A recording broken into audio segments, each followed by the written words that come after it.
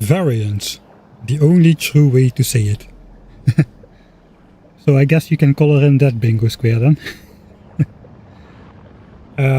I suppose officially it's called variance, but I'm not even sure anymore. I'm from the Netherlands, so I have a lot of Dutchifications in the English language. Indeed. Right. Is this a continuation from the older playthrough, not the ones from 2 days ago? Yes. I never have two confusing playthroughs going at the same time. So this is 1000 times science cost default settings, and the other one is 1000 times science cost also, but then that world. Because the big elephant in the room is that it kind of seems infeasible to build like captive biter spawners and whatever on 1000 times science cost in 2 days. But yeah, it's a little bit confusing, I must admit.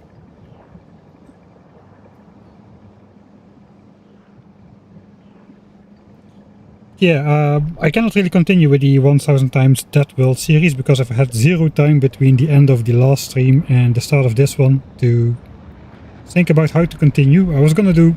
The thing is, I tried a couple of different openings for that world over the last few streams, and there were some significant improvements, but the last 2 or 3 different strategies all kind of produced a similar result. So now the question is, which save file do we continue with? I was planning to put a poll up on Discord, but yeah, I haven't gotten around to it because I had zero time and whatnot. There is like the most legitimate save is the last one, but it's also the least interesting one. Where we've got one from one stream earlier, where we did use editor mode to exchange 2000 copper for 2000 iron, which we basically a simulation of distributing the early game burner miners differently over the iron and copper. That one actually produced the nicest result, as we've got pet biters in there, man. How can I mean, of course we've got the pet Johnnies, every playthrough has the pet Johnnies. But having pet biters, that is, well, we have them now as well, I suppose. But that's a late game kind of thing. Now we've got early game pet biters. We've got an enemy expansion group consisting of 5 biters. 4 of them which are ready to plop a big fat base in the middle of my playthrough. But they aren't starting the expansion yet because the 5th biter is stuck in the forest. And he cannot find his way around the tree. He's looking left, he's looking right, left, right, left, right, left, right. But he doesn't commit to a decision. He just keeps alternating between left and right. And so he probably will never arrive as long as I don't get too close. So that is a nice group of biters stuck in my base. The issue is though, of course, we used editor mode to change the early game burner miner setup basically. So it's not really super legit. We're using a ton of debug options as well though, so for like this unit group info and stuff, and we're looking at countdown timers of when we get attacked. So it is very far from an actual run anyway. So I'm kind of inclined to keep the Factorio. We have a market mod. We can exchange copper for iron after the fact on a 1-to-1 ratio, I suppose. But yeah, we'll see how that goes. Also, we would be entering the stage where we're going to do a lot of fights again, and we've done a lot of that over the last streams, a lot of similar fights on the same map, so I kind of wanted to do something different. Here we have a beautiful base, which is producing 1800 science per minute. If we switch off the debug settings of all science packs except for one. If we switch off science itself, global, except for Gleben science, of course, that we produce at 2.6k per minute. But no, the real one which is off the pace is military science, which should be producing at 979 science per minute. As you can see, over the last hours we have slowly been losing science as we are running out of stone. I didn't think military science would be important for the end game, but that's because I'm a noob and I did not realize that the final benchmark technology of research productivity, which is the only science packs which consumes all of the science packs in the game, obviously also consumes military science. So I guess today we'll try to work on getting military science up to 1800 SPM as well, which will truly, at that point we are truly producing every single science pack at 1800 physical science per minute, which means at the moment we're getting 6264 SPM out of that, exactly. We've got one level of research productivity researched, but we cannot research more because of military science. We are simply producing it at half the rate and we just ran out. We even have that annoying... We have the annoying dip in the science graph after like 50 hours of perfect straight lining. Because of me running out of military science during the second stage of research productivity. This is the first bump. 5904 to 6264 SPM. So that's the scale which one level of research productivity will bring to our science progress overall. And every next level is going to be the same size in absolute terms, so it's just an additive effect of adding 360 SPM per level. But yeah, we cannot do it yet, so we have switched to the much cheaper mining productivity, which only requires 4 of the science packs. I do notice that if I'm zoomed out extremely far, this is way beyond normal zoom out limits though. We are losing FPS. Let's die in here. So yeah, our base is not completely safe. If I accidentally fly into this base with my mech armor, the biters will chew me up and spit me out again. Fortunately, this was a fake save, which I used for the intro screen. So we'll have to delete that and continue with this one from 2 weeks ago. The biter spawners are indeed there to consume the pollution. Every time some of those biters get summoned to join one of these circles, pollution is absorbed. So that kind of visualizes this. It's the unit group info which shows those. It's kind of nice visualization to see how this is actually working. You can see in the pollution graph there's actually a hole now in the middle of the densest part of the pollution cloud, due to these biter bases absorbing that much pollution. And we can see far out, some of the pollution here is definitely dissipating. It's no longer connected to the main cloud. So it is working, the cloud is diminishing. The central biter zoos are in addition to the earlier biter zoos we had over here, which work with a more standard laser turret setup. Perhaps we'll get to see one over here. Come on, I got 2 chances over here. Don't tell me you're both on a 30-second cooldown timer. They are both on a 30-second cooldown timer. Equivalent exchange. Just make a new run that's faster than all others. That is tempting, but I promised. There we go. So here we are also still absorbing pollution. I promised that was the last run, as in the end it is a little bit more comfortable having gun turret researched at 1 hour 15 instead of 1 hour 35. But I don't think it's gonna make or break the playthrough in the end. I did get a little bit carried away in trying to hyper optimize the opening. See how fast I just could get gun turret researched on 1000 times science cost. Pure that world. So yeah, that went a little bit too far, I would say. Right, how is it going? Yeah, I made that edit, that other intro screen because I don't have lights yet. I think we're gonna add some lights first. We are bringing plastics to Vulcan still for purple signs. It's been a while, so I need to catch up or refresh my memory at least a little bit.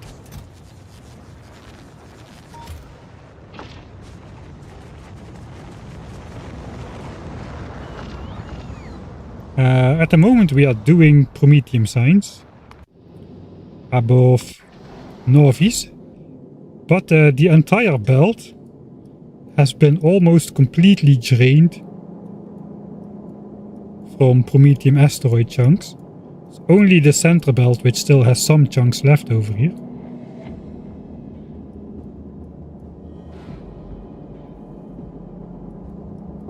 I think I should be drawing them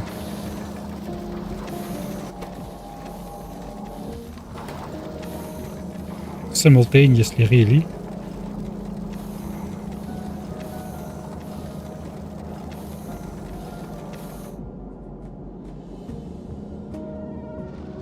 So that means this ship is about to go. We had 1.5 or 1.6 million chunks stored on those belts, which have meanwhile been turned into over 1.5 million science packs over the course of the last 7 hours.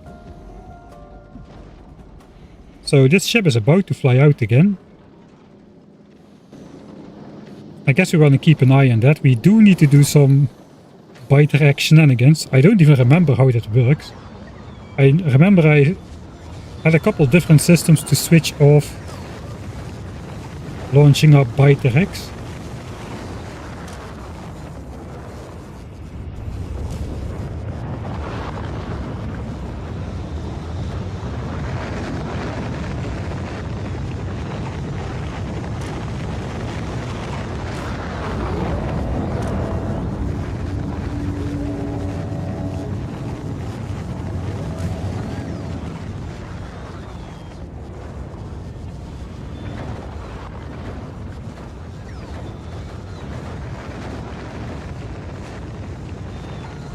I don't really remember how it's supposed to work. I guess we'll see if it works or not. I think we tested it and it did work. I think we're reading the requests over here. 4200 biter if we have. So we're requesting 4200 biter to this ship. These insert freely all, I suppose.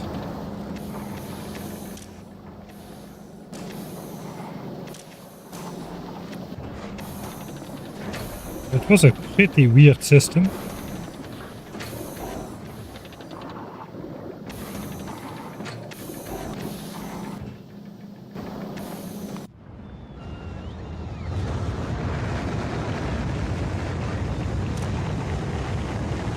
We are reading orbital requests on one rocket silo.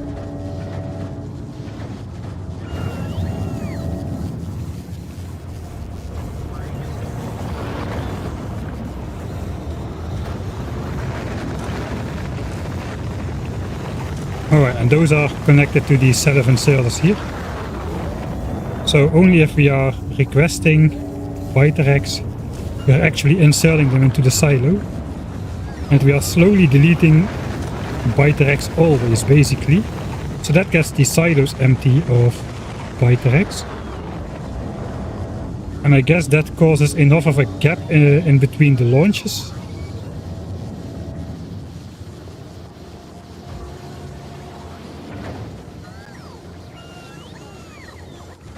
Yeah, so none of these are now ready, so we would be able to leave right now.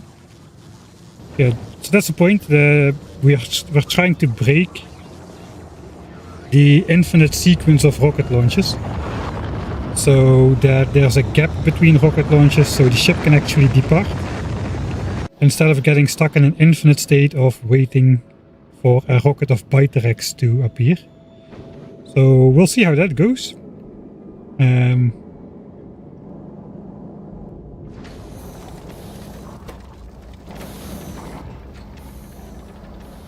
Guess we gotta keep an eye on that. We're gonna leave as soon as we have less than 10k asteroids on the belt. That might be a little bit low, since we are not actually drawing the belt empty equally. At some point we're gonna lose this compressed 2 belts of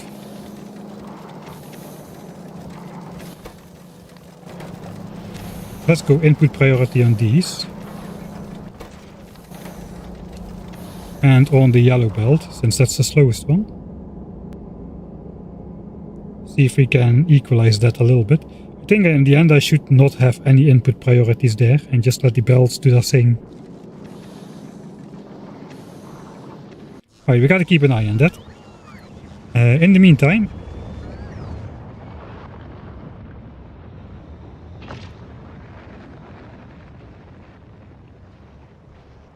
okay, there's the Johnnies. Okay, we got, I forgot about that. We now have a working fusion reactor directly under the Johnnies. We haven't tried to launch ourselves into space yet. I might want to upgrade to some quality chests and whatnot.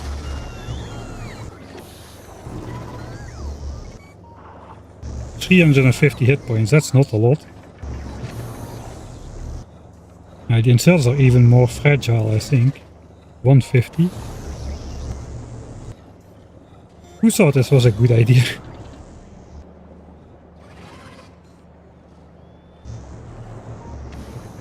Well, we'll see how that goes. I hope the pipes can survive that. So here's the culprit, military science. We used to have inputs for 900 SPM. And then the productivity modules would multiply that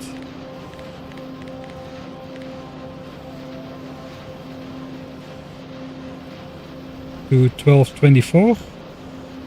No, wait, we had inputs for 720 SPM. And the productivity multiplies that to 979. That's correct. So the problem is, this was only enough for these 2 compressed belts were enough to produce 720 signs per minute without productivity modules. With productivity modules it becomes 980. That's still a far cry from 1800. So we gotta roughly double the inputs. The thing is though, we are not getting the good discounts like we are getting for the foundries. The foundries are insane. They're absolutely ludicrous in how much they are giving us for free, or how much they multiply the iron ore. I finished editing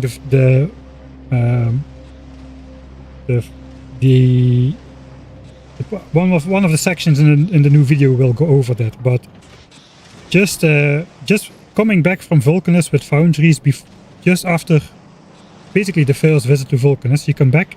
Once you implement the foundries, you are basically, and the big mining drills, you are basically for every 1 iron ore that you take out of the ground, out of the ore patch, you are turning that into like between 15 and 30x times. So that's no longer a productivity bonus, is it? Like a 31 times multiplier is 3000% productivity bonus. That is ludicrous. This is 9%, not 3000. So this is 36% together. But yeah, this is insane. The problem is we only get that for iron and copper. So that means the science packs which are very coal and stone heavy, like military science, and purple science, which is exactly the reason why purple science, there was no option to build it on Nauvis ever, because of the stone and coal requirement, mostly the stone requirement. We were already using all of the stone and Nauvis to produce military science at half the rate of the other science packs, so that is how bad it is. This is basically 8 yellow belts of stone, mined from stone patches, which then goes into walls. The only productivity step we can get is basically this, and we're already maxing that out.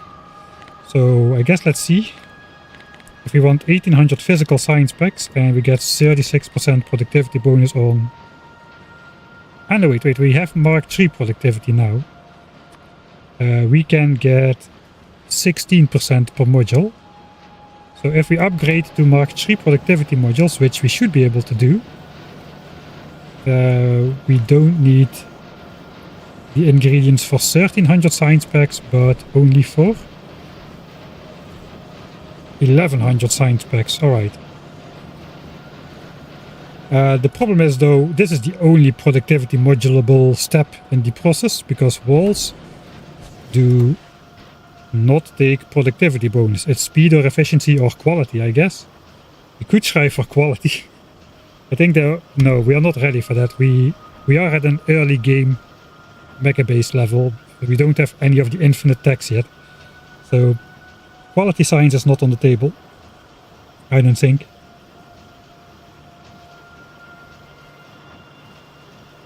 So we are going to need basically 1 wall piece per military science packs, which means 5 stone bricks per military science pack. And stone bricks cannot be made in a foundry, so the maximum productivity we can get on those is 2 module slots in the electric furnace. So that's not great.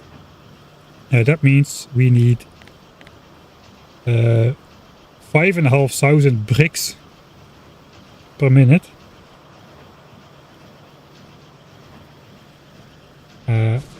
We were getting, I guess, 3,600 bricks a minute, so it's only 1.5 times as many, thanks to the Mark III productivity, which we will be doing, I suppose. And if we then look at the raw stone, it's gonna be 11,000 stone. Or like over 6 compressed red belts of stone or 12 yellow belts of stone. That is way more than I've been extracting ever, basically. If we do productivity modules in the furnaces, we get 32% in there as well. So we could be good with only like 5 compressed belts of stone. Maybe we should go for that then. The Mark III productivity modules are pretty strong. So even 32% is basically cutting us down from 6 belts to 4.5-ish. 4.5 is not that bad. Actually, I thought it would be worse. That's all on the account of Mark III productivity. If we would count this with Mark II productivity, we would need over 6 belts. Or over 7 red belts.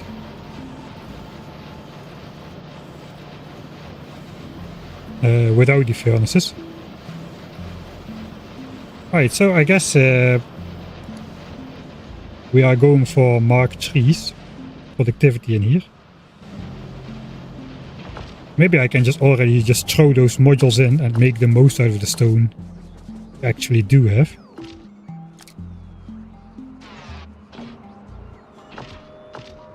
Right, so this is the fast armor. I think I store them where the rest of the modules are. Yeah, we have plenty of them. I think we're just gonna throw them in right now and see what it does for our military science production.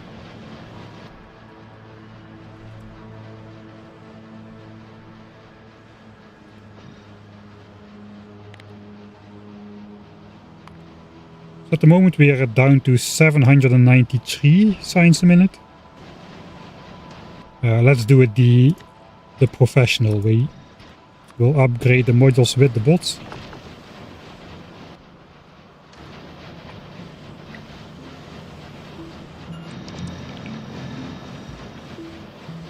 Nice. Yeah, now the machines work a lot slower though. Minus 60% speed. Instead of minus 40% speed. So they have become 50% slower, relatively speaking.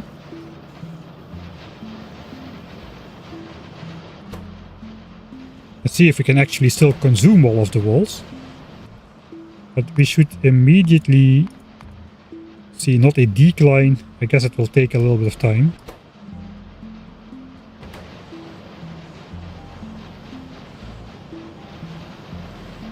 Do we see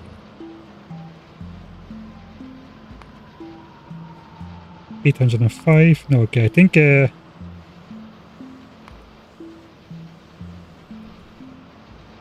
793 it was. We'll have to see then how this goes. The walls are reaching the final science pack assembler, so we might have just shot ourselves in the foot here. Maybe we will not be able to consume all of the walls anymore. It really doesn't actually matter, because this entire buffer system will go away once we go 1800 SPM production. We will just produce when we need it and not produce when we don't need it. There is no need for a buffer once production is up to the level of all the other ones.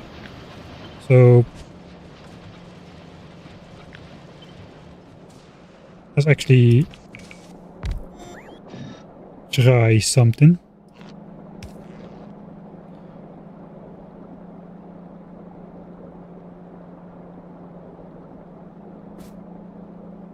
Okay, so 1800 SPM is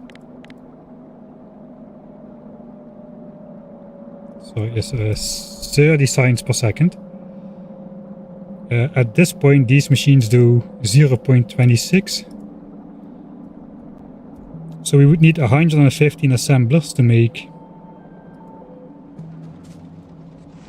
1800 SPM. We're gonna have to like change some of these out for beacons. We've got 56 machines in here. So the other way, if we have 56 machines doing 0.20 signs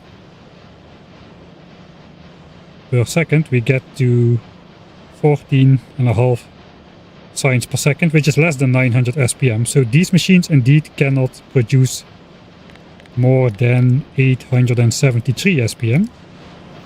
It looks like they will do that because the walls are backing up now. Walls are starting to become, or like the crafting speed starts to become the limiting factor now.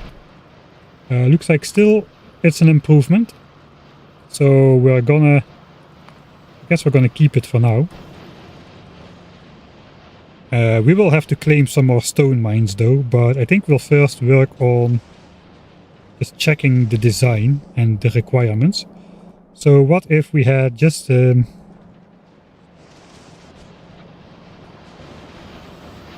with this design we cannot really put beacons in the middle.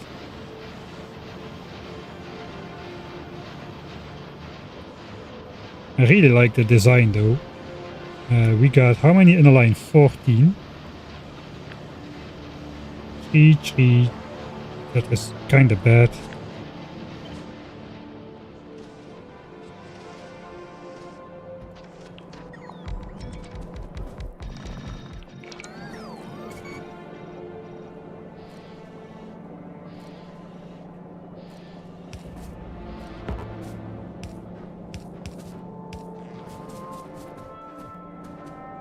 So we can change out some of those for beacons. So let's say put a beacon in here.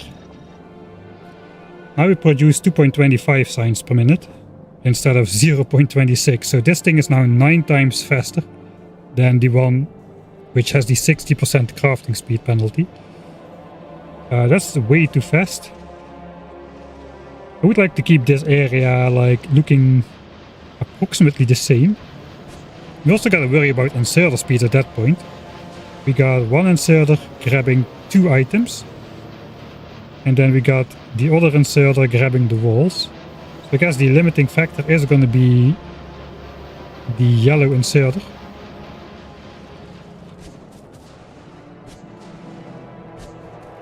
If I remember correctly, that the yellow inserter does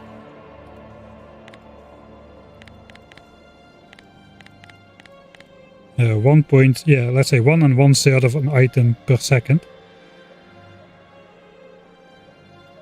So that is the maximum input speed. We cannot require more than 0.67 or 2/3 of an item per second.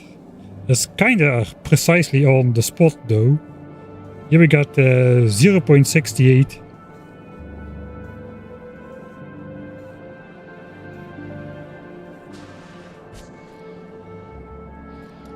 Right, this is way too fast though, so what if it was a bit slower. This is 1.45 per second. Still like 6 times almost faster than these without the beacon. What if we put only one speed beacon in there? 0.85. Alright, so now we get into the realm where 3 of these produce 0.78. And now 2 of these produce 0.85 each. So that's more than double. That's more than double. And we need to approximately double the capacity. So that is maybe not too bad. And we get away with Mark 1 speed. 0.65. The thing is though that I don't think that fits over the entire line.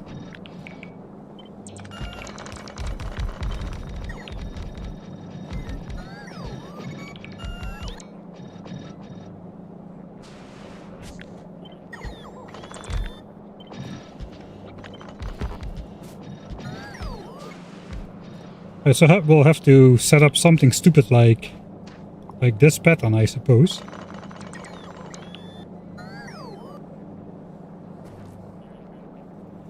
Now we just have to kind of calculate, will this be enough? It's going to be a little bit annoying. First of all, we got 4 lines, but this line will have 2 beacons affecting. Oh god, so the center line is going to look like this basically.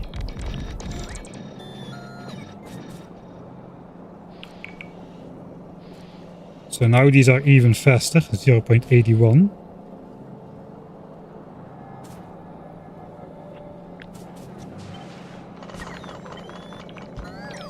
What if these were like some sort of opposite? I know it has to be, no, it has to be symmetrical, I think, because it is mirrored over the horizontal axis here. If only there was a mod to calculate the throughput of a set of assemblers. We just need to get in. We just need to make sure it's enough. I don't care that it's precisely enough this time. So it is fairly easy to do it then.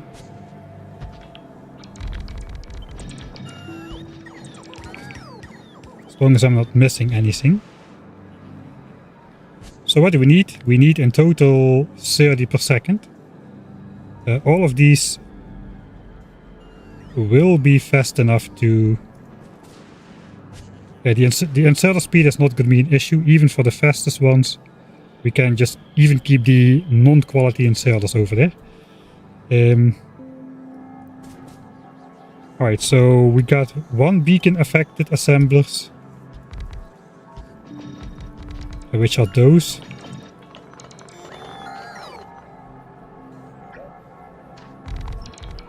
Let's get rid of the beacons.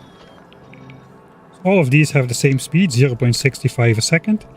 And then we got 2 assemblers which have the old speed. So 0.65 a second times 8 plus 2 times 0.26. That's 5.72 signs per second.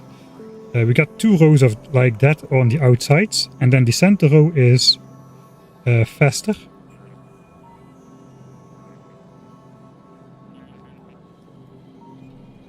So we got this times 2. That's 11.44 signs per second. That's not half of the signs, so that is bad. Then these do 0.81. So the middle line is 0.81 per second times 16.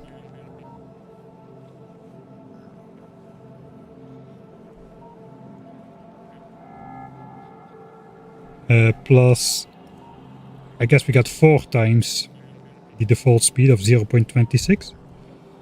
So that is 25 signs per second. So that is not fast enough.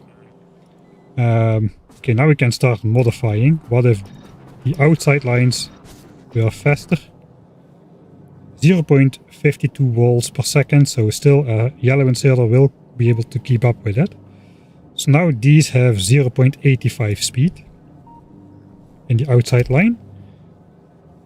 Getting there, but not quite yet where we should be. So let's change those back.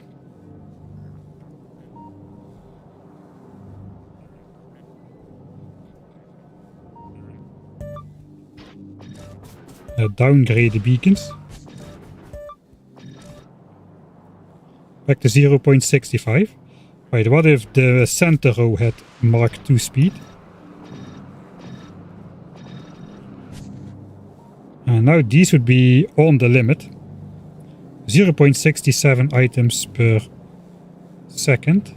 And no, wait, no, that's not on the it's not on the limit. It's half of the limit. Okay, so we are still good with the Mark I crappy old yellow inserters with hand size 1, even for these. They make 1.1 signs per second instead of 0.81. That might do it. There we got it. That is exactly slightly more than 30 signs per second, so that is basically as precise as we're gonna get it, I'm pretty sure. If we multiply that entire thing by 60, we get to 1805 SPM, basically. 1805. So, sure. That is going to be our sign setup then. We don't need to change the military signs cliffs at all. All we need to do, and in fact we can do that right now, is put these beacons in the center line and these beacons on the outer line. We can later maybe try to upgrade to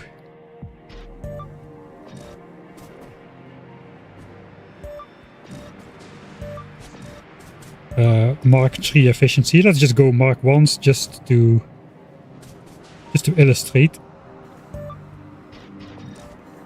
Do we need to do stupid things like mirror the modules? We might. Alright, that is it. That's it. That is 1805 military SPM science assembler setup. We're gonna try to integrate that. Just finished the video of clearing all the biters on Nauvis. Yeah, that was an epic one. Rip Johnny. We could get to that point in this playthrough as well. Of course, it would involve killing all the biter bases. Alright, so let's start by deleting the input inserters.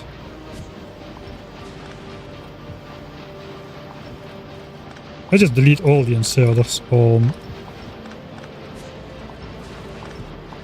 the science pack assemblers where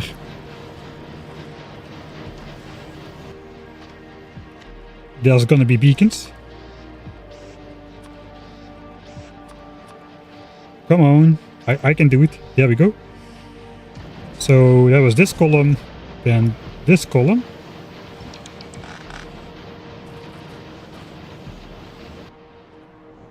Ah, no. This column, then this one stays old.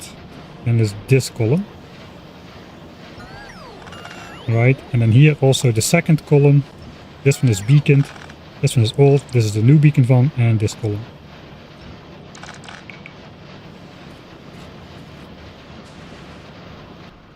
That is gonna dent signs per minute a bit. Yeah, we did go up to just under 900 there. With walls backing up, kind of. But stone bricks, not yet, so it's only a very minor backup. That backup is gonna disappear now, as we are just gonna... Guess we'll just grab these science assemblers as well now.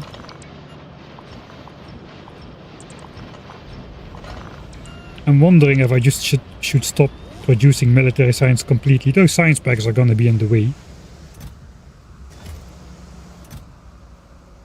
63k. You know, we could just switch back into research productivity, but I don't know. I guess maybe we'll just put those science packs on display on the cliff or something. Since we don't need a buffer anymore. Right. Speed.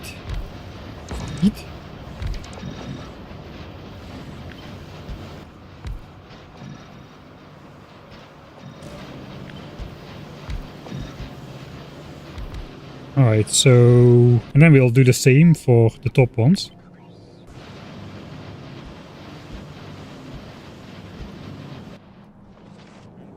And the flip version on these sides. The north and south side still should have the equal consumption and production, so I think the input system should be alright. What is this belt even doing?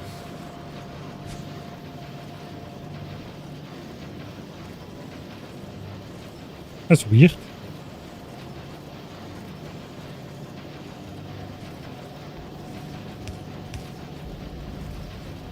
I think that must have happened by accident at some point.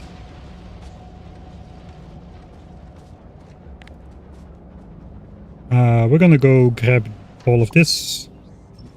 All of this. Look, designs without going in editor mode or some other shenanigans. Just the plain old design it while everything is running. And that should be good for 1800 military signs per minute. Except, of course, we don't have the inputs for that. So that's gonna have to change. Thanks CTX Tiger for the 26 months of subscriptions. Choo choo! There's not gonna be trains. Beacons can be outserted. Yeah, that's true. Yeah, that's a... I don't know anybody who uses that mechanic, to be honest. To let inserters take modules out of a beacon.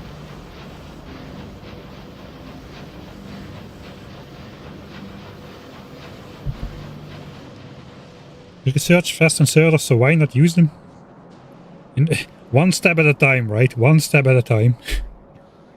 I mean, you cannot go from 0 to 100 in one go. You gotta ease into it. So now my mind will have to get used to having research fast inserter for, let's say, a year and a half or so, and then we can maybe start thinking about implementing them. No, we'll see. We need a UPS boost at some point. Now I can still speed it up a bit, but we are doing only 4 science packs, so at some point we're gonna drop below 60 UPS, and that is gonna be bad. I think we're gonna drop below 60 UPS once the ship goes. How is the ship doing any...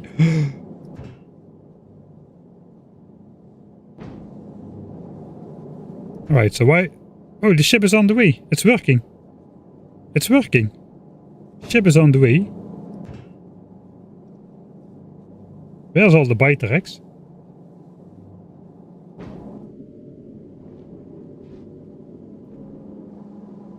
Yeah, we completely missed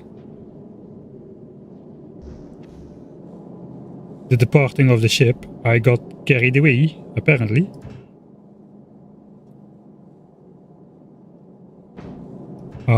These things still have Biterex, so that is not good. 17 minutes until they get destroyed, so it did work. We did stop the rockets from launching with a weird system which I don't even fully understand anymore. Because I've designed it a while ago and I didn't make notes, apparently. So now we should be burning all the Biterex. All of the rocket silos are empty as well, because these inserters have been just emptying the rocket silo. I'm kind of bummed that I missed that.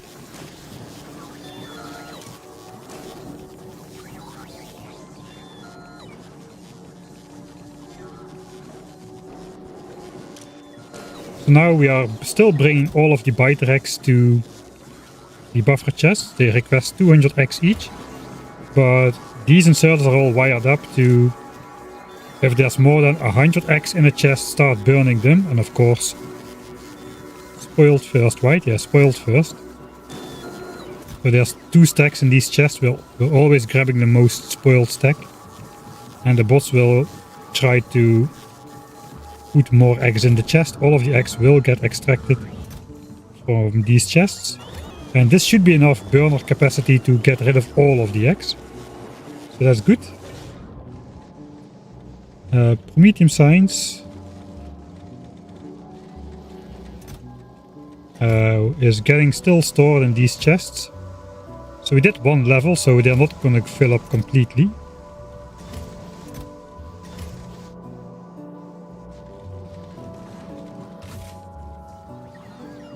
Yeah, I suppose we're happy.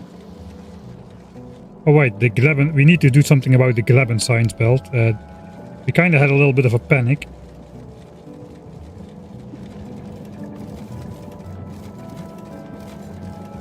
There could be spoilage on the military science belt again. Oh no, wait, we implemented a system to get rid of spoilage on the military belt, so that should no longer be an issue.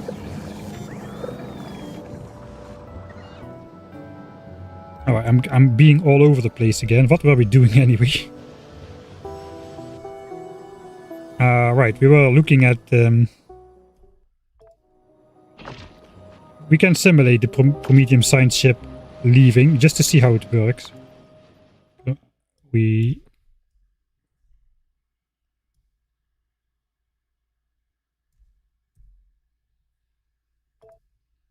shouldn't have to miss that. So let's quickly just go back and we'll just send the ship off. Just to simulate what would have happened. Alright, so now we're launching up by Trek still. This ship should leave as soon as we have less than 10k asteroids on the belt. It did that. So now we're just going to change this to, let's say, 100k. Which means we should be leaving pretty swiftly. We are consuming 4k chunks per minute. I won't get to see the back pressure stuff, but I suppose it's fine.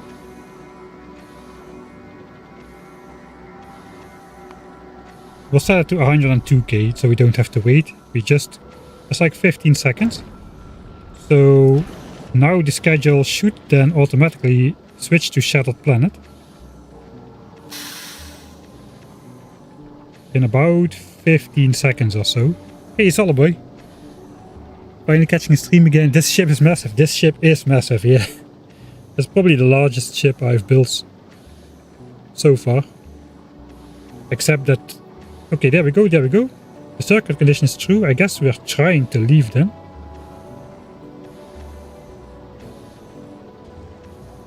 But we are waiting for Byterex.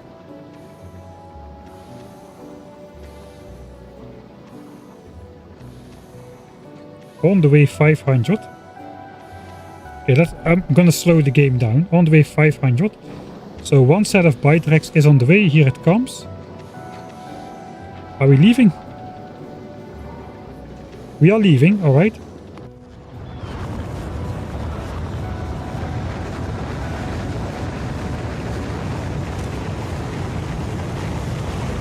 So we didn't read the request.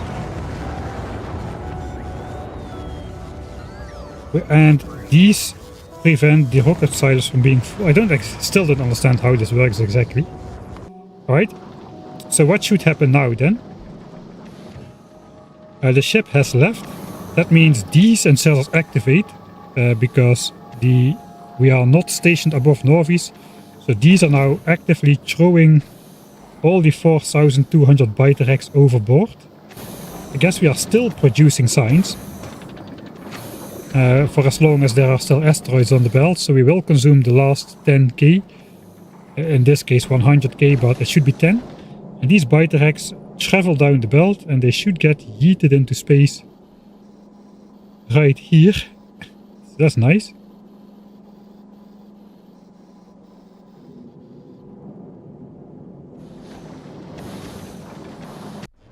Alright. So that is good.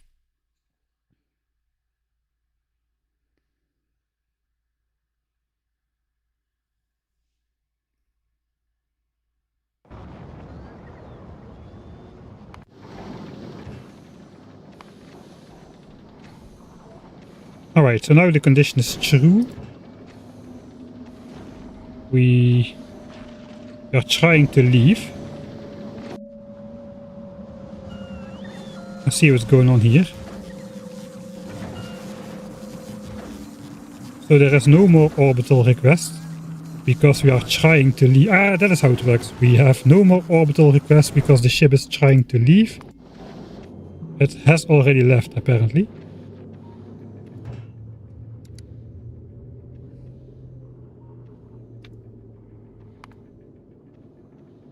Let's quickly go back to Nauvis.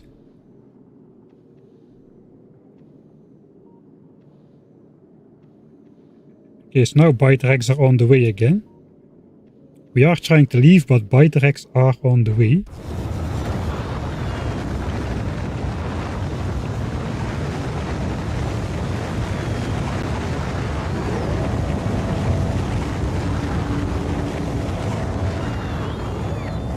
So normally they are fast enough to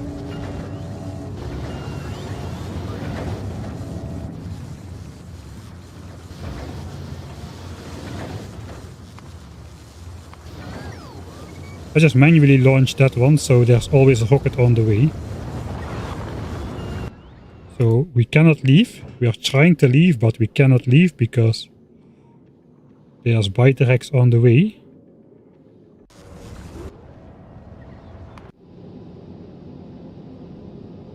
I really forgot how I designed that. Is it just like a speed-based thing? We are consuming like 3 rocket launches of Biterex per minute. A rocket launch takes half a minute, so there always should be at least 1 rocket on the way. On the way 1500.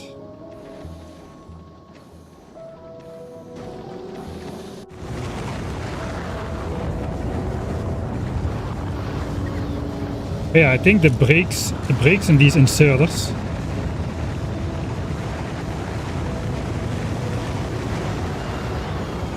when there is no active request.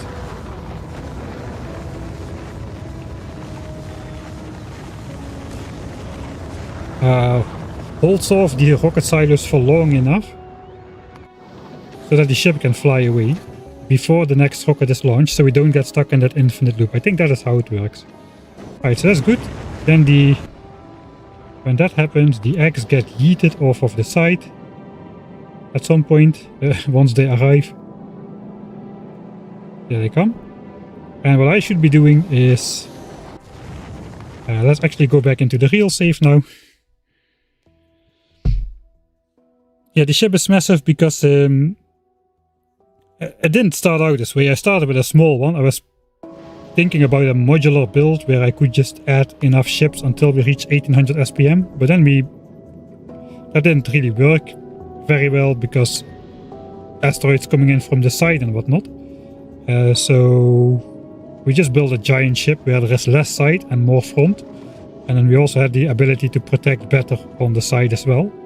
So we got a giant flying brick right now with basically centered around this belt storage for 1.6 million asteroids.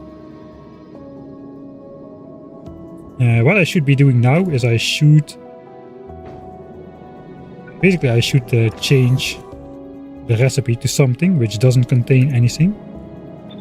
And then this inserter will start taking all of the garbage out,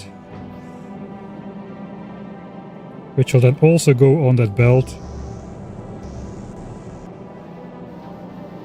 be yeeted overboard.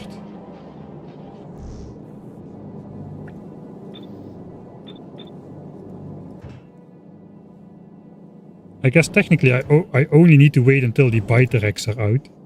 But if I change the recipe back now...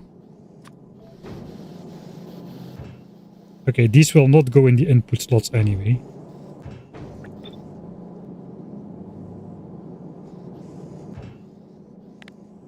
Ah, we can get the infinite storage chest idea. Just keep adding. Just keep adding.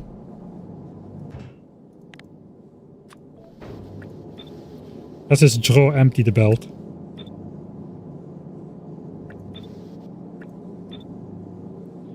The more often I do this, the more quantum processors get wasted though, so... Sure.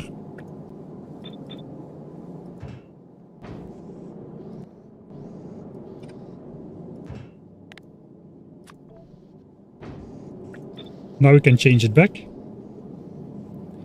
No more Byterex, just the quantum processors. The asteroids get yeeted overboard. Couldn't really care less. We've got the rocket parts for Aquilo on board, where we will restock on 70,000 quantum processors once the ship gets there. We should start to see some railgun shots now. Shooting at the big and huge asteroids across the board. It is not one of those 500 kilometers a second ships. In fact, it goes only 69.69 kilometers a second. It takes... Byterex have half an hour of time before they spoil, and this ship doesn't even get to the solar system edge in that time frame. It takes it more than half an hour. So, but why you don't need to take Byterex into outer space if you can take outer space to Nauvis in the form of those Prometheum asteroid chunks. Kind of fitting for this playthrough, I would say. Here goes the last of the former Prometheum asteroid chunks. We'll get new ones, no problem. Alright, so that's one of the two things we need to do every flight. Put 50 fuel cells per reactor and reset the science plants to get the Byterex out. Those are the two things we need to do once every 13 hours. This is as simple as I didn't bring out the belt for the fusion cells, but you can just pipette tool them in there right from the storage. There are no spent fuel cells.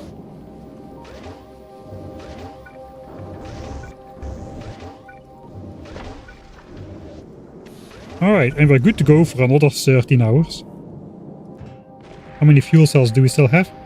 939. So we have enough fuel cells on board to go for like 3 flights or so. We have consumed 260 of them. And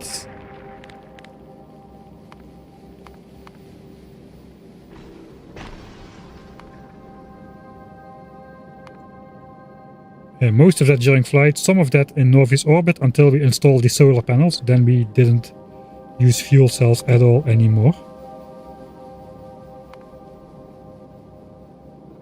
So that's plenty. This ship will be on its way 100,000 K to the solar system edge. How long does it take? It's 145,000 kilometers. So if we go with 69.69 kilometers a second, which should happen at some point, it takes 2080 seconds, which is more than 30 minutes. Yeah, 35 minutes or so to the solar system edge. So we would not have no chance to bring the Byterex out there with this ship.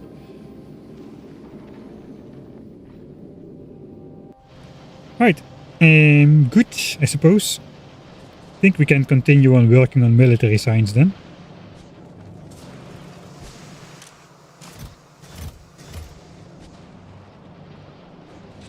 Hand-fed fusion plants, yeah.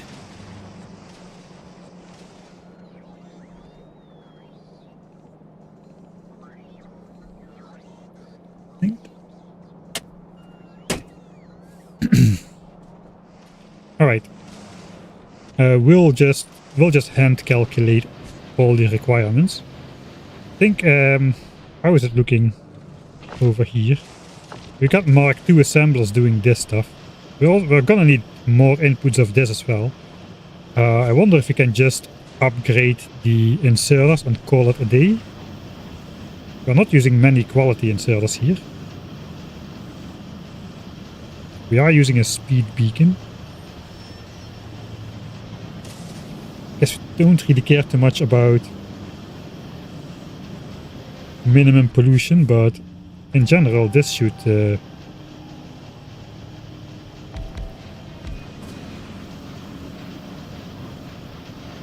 should be way faster.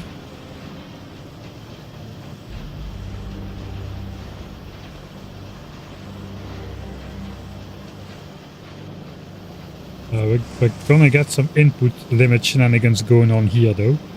But we have the option to upgrade to rare inserters. We probably need to redo the entire setup. This is pretty much fine-tuned around the amounts needed for this much. But I think we can just mess with the modules a little bit and hopefully add outserters to deal with the differences.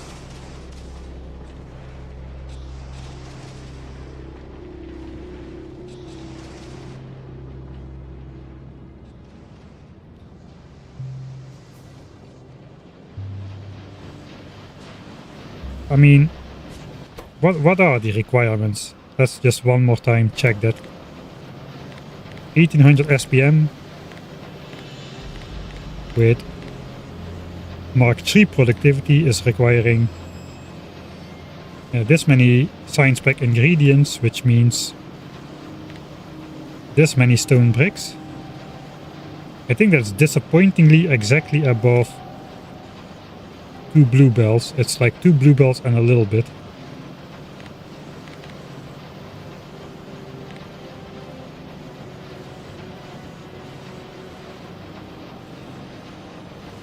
Yeah, we need, I guess we need green bells then.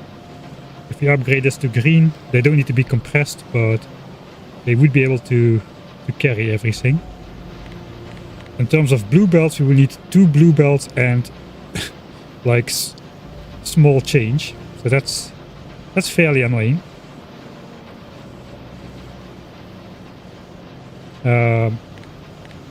We could do blue bells of stone input, because we could use productivity modules in there as well. So that's all slightly above the full belt threshold there. Alright, but we don't need to build new belts. The question is though, we have no quality inserts on this stuff either. So I guess here we go again. At 1.64.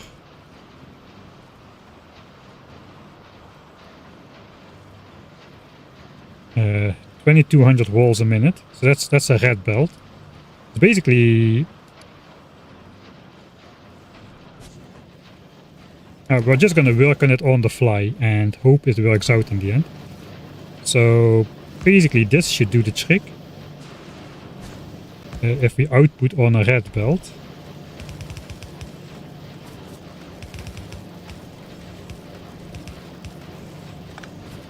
And then from this point on, it would be 2 yellow belts again. That is all the belt upgrades needed, I think, for walls. The question is, can we do it with 5 assemblers? I think we are okay.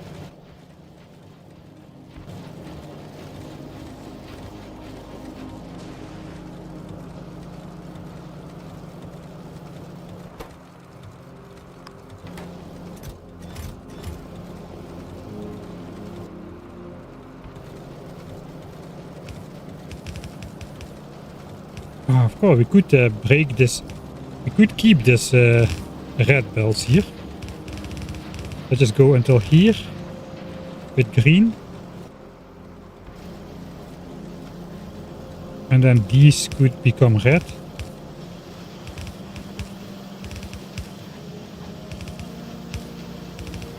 You have to be careful with the chunk borders here.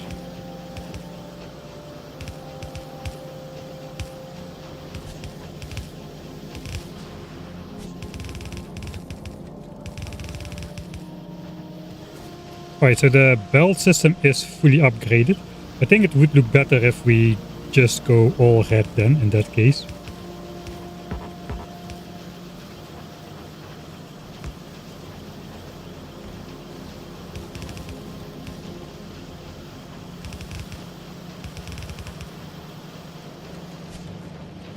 At least until this point.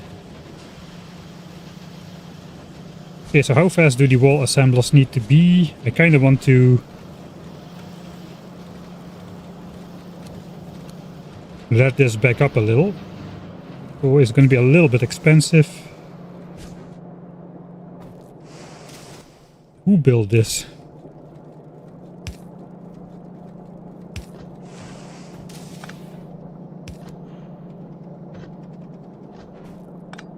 Yeah, I thought so. That will do.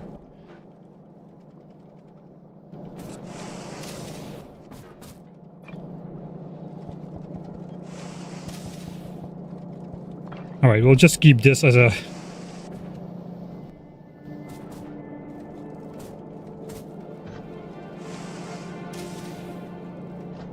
some sort of weird token.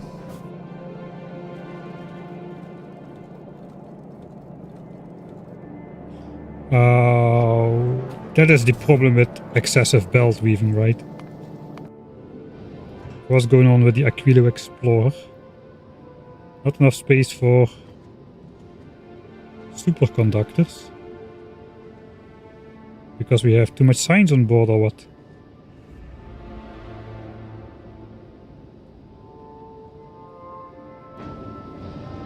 We already have rare cargo base on board, so...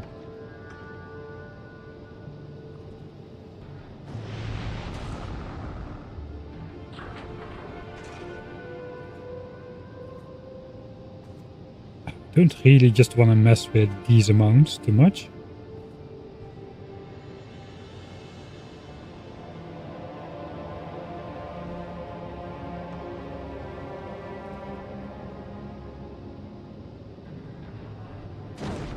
I guess we're not using Aquilo signs at the moment.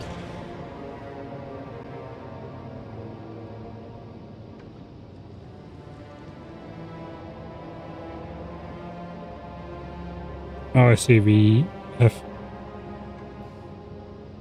got a bit unlucky with the Holmium plates. Let's bring it down to exactly 8k. That should solve it for now. I think I gotta tune down the amounts here somewhat, but let's worry about that later. This was looks like an anomaly. We get notified of it as well, so we can fix it once it arises. What we need though is we need some more belts. In the green color variant. We should have plenty.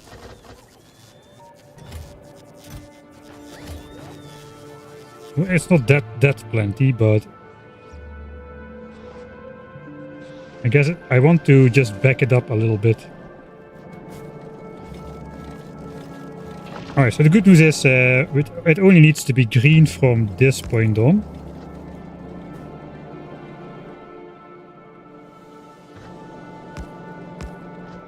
From down here it can be red. It is yellow at the moment, so it will have to become red. But I suppose we can...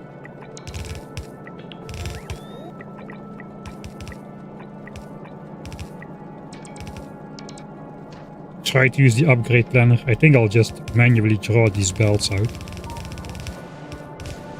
This should go okay.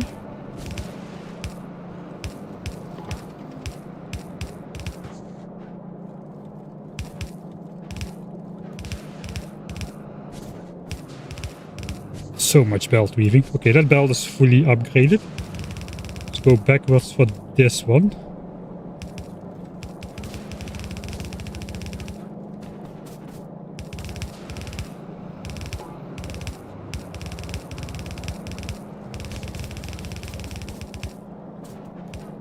Okay, the idea is we got a little bit of back pressure on here. I guess we could upgrade this to red then. For as far as it will go.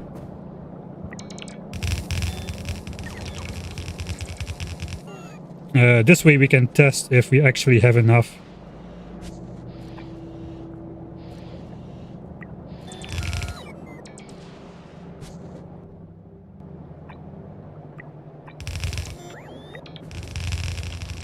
Alright, so until that point, I'll just mark that for now. We will be able to measure if we have enough back pressure to make enough walls for at least a short time. So, here we are again, 1800 divided by 1.64. We need 1100 walls per minute, which is 18.3 walls per second. We got 5 assemblers, so each assembler should be doing 3.66 walls per second. Currently we're doing 2.4. So it should be fairly easy to get there. Even doing something like this should be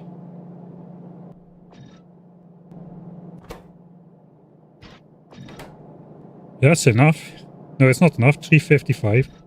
So either go speed 3 or Mark 3 assemblers. Should we just go Mark 3 assemblers? Going Mark 3 assemblers is kinda boring. But they do make 4 walls per second straight out of the gate, so there's that. So that would do it. Of course that means they need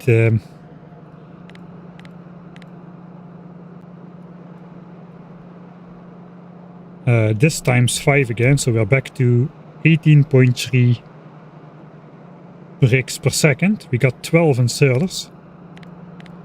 So if each inserter can do 1.52, we are fast enough. I guess we would have enough with 10 rare inserters. So if we upgrade to rare inserters here, that should do it for the rebuild of walls.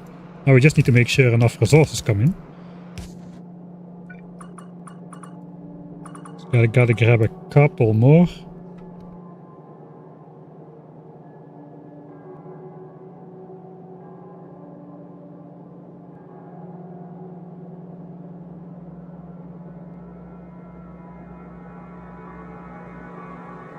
Only for the outputs then. I guess we're going again divided by 5. Sorry, no.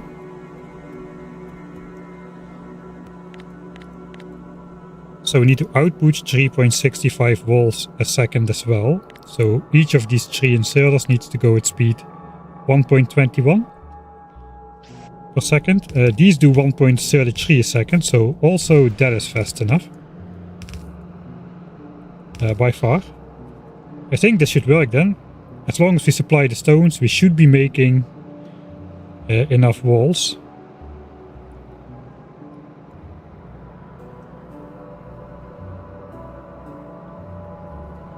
So we should be making 5,500 walls per minute, at least for a short time. So let's see it on and see if we make enough. Should be 5,500 walls per minute. That would be nice. Then we only need to fix the input without actually changing anything in the build itself.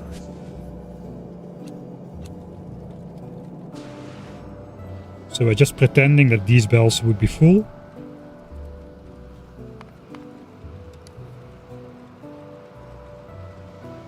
So hopefully that'll briefly go up to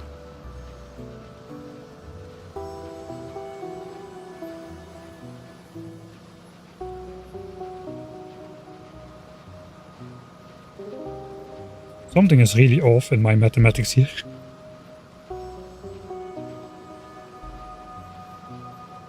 Okay, I see what it is. These should be green. So let's go back.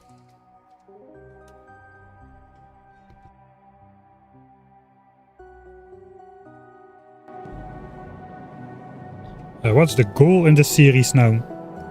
Yeah, it's a good question. I guess it's kind of tempting to see if it's possible to go through Megabase. See if we can get over the hurdle of the infinite, of getting enough infinite researches done at a low tech level, which we are, to get to the point where we are so powerful that everything becomes a fluid. So if you look at a normal playthrough, like mining productivity, techs are researched like in mere minutes, seconds to minutes in the end game because of the super high SPM, like millions of SPM.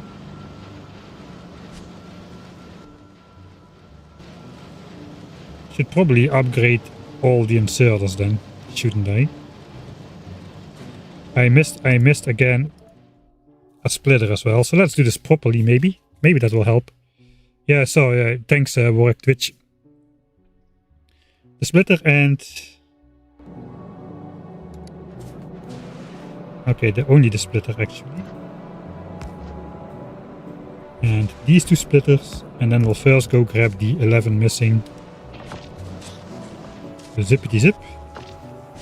Rare inserters, if I still have some, please, please, please. Okay, we have some.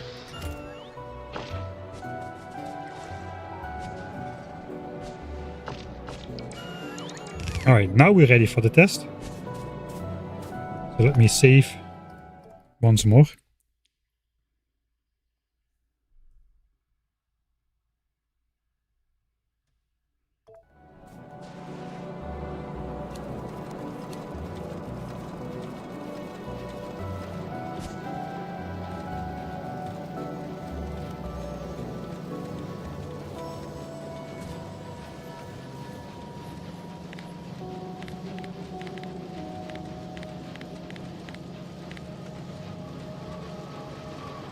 Oh no, wait, it's... Yeah, we should see 1100 walls per minute, right? Yeah, 1100 walls, not 5000 walls. We need only 1 wall per 1 science pack, not 5 walls. It's 5 bricks per wall, but 1 wall per science pack. So we want to see wall. And we want to see 1100 a minute. And we have 1200 a minute. Let's see if we can get a full minute of that with the back pressure we have on there. That would be nice. Get a couple more significant digits in there than just 1.2. Okay, there we are at 1097. Okay, so it is working. We can get enough walls through the system now to supply 1800 science per minute. Looks like we have exactly 1200 walls per minute.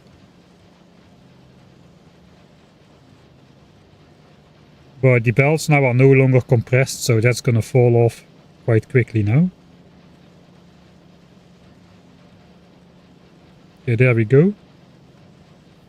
But yeah, we stress tested the system, so now we know that is enough.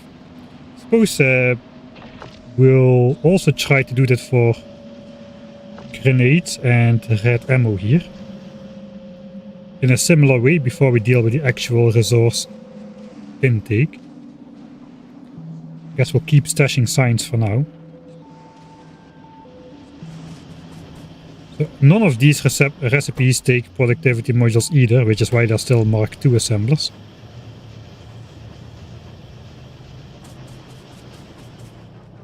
The inserters taking from the lanes make it unbalanced. Oh, that could actually be a concern.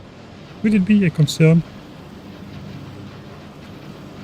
Technically these prefer from the near side, but these also prefer from the near side. So since we have as many... it's not quite true. We are preferring... These are faster on average than the top row. So we are preferring the bottom side of the belt. But since we need 1100 walls per second and we have capacity for 1800 walls per minute on the belt, I don't think that's gonna be an issue.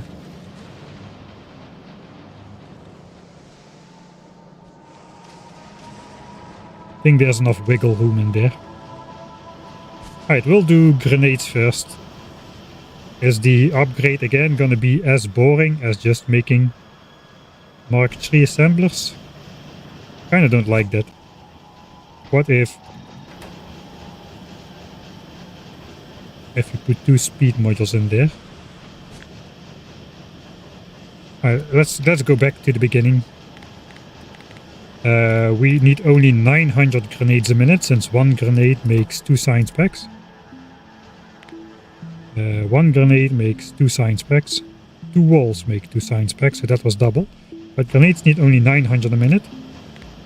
Divided by the productivity from the science assemblers is 550 a minute. Or, in other words, 9.15 a second. We have 40 assemblers working on that. which means every assembler needs to do 0.23 per second. Currently they're doing 0.15 a second. This is doing 0.24 a second. So do we go for that or do we do this? That makes 0.25 a second for less power and less pollution. I guess we'll go for the modern base.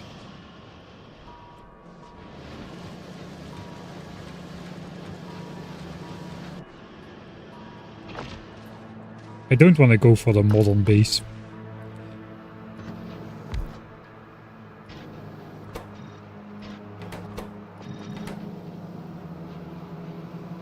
I mean, this is 3.93. This would be fast enough as well.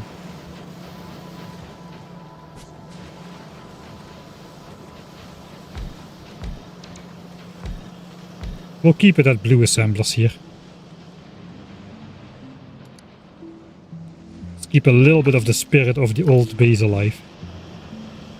So we might need to upgrade this, but we'll see how that goes. Okay, we do have a problem in the form of intake though.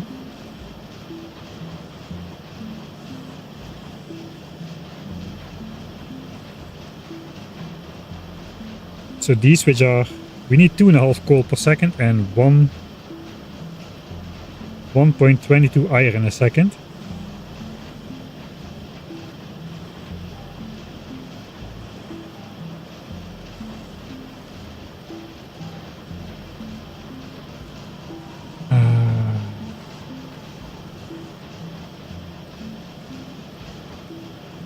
So we will need 2 inserters basically on the coal.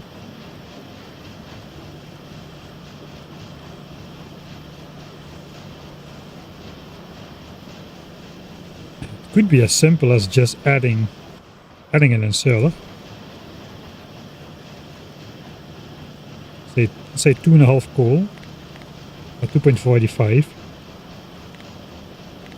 We need an inserter swing speed of 882 degrees. This one does 562. So we need 320 degrees inserter speed on top of that. Funny mathematics. I guess we'll have to go full uncommon.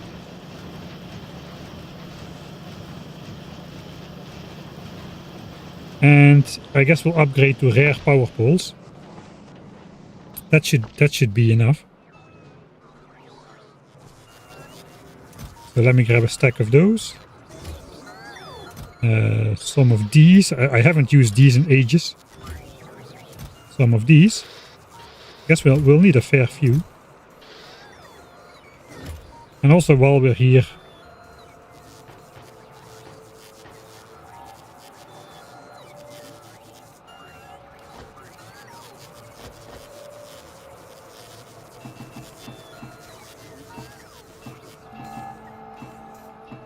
let me just clear this up slightly.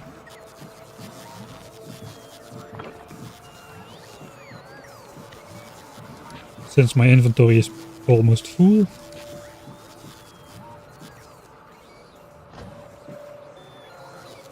Heating towers.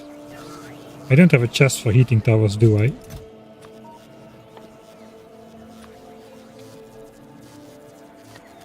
Let's request them back to that chest. We do need a lot of Mark 1 speed modules. I do have a lot of Mark 1 speed modules, so that's good. I guess we don't need all the Mark 3 productivities, except a couple.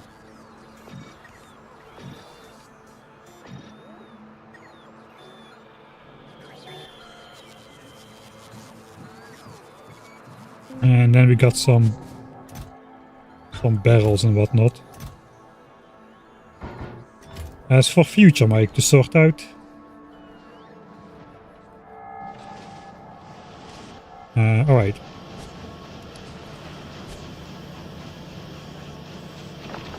So what's the plan then? Let's just copy a handful. Like this.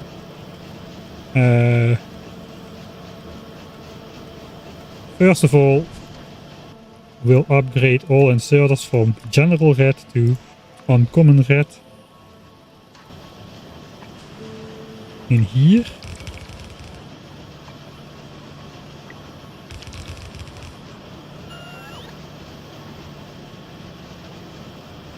So these can do 1.6 per second or so that's more than the 1.2 that we need, 1.22 that we need. A normal inserter can do about 1.2, so it's slightly underpowered. These, however, need to do 2.4. So the idea now is, if I get rid of these power lines in the middle, and these power lines become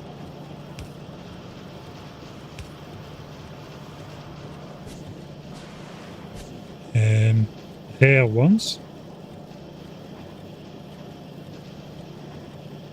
Looks like I do need to do all of them.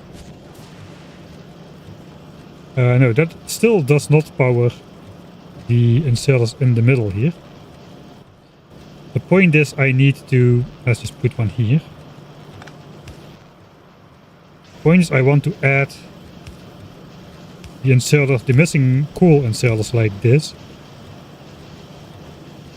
That together would be fast enough to keep this thing going. Barely. It's barely fast enough to keep it going, but barely is good enough. So I guess we need... I don't know if I have those on this planet. We need some rare steel power poles. Okay, we do have some. That should be enough.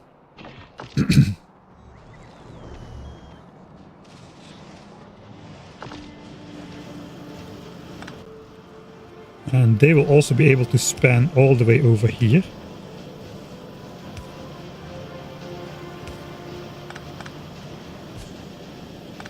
That's basically the idea then. That will power everything. We even have space for extra lights.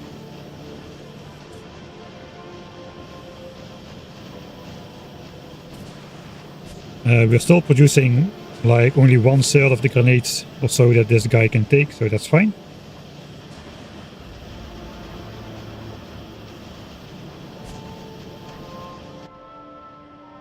Okay, it looks like this power line actually is part of a critical connection which connects to the rest of the map. Maybe not, maybe it's connected to the power ring outside in multiple locations.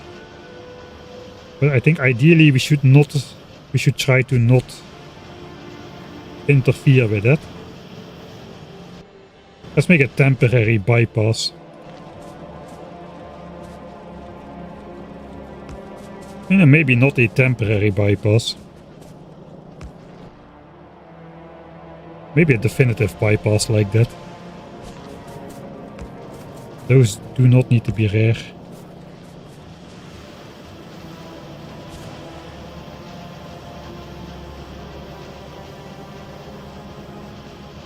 Alright.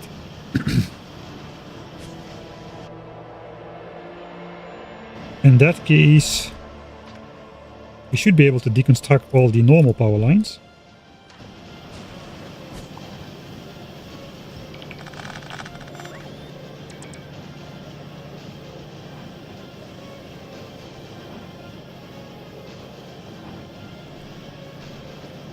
Did you decide which save to continue yet?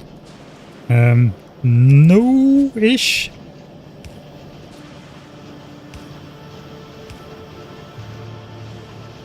I'm leaning towards the one with the biter expansion group stuck in the base, even though we did the copper for iron trade in that one.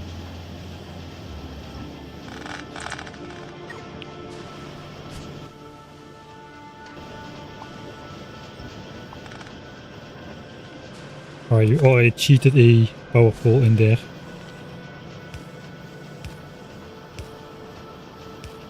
It's not gonna fit the way I wanted to.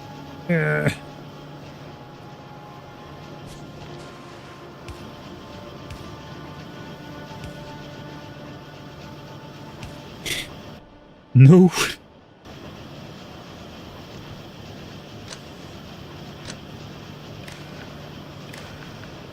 That is so not right.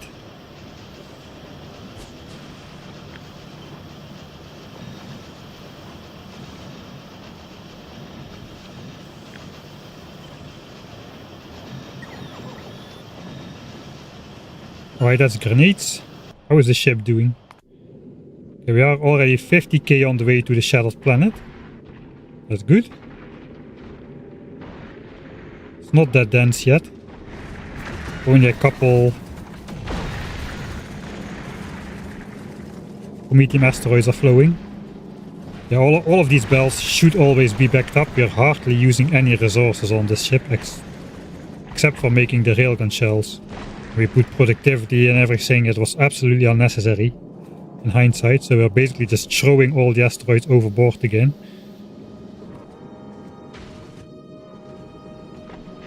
Let's see how far the asteroids are.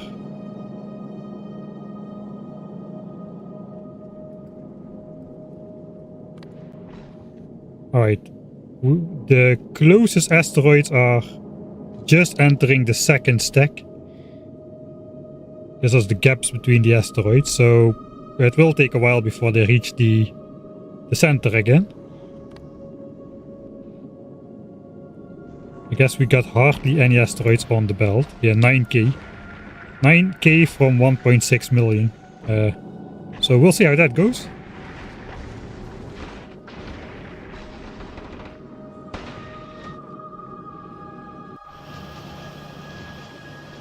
We're gonna add the missing inserters. So 2, 2, 2, 2, 2. And here it's offset.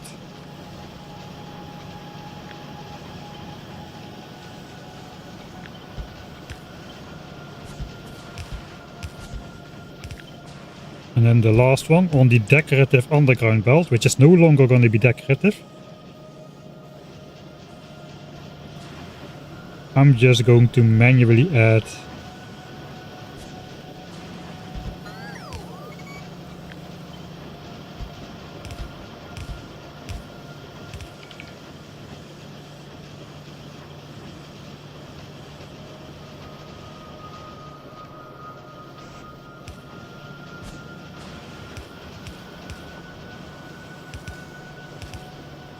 these. Okay, so all of the resource intake and output should be okay now. As long as we can supply it with the resources, which we cannot at the moment. So I guess now we're going to look how many resources do we need to make enough grenades. So again, rip out the calculator. 900 divided by 1.64. 540 grenades. Second, each grenade takes 10 coal and 5 iron. Let's start by multiplying by 5. Of course, that's again slightly over a blue belt of iron, so we're gonna have to go green belt of iron here as well. And we'll have to go red belt after that.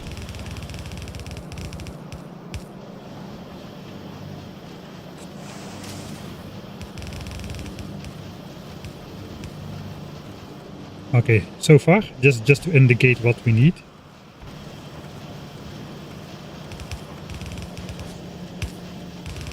And then it has to go red belt afterwards, because we need ever so slightly more than a yellow belt.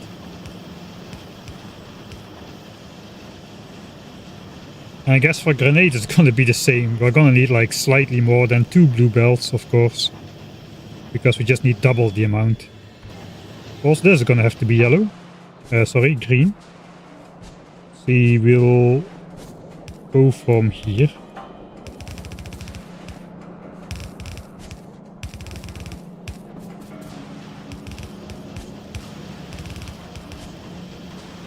I guess technically we could go red again for the final section, because it's 2 red belts.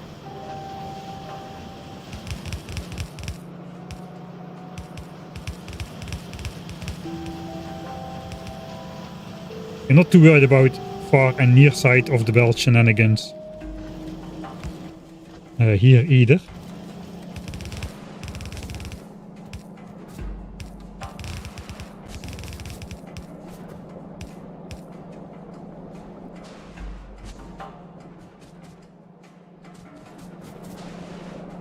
I kind of want to make a clear distinction here.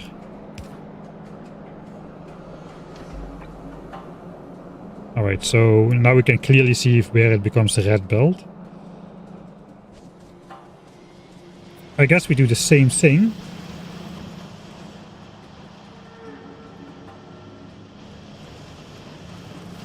We'll just flip this one. That should stop production, and then we can see if we can actually produce enough grenades with the new setup. It should be possible. I think we kind of see a theme then. We just need to upgrade the speed modules. Actually no, because here we already have a speed beacon. So we're gonna have to look more precisely to this. We're also gonna have to look more precisely to this area as well, I suppose. At least we shouldn't have power problems.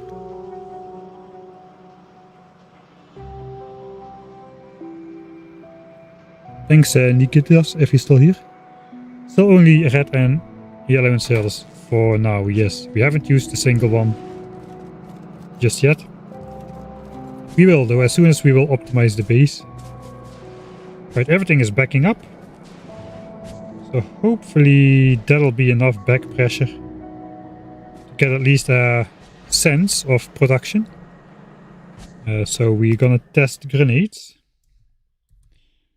Grenade test. I forgot again, of course, how many we need, because I cannot remember a thing. But I know it's 900 divided by 1.64. So 550 a minute. Let's see if we can get a minute of grenade production.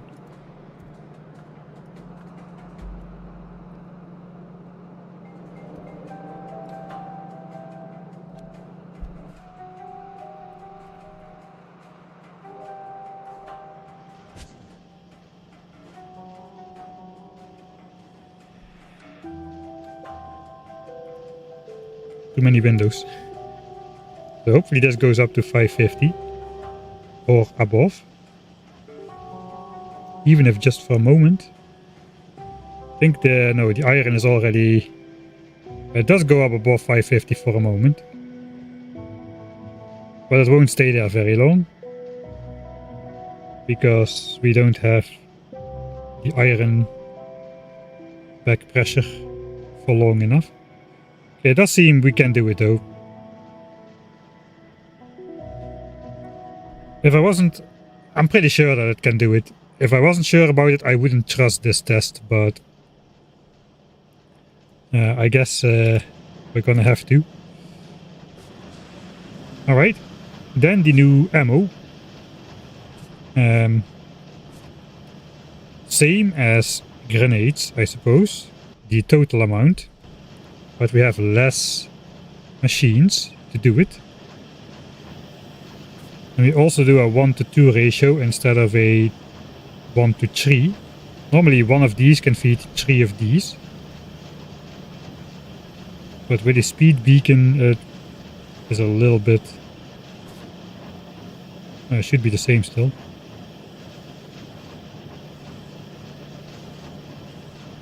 Alright, so we need to be pretty accurate in... these can overproduce at the moment, so these are too fast. I think we chose 1 to 2 because we can do direct insertion between them. And if you have 3 assemblers, you cannot do direct insertion if you build them in a line at least. So yeah, these are already too fast. It's about the bottom line of assemblers. Mostly. So again, 900 magazines. We need 550 a minute. We have 8 assemblers. They need to produce 68.5 per minute, or slightly more than 1 per second. 1.14. Currently they do 0.76. I don't think this is gonna do the trick, because we have the speed beacon already. So these are going to be worth relatively less. Yeah, 1.01. Ooh boy, can we even do it? That is 1.14. We need 1.143 though. So now the rounding speed is going to come into effect. We do have like 4 significant digits on the crafting speed. 3.444.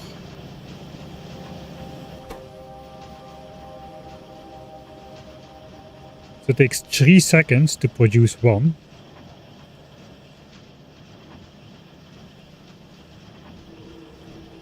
If it takes 3 seconds to produce one, and the crafting speed is 3.444.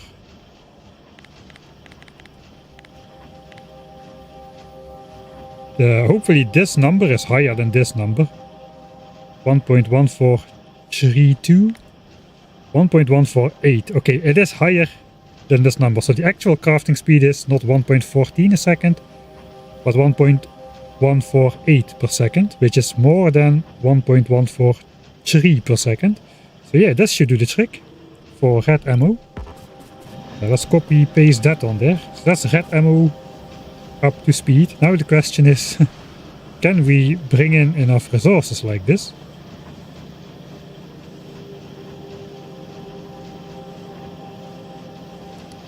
I think the answer is gonna be no. Not with the setup we currently have.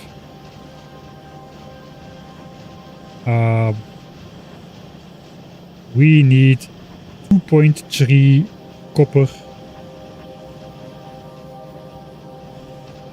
And wait, we have copper and steel on one belt. We need 1.7. It's not doable with one of these.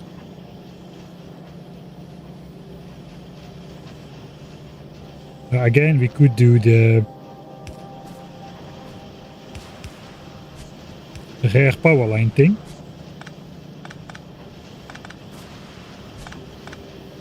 It temporarily unpowers the beacons. But then we could add a second one. I guess they technically don't even need to be rare anymore. If we do that. Now let's temporarily power the beacon.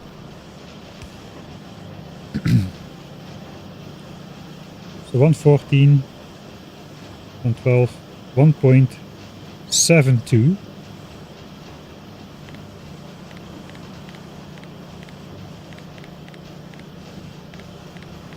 A rotation speed of 309 degrees per inserter. These have 302 degrees per inserter, so it's not fast enough. They are not fast enough. We could go uncommon again.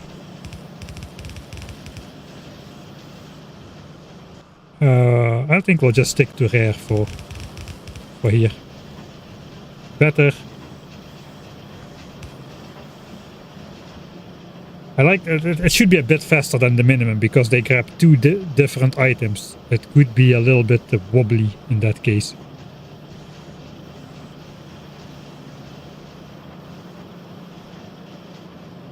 Alright, we also need 1.14 magazine per second, so a regular red inserter is okay. And we output 1.14 magazines a second as well, so these should be okay. Okay, so these are all okay. Now we need to check these guys. I think we don't need to make changes to the assembler actually. So these consume 1.14 each, so they consume 2.28 in total. This produces 2.29, stupidly enough.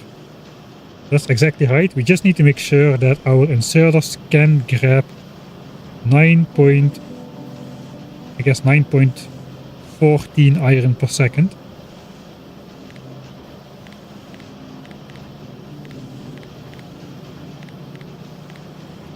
Which means we would need 7 inserters instead of 6. So we could go for uncommon there as well. We could just do the entire thing in uncommon inserters then. Maybe we'll do that.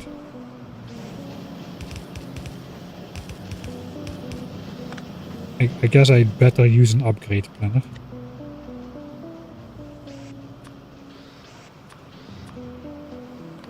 Any quality becomes uncommon. Uncommon is the new legendary.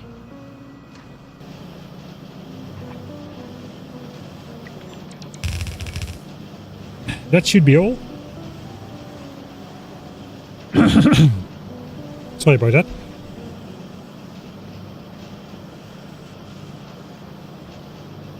Don't forget the underground at the end of the steel copper belt. Ah, yeah, alright. Coal for grenades. Yeah, we will need to probably mine more coal as well. But we're doing the resource intake last. Oh, they do take 1.148. Didn't I just mention that myself? Yeah, I already forgot about that. Okay, let's check out this 2.29 then. How much is it actually? So 1.148. We don't need 1.148 though. We need 1.143, I believe.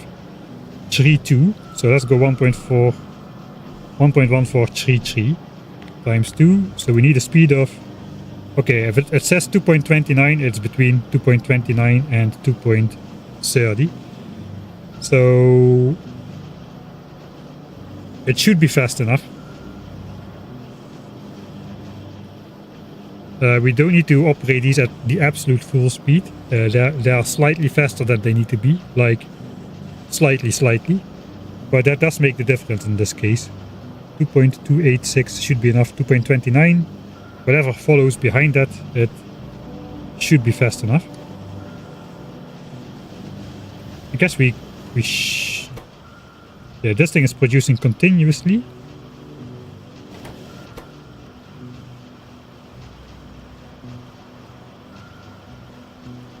Are these working continuously? It's not really backing up just yet, is it?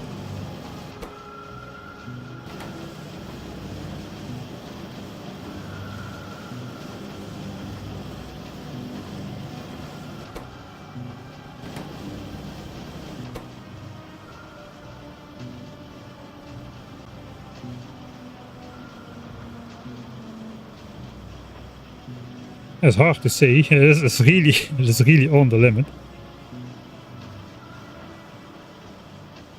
I don't really want to go in editor mode and check tick by tick. We could go in editor mode and check tick by tick. This thing is producing continuously. We can stop the time. So if we continue time, we need to find a moment where the new magazine is inserted. How many percent? Okay, on 50% it is inserted. The next one should be 50% or before. It's again on 50%. Yeah, let's just have it go a couple cycles.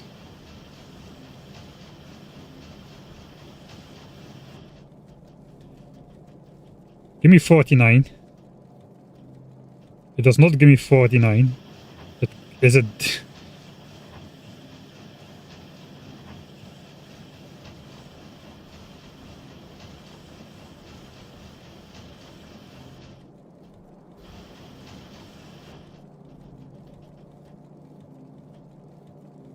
Oh no, oh no. No, that was 51. How can it be? Okay, now it's back on 50 again. Okay, no, this should happen. It should happen. Because this thing is overproducing red ammo at the moment. It is producing faster. It is producing faster than it needs to, so we cannot really check this. I guess the fact that it's keeping up for so long means that we should be good. Because this is producing 0.005 red magazines per second too many. I think we're going to be alright.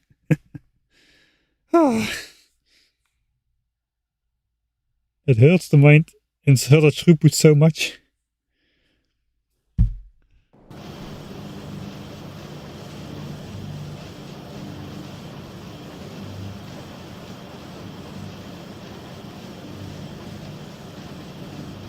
Yeah, I'm gonna say that's good enough. So now we just need to worry about the inputs. So we are producing all iron for red ammo and grenades here. But some of them are for red ammo and some for grenades. And we are already using rare inserters here, so that's kind of a little bit of an issue.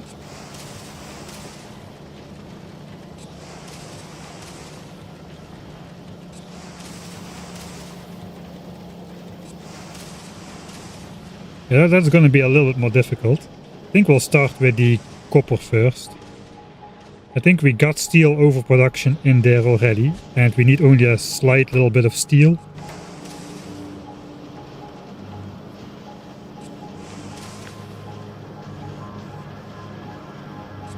I'm just going to count with these values since they're ever so slightly higher than they need to be. So we got 8 times. Now this is dangerous because this is rounded down. 0.58 steel a second is rounded down. Okay, I guess we're going to calculate the steel then. We need 1800 science per minute, which is 900 magazines. Each magazine is half a steel these days. Hooray, discounts.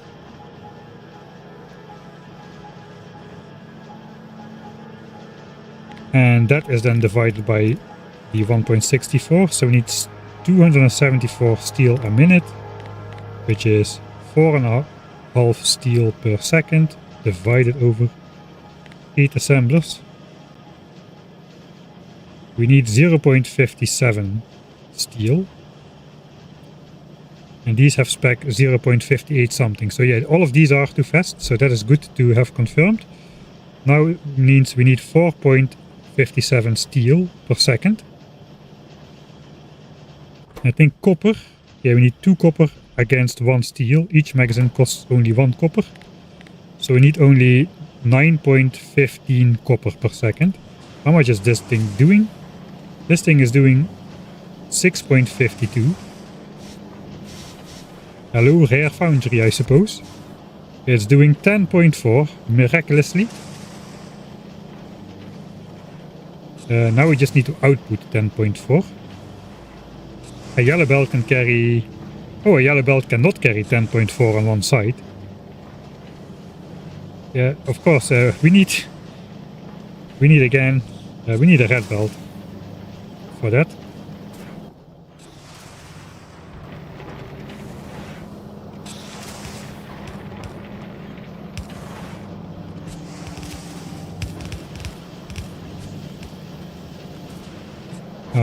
So now we need to output 9.4D copper. That's going to require 5 inserters, I think.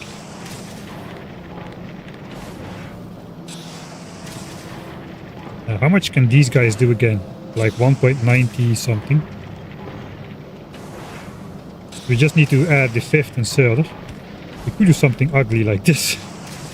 I think though we're gonna need a bigger power pole. This does actually not reach the other side.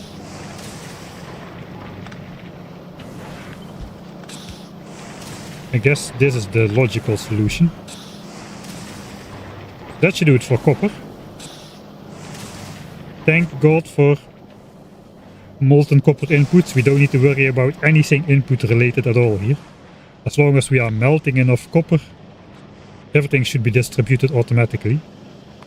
Okay, we got the same issue again with the Aquilo Explorer.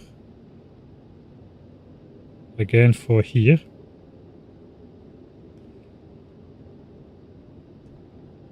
It's ever so slightly off. So why am I carrying more of these than these?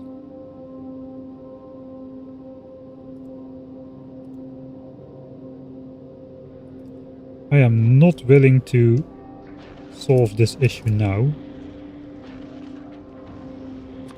I think we could maybe go with less of these. Let's just throw a line of those out. We don't need that many fuel cells at a time. That should free up 1 line of inventory always. So hopefully that'll do it. Alright, copper solved. Now iron. Iron is more complex. So let's first figure out what is actually happening here. We actually have a mixed system over here. Looks like the bottom belt is purely for magazines. So this belt over here. The trees are a little bit in the way. Oh, this is going to be horrible then.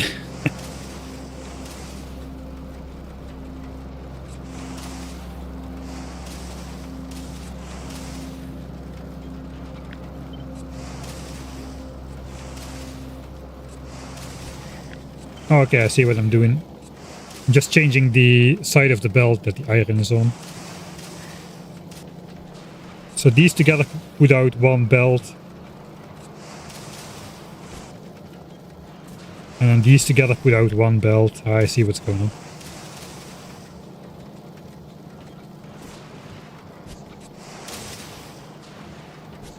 And then these together put out one belt. And then this guy is putting out...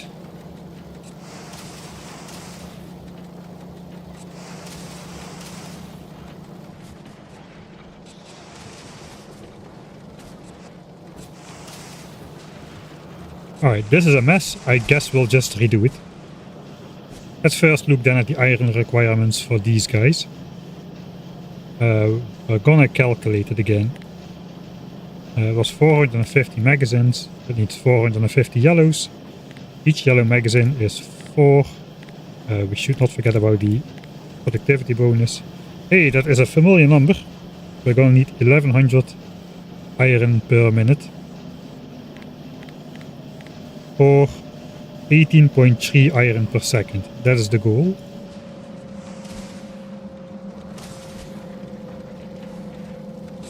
Currently we're doing almost 16.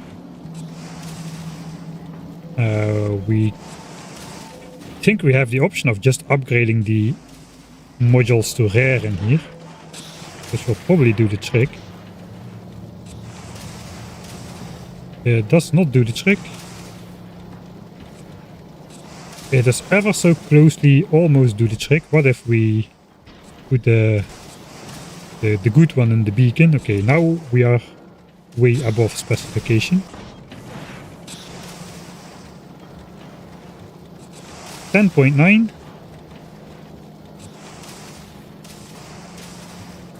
Alright, that's a couple of speed 3 modules in there then. That will also account for a grenade. Then we have a little bit of flexibility of how to output. We will be needing the 5th inserter on all of these, I'm pretty sure. Which means...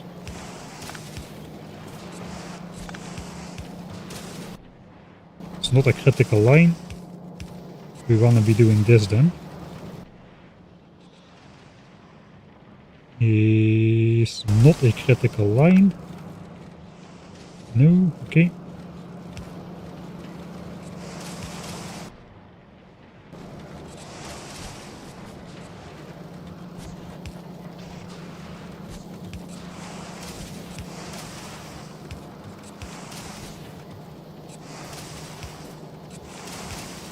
Okay, so that theoretically outputs... let's divide this by 2. So 9.15 iron per foundry. We have 5 inserters. So they should be outputting 1.83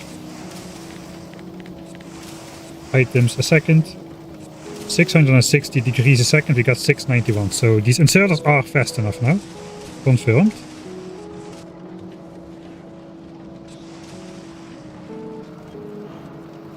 And I put the modules on the belt. Oh boy. Oh boy.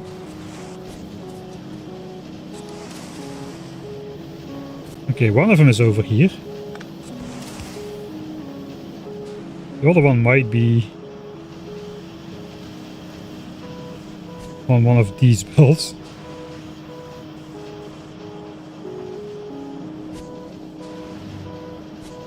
Okay, the other one is over here. Okay, 2 modules, we found them.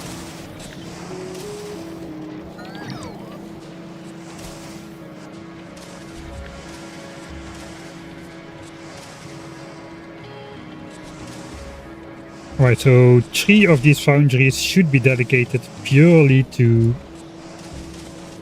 magazines.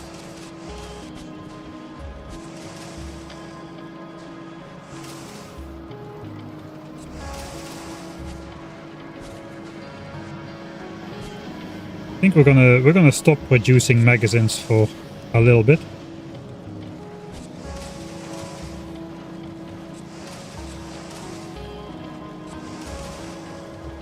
Is there accidentally a flip bell behind the trees? There could be one.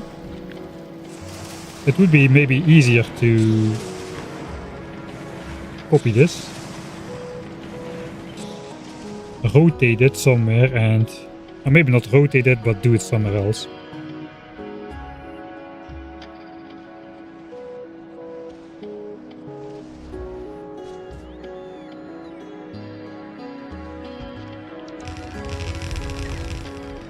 Okay, we don't really need to care about the modules, but we do want to care about the output. 10.9.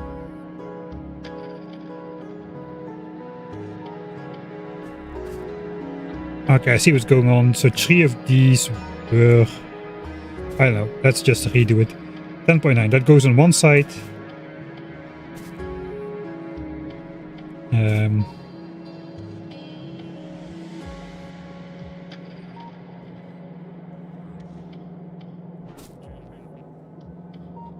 All of that goes on the bottom side.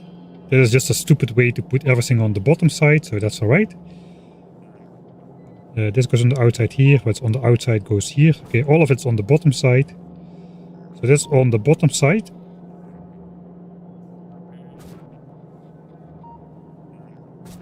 And no other set of inserters touches that anymore. And these guys put everything on the bottom side as well. And then these put it all over here. I think this should just work already without doing anything stupid. But we need more than a single red belt. So yeah, actually this should do the trick for...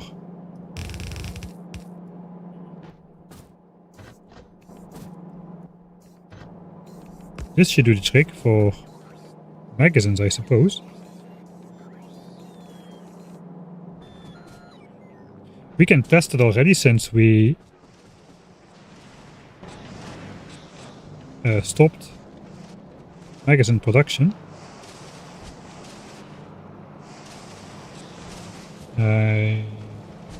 Production is up to specification. We got the copper, we got the steel, and now we got the iron as well. So we should be able to produce ammo already. I just need to upgrade this basically.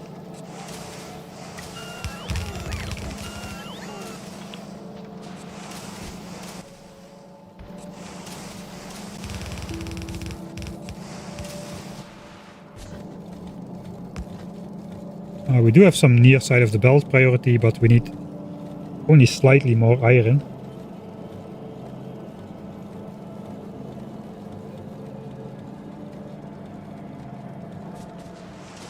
Than a red belt, so that should be alright. Let's see.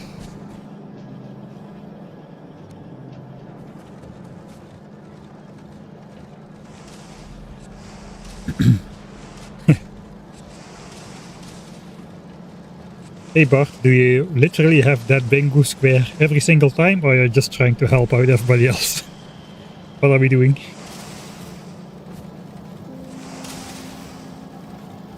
Oh, of course the output belt is not going to be fast enough.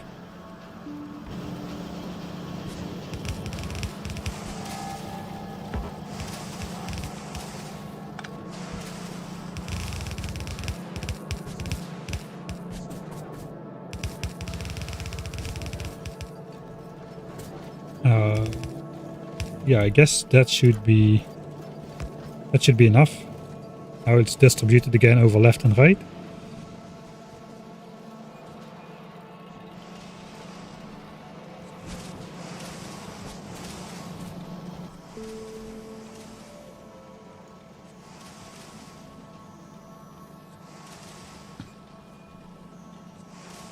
Okay, visually the belts look compressed. I forgot of course again what number that needs to be.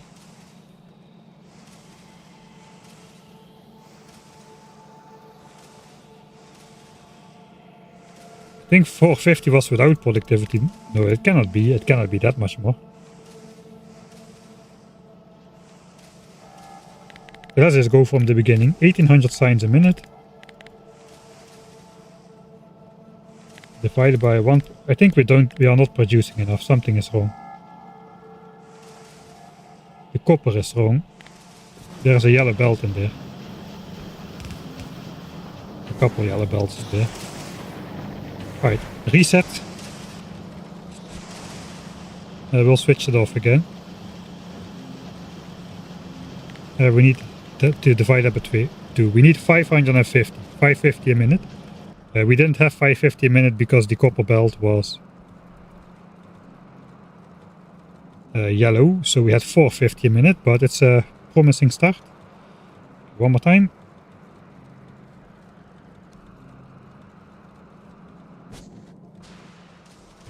Okay, let's see if we get up to 550 a minute. That means the magazines are done, if that's the case, because they only consist of iron and copper, which is liquid. So the inputs are already taken care of. We definitely have a bunch of overproduction in here, especially with the new Mark III productivity modules, which I think are in here already. Yeah, they are in there. So we only counted with Mark II productivity for the entire base, so with Mark III productivity, we should have plenty of leeway. Okay, it is close. It should be close. I'm gonna hope we get... Yeah, we should get a full minute out of there. Until...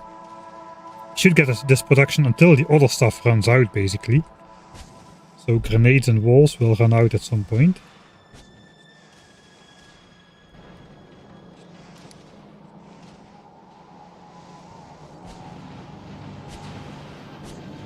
The walls are not backed up. Yeah, we are still limited by walls. But as long as this bell keeps flowing, we should be good.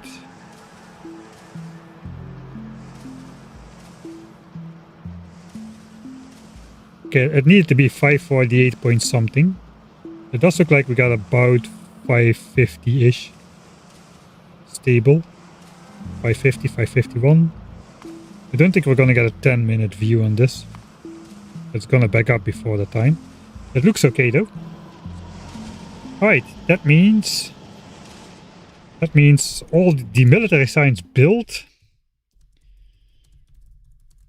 is up to 1800 SPM spec. Now comes the annoying part. Getting the resource production up to specification. Curiosity. How is Ben doing? I haven't seen him in a while. He's kinda drowned out. I mean, there is a marker there. But which one it is exactly, I couldn't tell you.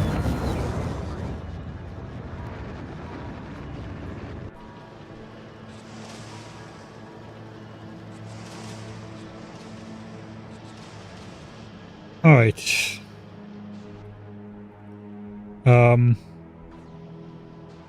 So we have some options. The easiest option would be to upgrade the entire belt to green.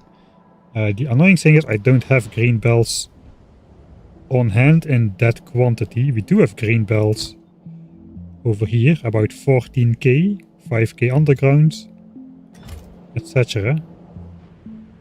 We could be producing more at this point.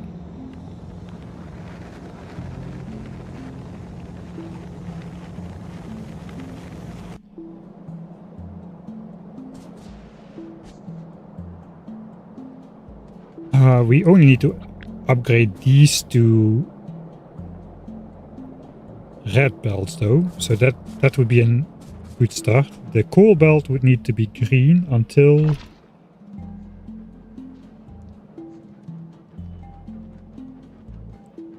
the point where we merge multiple coal sources in one. So probably from this point out we would need green belts of coal. We also have coal for some other purpose. Plastics, I suppose. So we need to make sure we keep mining enough.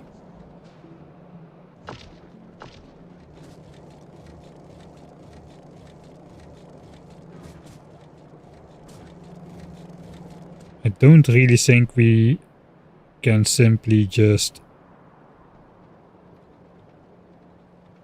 draw an extra belt of coal off of here without doing anything else. So we might just upgrade this entire section to blue.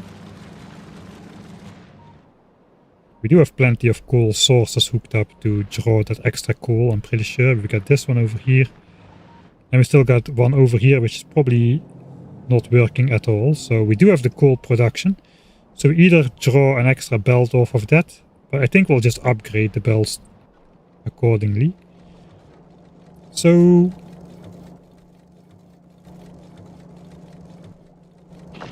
I guess it's time to go do belt shenanigans, which means let's prepare our inventory for that.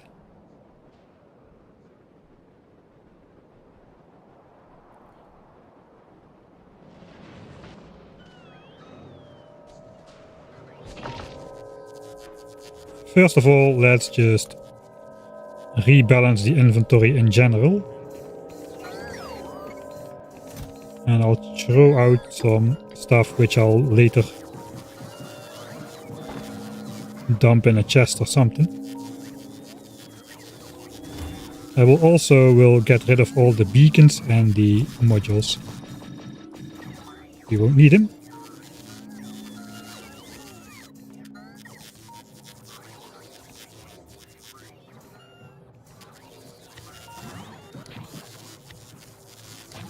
Alright.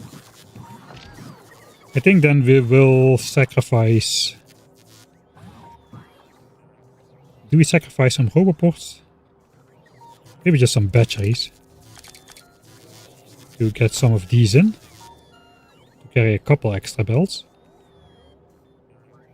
And then the other armor must also get 4 of them. Oi.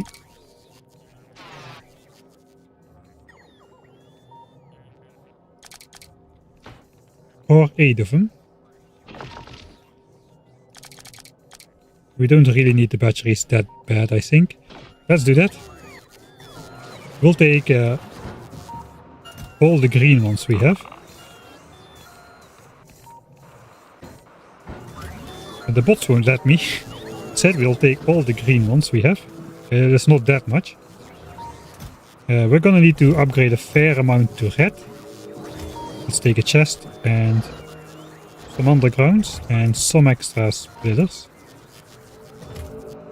We also need to upgrade a fair amount to blue. We'll also take a chest of those.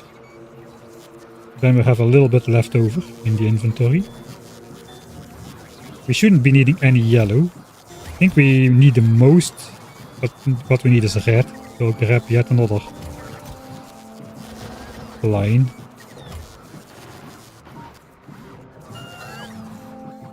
Alright, so that should be fairly good.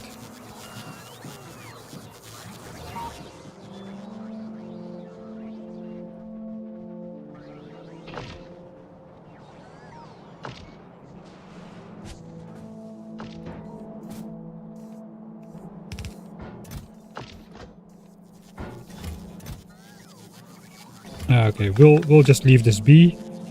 I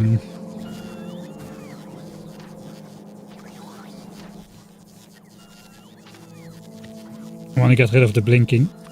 There is a filter for that. The module slot or something. Item request slot, I think.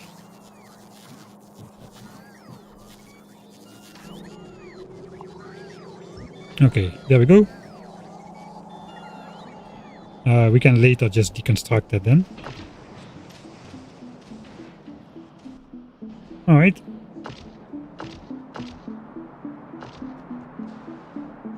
I guess we'll start with the coal, since we can actually supply the coal. Grenades should be up to specification then. Yeah, red ammo has backed up now. If we can get the coal flowing. And then the only bottleneck is the walls.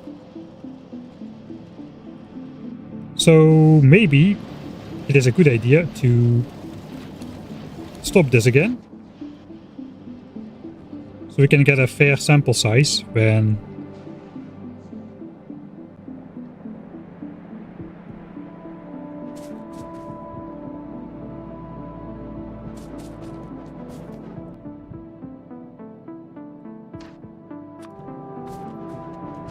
whenever the other two, yeah, red ammo and grenades should be fully good after we upgrade this belt.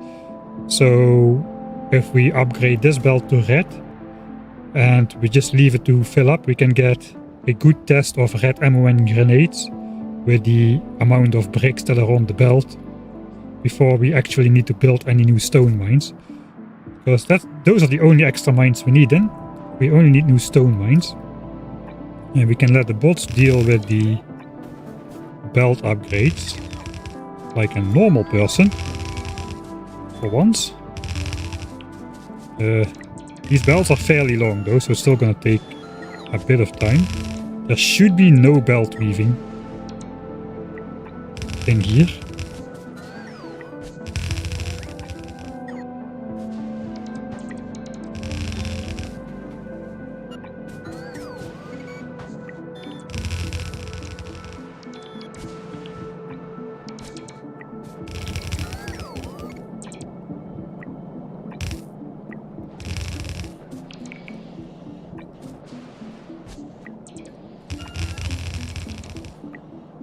Still completely do not feel the need for the Mark II roboports. These things are just too powerful.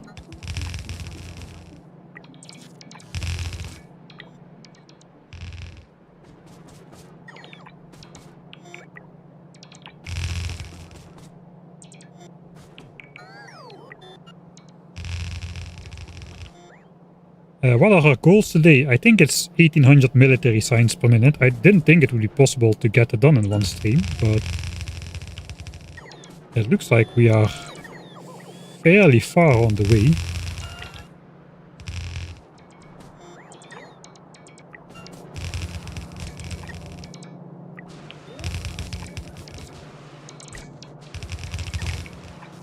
Still the forests.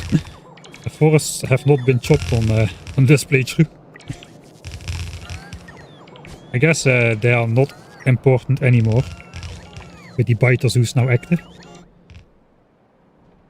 Let's check up on them, how they're doing. Yeah, still absorbing pollution. It's so funny that they just cannot escape from their own nests. They can only spawn inside and they just cannot escape. They cannot even attack their own nest to get it out of the way. It's a little bit annoying. I forgot to place the lights in here. Oh, look at that. The extra pollution has fully dissipated. This is our pollution cloud now. Even with the 2.5 times biolabs increase. I guess the other biolabs are not working now. Yeah, those are not working because we have a 60-second technology which all fits in the top part.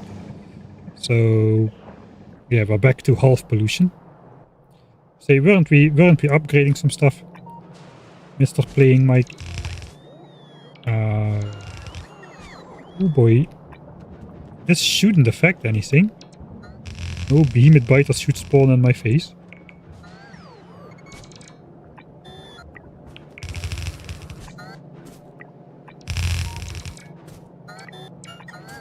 I think we're getting to the source. Maybe not quite yet.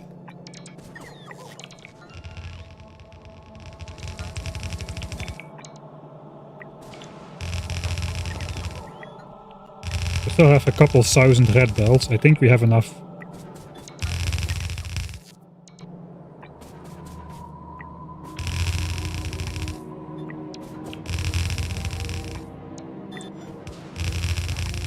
Yeah, if you didn't remember, these belts are all quite long. All nicely hand-built in the early game. Okay, now we're getting there. Okay, here is the end.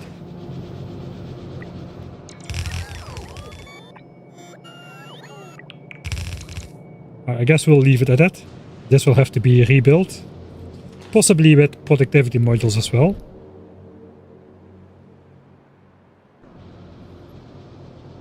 But we'll see. It might need a byte or two of its own if we do that. Or like efficiency beacons or whatever.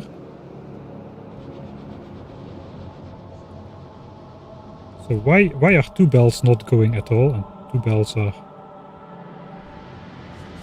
I think I want to put a 4x4 balancer in here.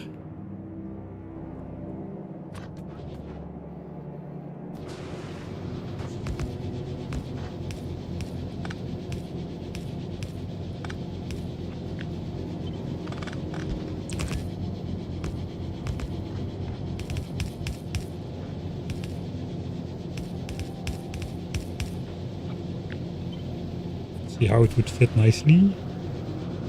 I think just like right at the beginning there.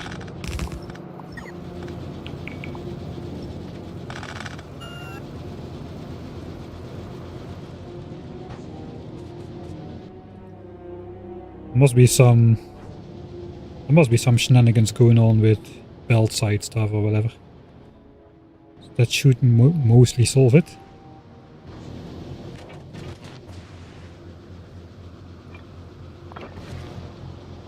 Okay. So yeah, this is the big operation then still. We need more smelting or better smelting or whatever. And more stone input. But we are already mining all of the stone that we can. So stone has backed up. Let's upgrade the coal belt. And then we can have a test at least.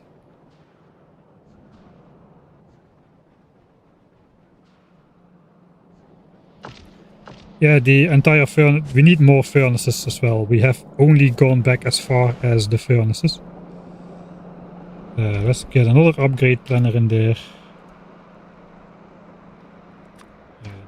This one should upgrade red belts into green ones, and I hope we have enough.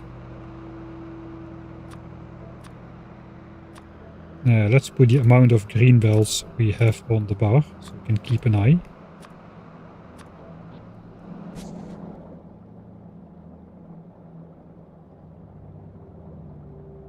Let's take a quick look at the Prometheum science ship. 260,000 kilometers out. Okay, we are finally going 69.69 kilometers a second as per the design specification. Very important.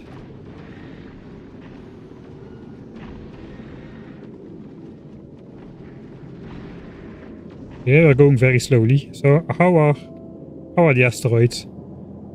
Got a fair amount on the first belt, second belt, third one already pretty sparse, fourth one just a couple one, fifth one I don't see anything, and the center one is still completely empty. No asteroid has made it yet through all of the belts. Okay. Some who have chosen the green belt all of the time are on the center, but yeah, most of them are not. How many do we have in total? 250k, so not too many yet. This number just goes up faster and faster and faster the further we are out there, which is why the ship is so big. Did we already sustain any damage? No damage.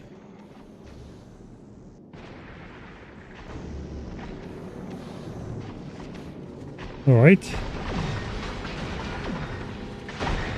This is the weak side of the ship, the corner over here. The front will be completely fine at, I think, probably all the way up to the Shattered Planet perhaps. But this corner here is gonna get damaged after like 500,000 kilometers or something.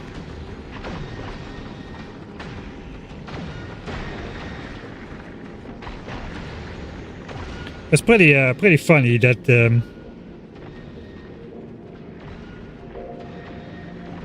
the ship goes so far out, right? I don't think you go that far out with the intended way where you take biter X from Nauvis. You just go out there, grab the chunks and fly back with high speed. Whereas here we are flying slow, but we are flying like between 400,000 and 500,000 kilometers of the way towards the shattered planet. Which is like, it's like 1/8 of the distance. 1/8 of the total distance where you are not supposed to get. We are just flying out for function, pure function. That's pretty cool. Alright, let's upgrade belts. Stop glazing at ships and whatnot. This belt is way too expensive. We're not gonna have enough, I don't think. We can still do a test though if we got enough back pressure on this belt over here.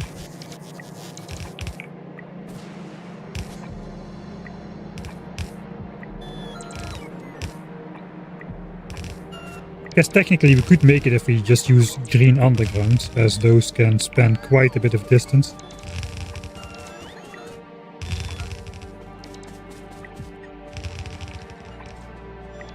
Yeah, but we already burned through over a quarter of the green belts we have.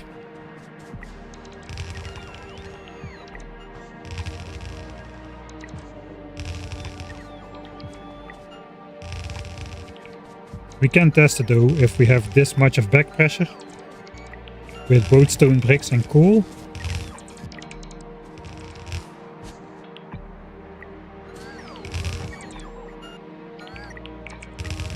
And we got 2 empty belts here.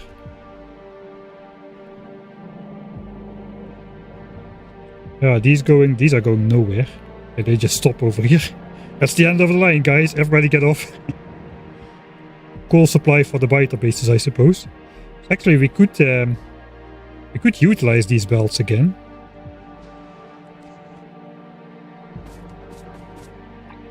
Instead of just dumpily upgrading everything. To red here. To green.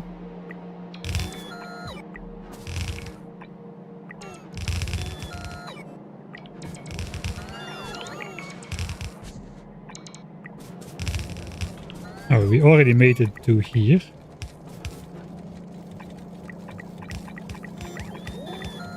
That should be green.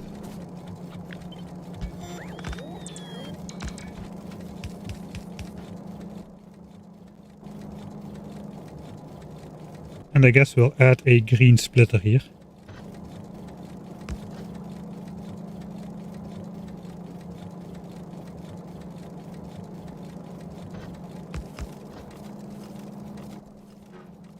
Alright, and then these bells should become blue. I guess this still can be red, this is just the plastics. That will not change. This belt is, I think, exclusively for plastics. Right, so that's all for plastics. That's not gonna change. You just need to basically get 1 extra red belt of coal transport from the mines, which means if I upgrade 4 red belts to 4 blue belts, that's 2 extra blue belts of coal transport. So I guess we don't really need to bother with dividing it over 4 belts temporarily and joining it back up again. We can just continue with the next step of the plan, which is upgrading red belts to blue belts. We have about 4k of them. Okay, we need to go quite a distance. We're not gonna have enough, so let's just quickly resupply before we go out all the way. We can throw away a lot of these old belts now. How is the oil storage doing? Okay, it's filling up again. Okay, because we're researching mining productivity.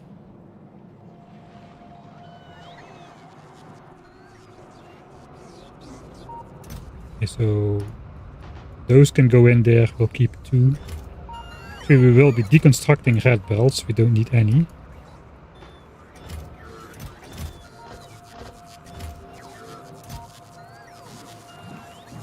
We are kind of done with green. I'm gonna keep the green belts anyway. what we want basically is more glue. Probably not that many undergrounds, but mostly actual belts. Probably will be enough. Hey Johnny.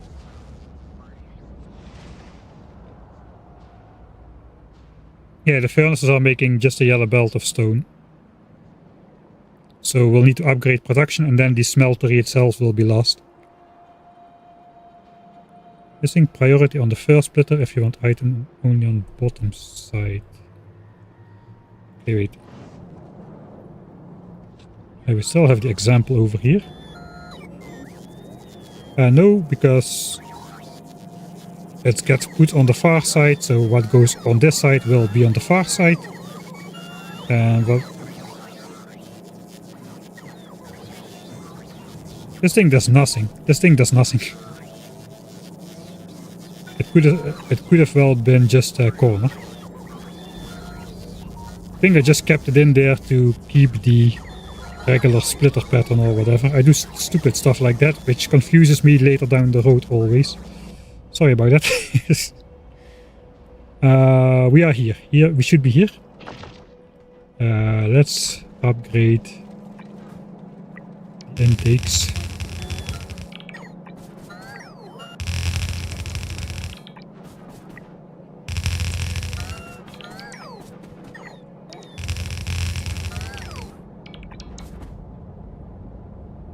Should I also just upgrade the 5th belt on the way?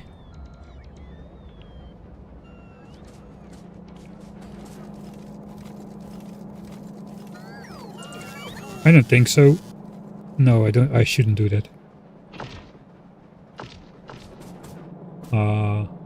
We have a kind of a weird corner here. Hopefully this belt does stay on the outside.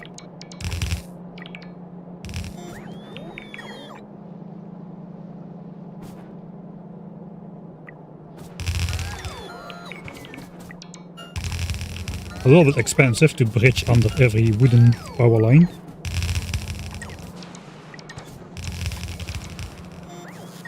But this playthrough has always been over 1000 times base building cost, so I guess we don't really need to worry. Especially at this stage of the game.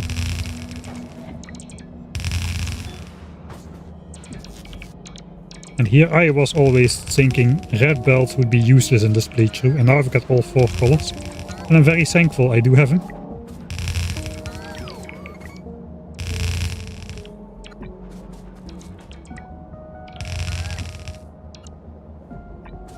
We're even doing most of this with no bot energy. Look at it, they're not charging. I'm not even trying to abuse the free bot energy stuff.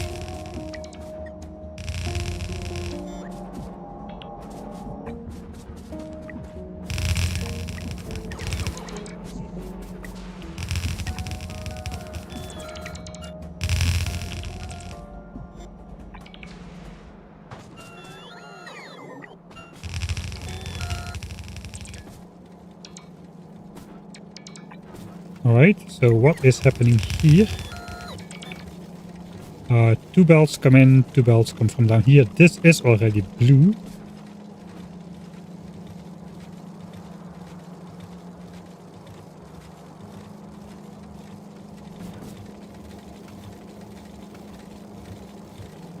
I guess if we want to...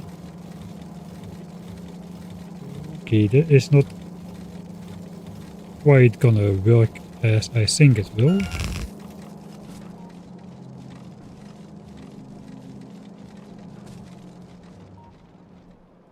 This will need an extra belt or an upgrade to green, I suppose.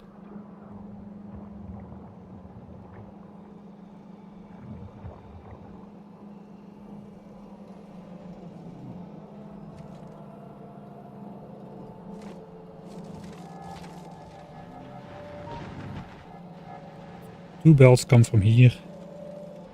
2 belts come from here. And then 2 belts are... That's the backup coal mine basically, which isn't running.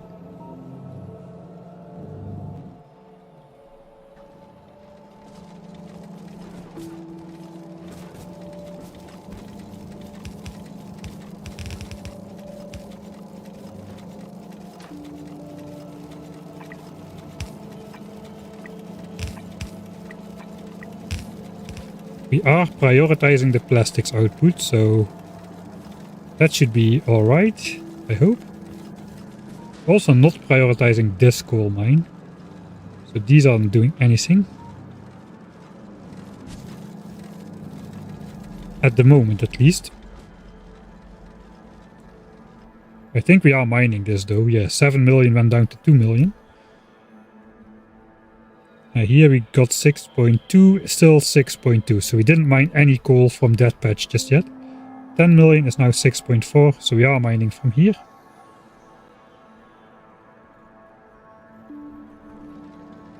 I think we give it a go.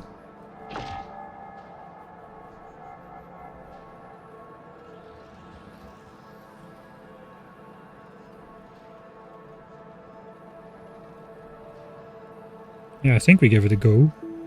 With a bit of luck, this should be alright.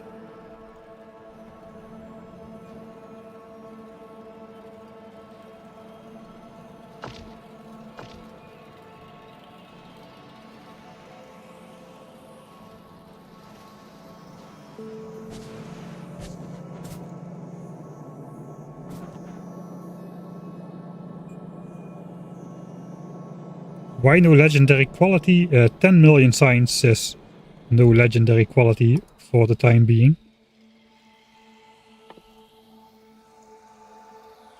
It's actually... we calculated it's actually better to research the first 4, 5, 6 or so levels of research productivity. That's cheaper to increase signs per minute than unlocking legendary quality for the better productivity modules. It's gonna save more resources to just get mining productivity. Or is it?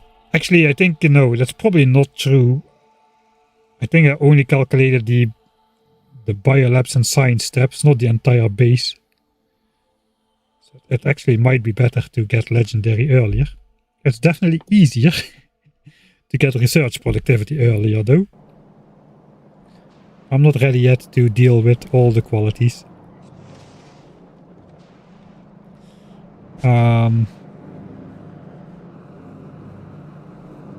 Alright, if I want 1800 SPM of outputs,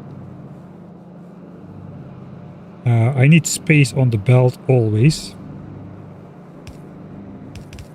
I think I'm gonna just upgrade the output belt to red. Why does this guy have a science pack in his hand?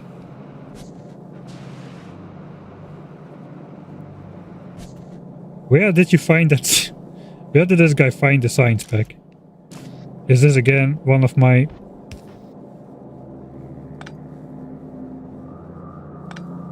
Let's not think about it too much. Right, so the red belt should create spaces on the belt to put the science pack.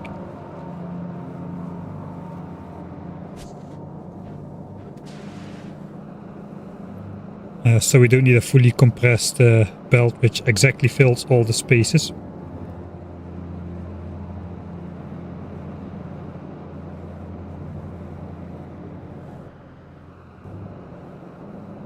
I kind of want to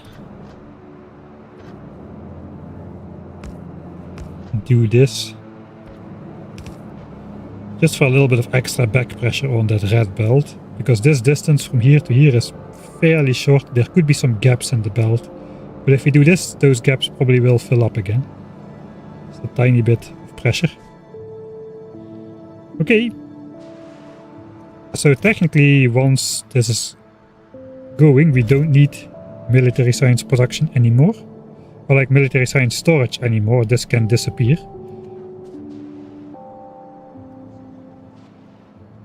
I think it's time to give it a test then. So all is done except for mining stone and building the furnace stacks for stone.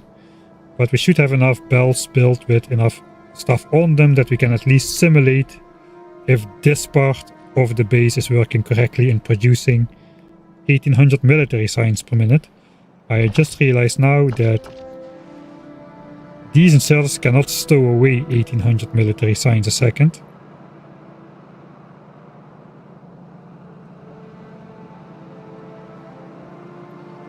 Okay. Yeah, we need even red ones probably will not be able to do it.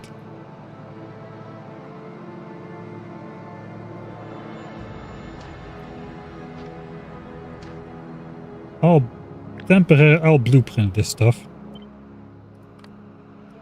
Let's put it somewhere at the bottom. To do the test, we need red inserters here.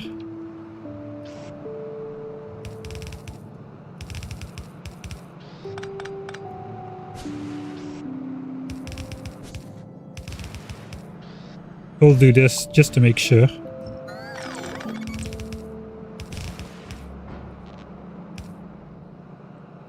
I'll probably just load back that save then. This way we can at least test the production.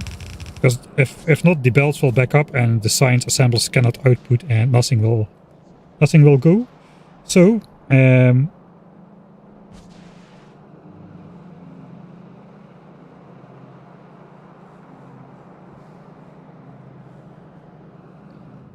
well, I guess the stone brake belts are backed up the longest. The belts are backed up, so that's not great, but we should see that this guy is working almost all of the time, but not always, and this belt should keep full with ammo. Same for the grenades. The grenade belt should remain full with these things, with the last ones almost always working, but not forever. So that way we can still see if there's a problem. If these belts get emptier and emptier, then we are underproducing, despite the number staying up there. So let's, since we're gonna load, let's not waste too much time. We will simply need to flick on these belts again. And then keep an eye on what happens to military science production.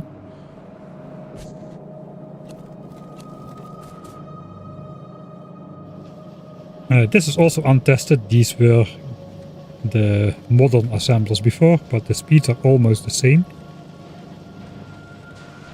So we'll see. Military science production. Let's see it go up to 1800 SPM.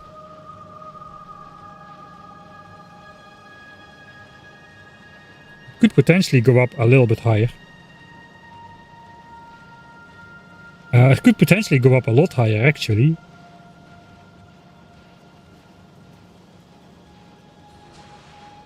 Yeah, it will go up a lot higher. Will it? How badly did I overbuild this? I didn't overbuild this too badly. No, wait, this is 1805 SPM. So even if we give it too many resources, it cannot produce more than 1805 SPM.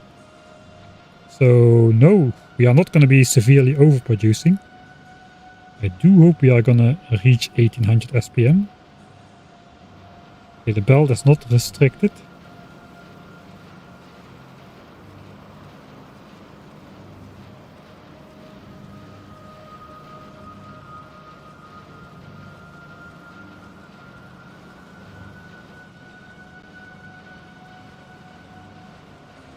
Okay, walls are backing up now, because we have way more bricks on the belt than we need. Do we have side of the belt problems?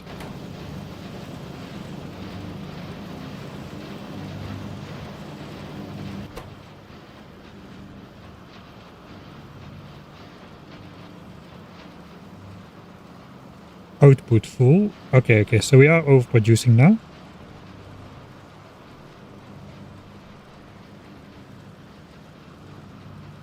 Oh yeah, we are over.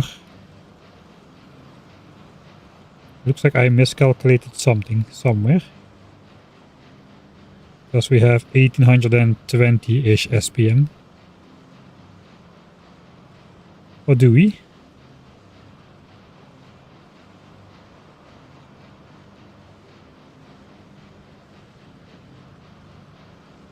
Kind of flickering for first place with the other science packs. That's always a good sign. If they are flickering, then they are fighting over who has produced the most. So I think this number is kind of overrepresented a little bit. It does look like 1805-ish. I'm not sure it can go for 10 minutes. Let's see if the stone belts are... Stone belts are still backed up. Pretty far. Okay, we might get a 10-minute production line on that. So yeah, this is our live stone production. It's less than what we need.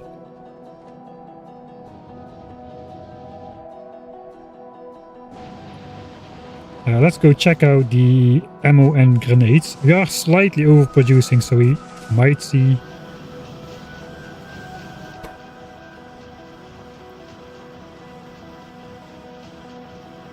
Okay, this guy outputs on this tile, so...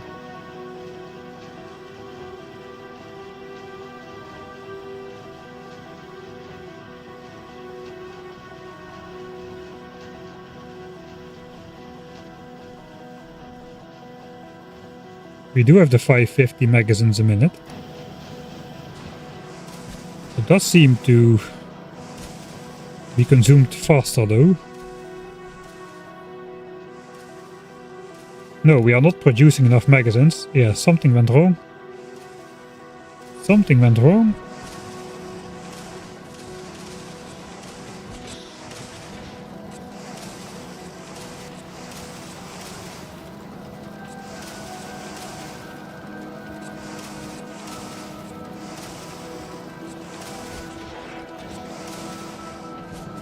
It is the iron.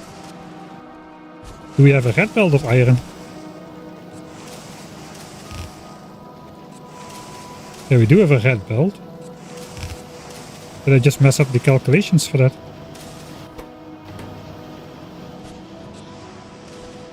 Alright, so no, something is off. It might just be... Wait. I never did the grenade stuff, right? I didn't actually calculate grenades. We have a red ammo problem though, not a grenade problem it seems. 10.9, 10.9, 10.9. I don't think we are outputting 10.9.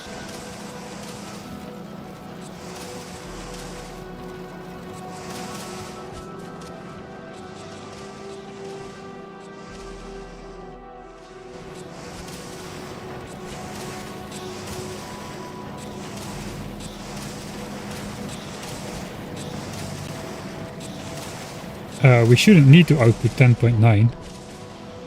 I thought at least. Maybe we do. I think grenades, yeah, grenade is also emptying up a little bit it seems. It just had a bigger buffer. At least the science side of things is good. Just these things need more outputs. I guess just a single one. So let's just do something dumb.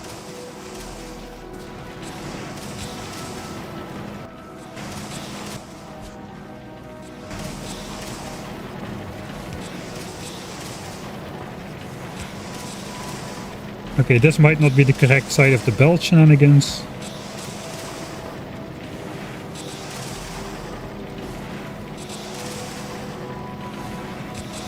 Oh, that might hurt.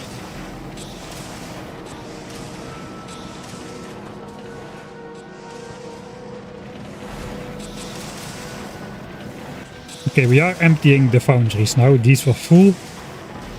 Now they're getting emptier and emptier. Slowly. Guess we'll have to see if this actually backs up then.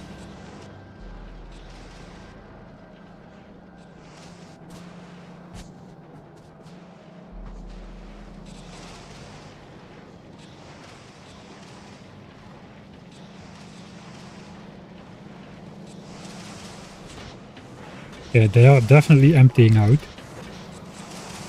33. I think I made a miscalculation here. I think it's still not enough iron. 450 magazines.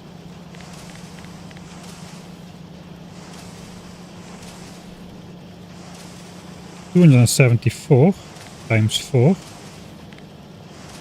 1100 iron a minute.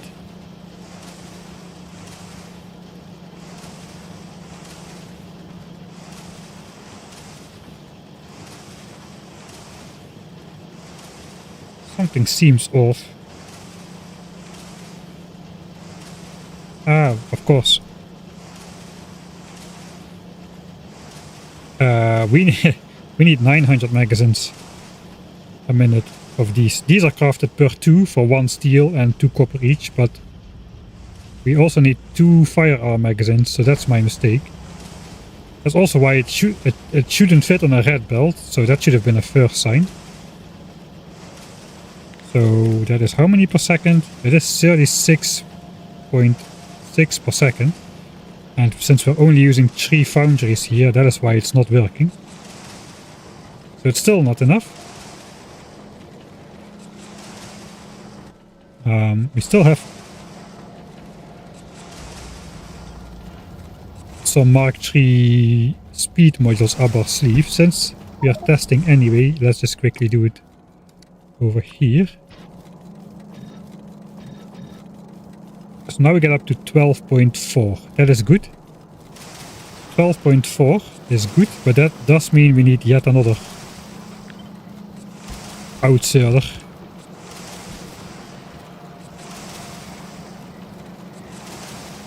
So we're gonna need to be a little bit more creative about it.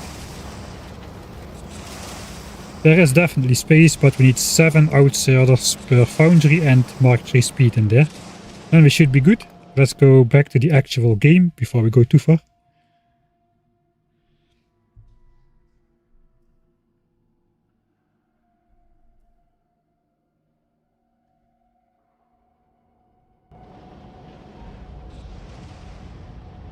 How many hours is YouTube behind? Well, YouTube is at hour 270. We are here at hour 590.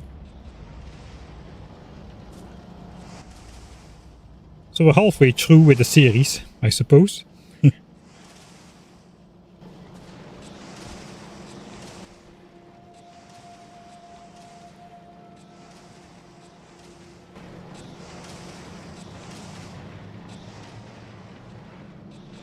Wait.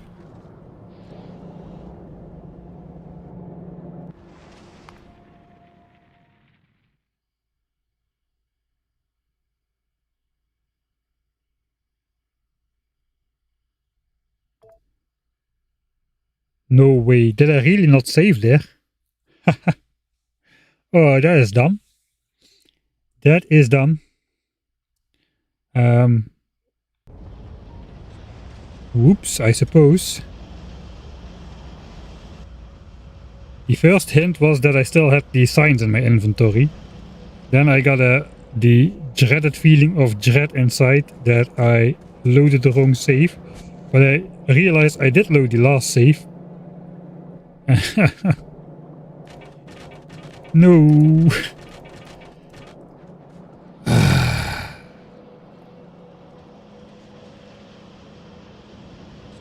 How did I not save?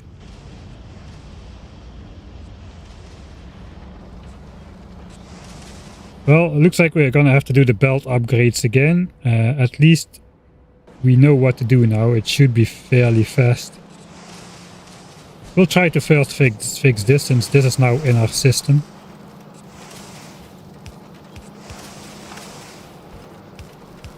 We'll do something dumb like that.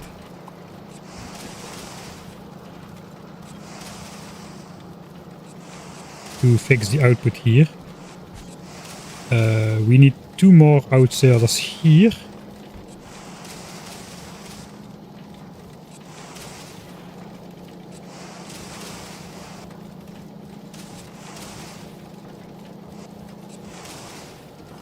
That can only go here, really.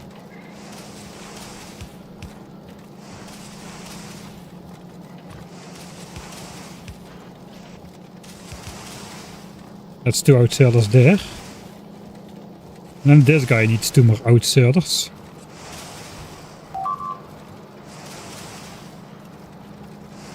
Does reloading the wrong save count as a big... Please tell me I did reload the wrong save.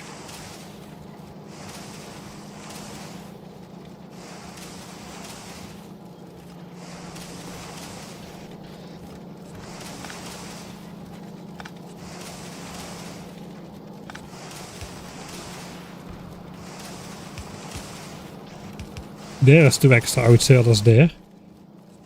Woody Mark III speeding.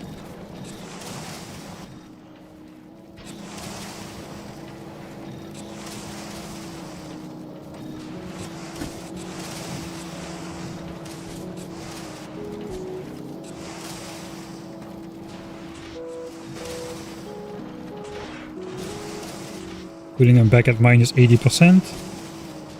Alright. At least we have fixed the iron here. At least supposedly we have fixed that. Let's start the backing up process again. And I guess, yay, we're gonna go do the belt upgrade shenanigans once again. This time, let's throw that in here.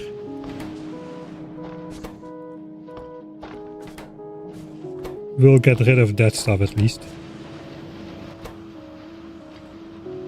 The magazines we got in our inventory. Sure.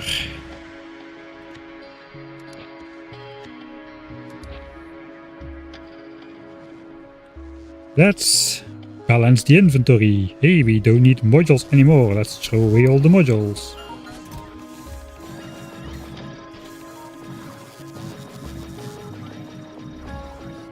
Beacons I don't have. We need to reconfigure the armor. And the other one as well.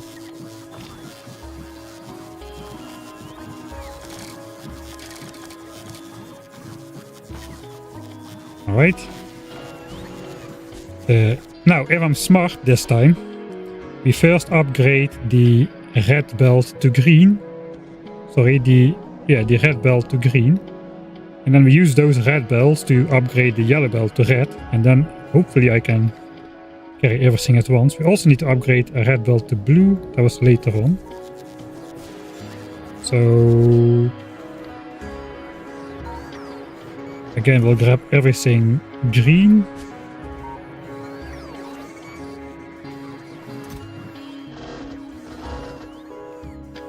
I think that should do for blue. We still need more red belts than I think. We'll keep it at that, I suppose.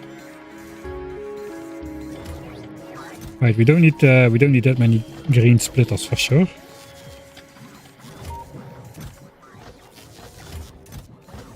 We'll grab a couple ones there.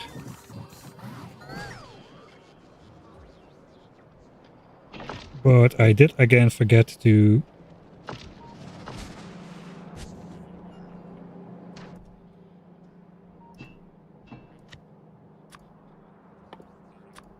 deconstruct this part. Alright. You're not coming for me, are you?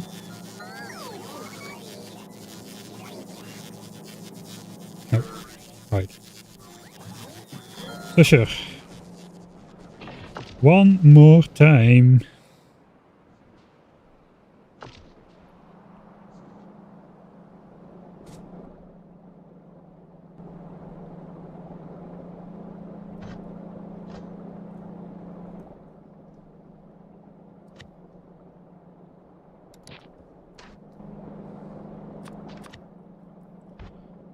Red to green.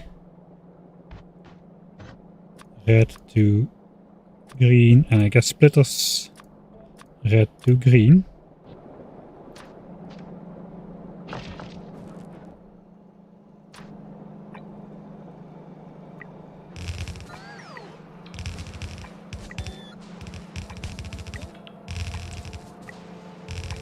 We'll start with the cool belt this time.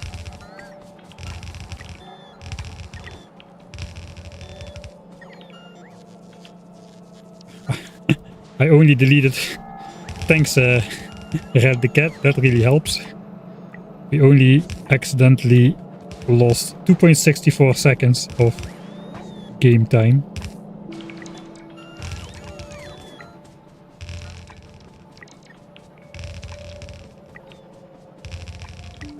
Also, we didn't lose 44 minutes. We also lost, we spent a bunch of time in editor mode.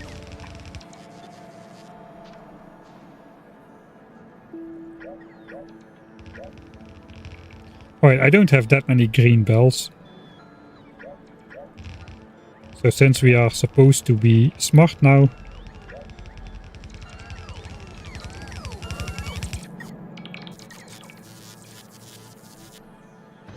let's also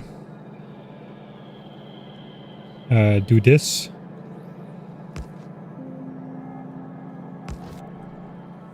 Okay, my personal bot is flying out.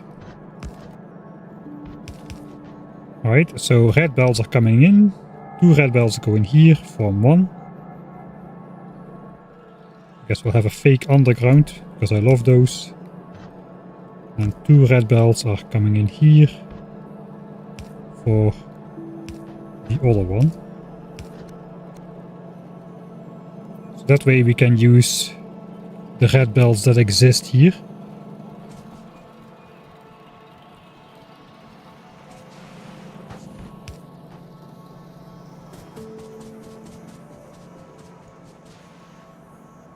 These will all be full again.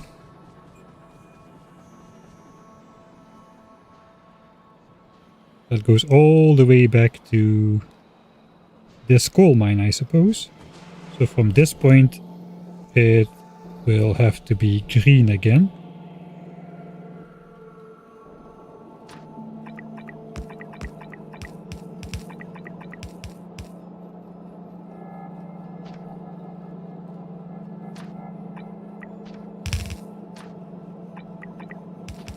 And all we have to do then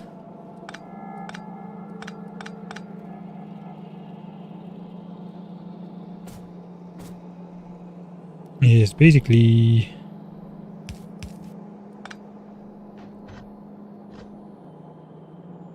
I mean, this is already the splitter, so this could be the red bells. I guess we'll do this. We'll chop that one tree.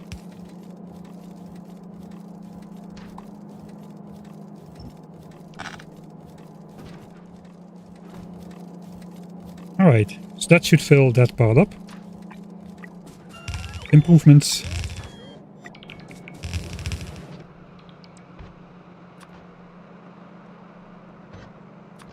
So we should be left with a bunch more green bells then. We probably will need them for some other projects, so I'm trying to convince myself that that's a good thing. Right, we move this to the back and then we added another green splitter here.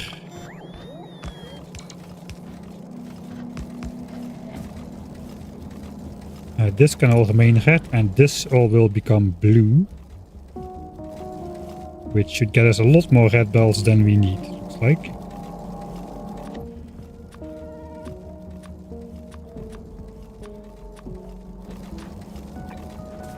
And this part is gonna take just as long, unfortunately.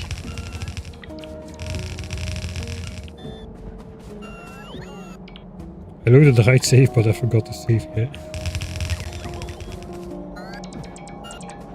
This is indeed the original 1000 signs per minute run on the default settings.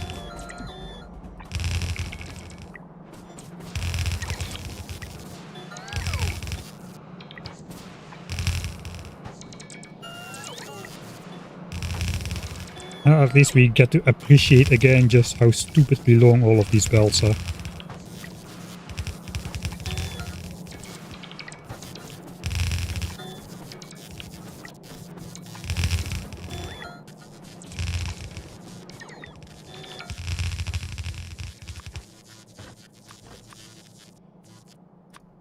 Okay, we saw 4.5k. I think we should have enough.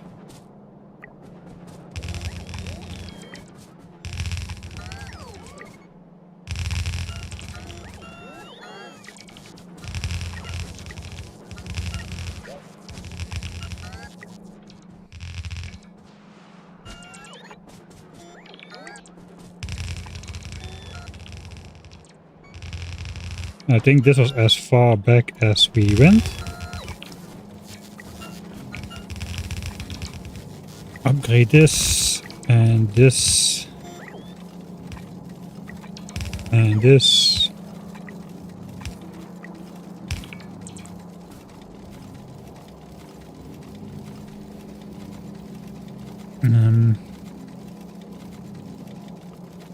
In fact, there's 3 blue belts of coal coming, but I'm only feeding 2 into here. So technically,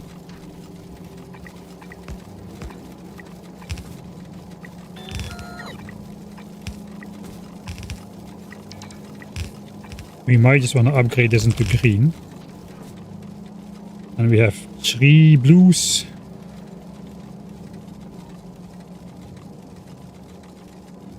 And potentially 2 reds coming in. Okay, that is the coal belt. Guess we can do the stone belt from the other side then. Since we are now on this side over here.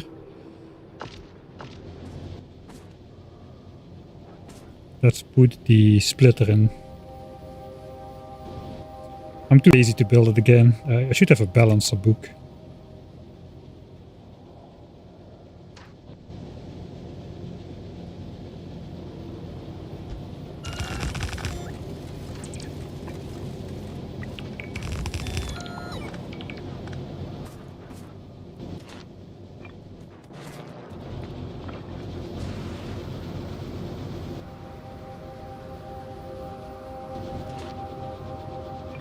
Scrollable inventory is kinda annoying. Okay, I don't have space.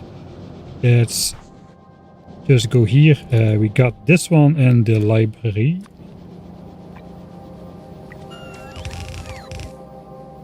All of this is red already. I just need to bring these belts back to the base and then I'll save. 3 times probably.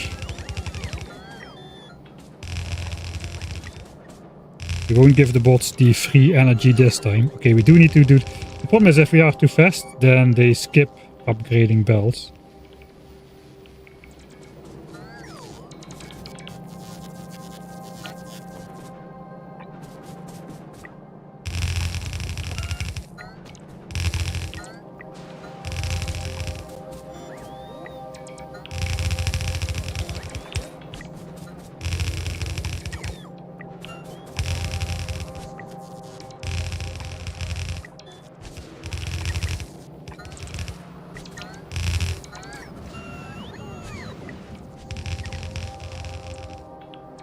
This red color matches the biter bases better anyway. It looks so crappy with the pipes, whereas the new biter bases all have stone walls for home improvement.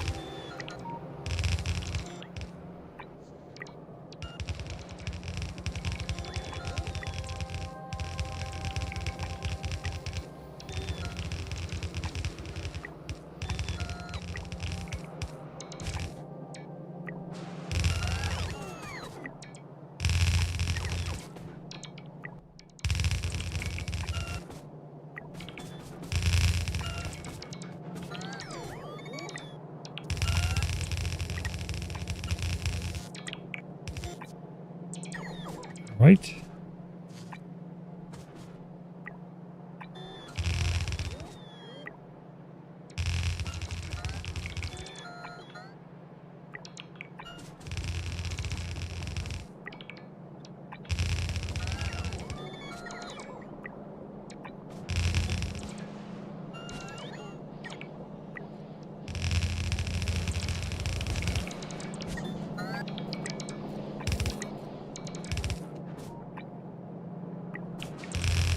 It's really nice to have the mech armor, man, not to have to walk around those cliffs anymore.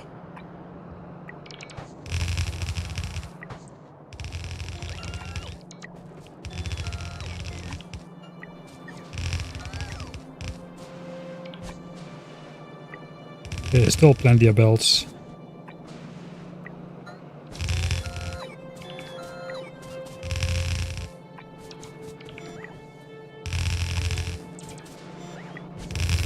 Okay, we're there.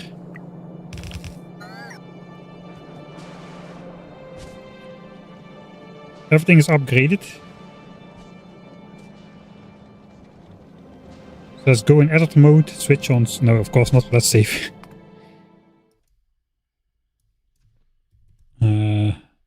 Supply belts upgraded, but not yet the rest of the. Still not the actual production. We are doing anything but upgrading production.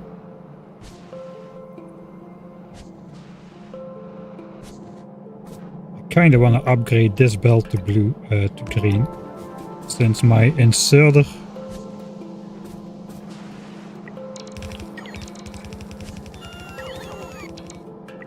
shenanigans are not great here, so I want to give myself the best possible chance to fill in the gaps on the belts, so to say. All of this wants to grab from the near side as well, which is not great. So perhaps I do want to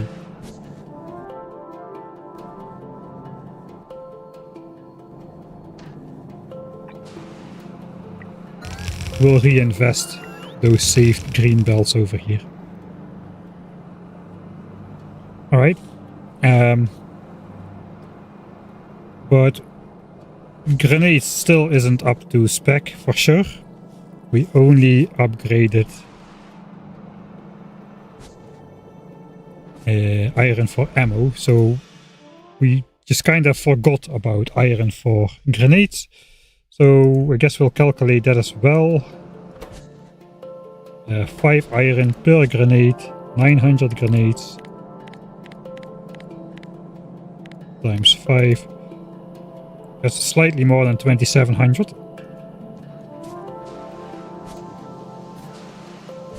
And we have 4 foundries to do the job.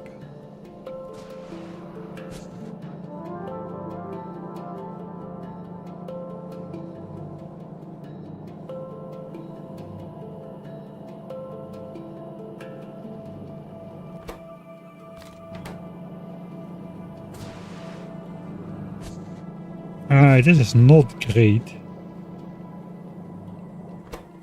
I think we'll put an actual iron filter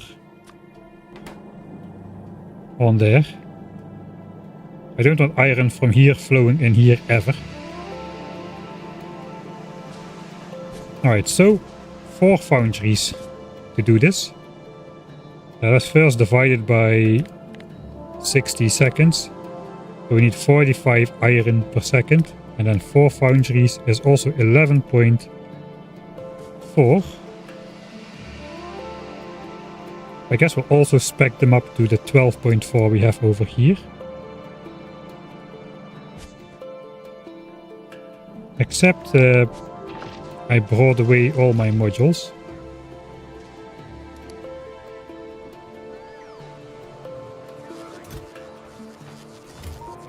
Let's just do this again.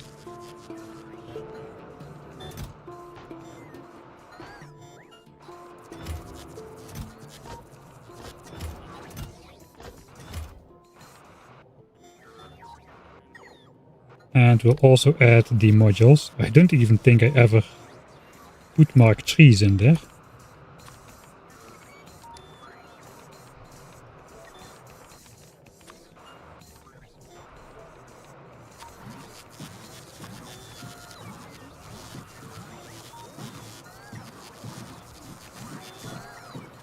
I don't think I've got efficiencies, but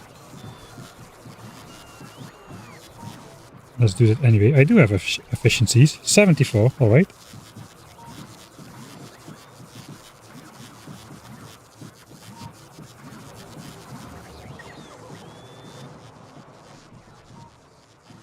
Sure.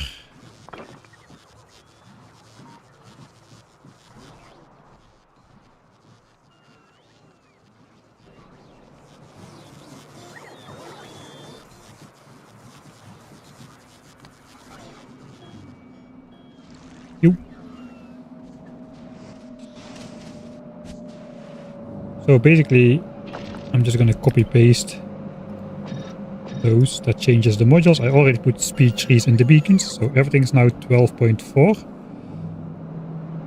We needed 11.5. I'm just gonna try to add 2 inserters to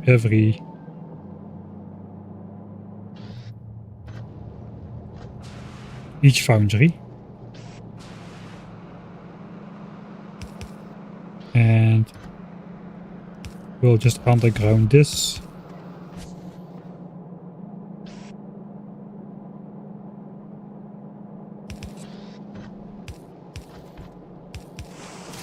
All right.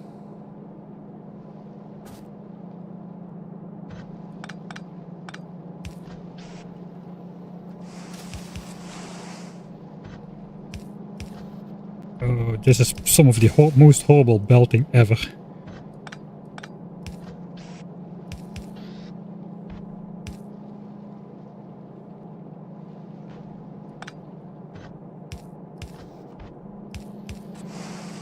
That should do it.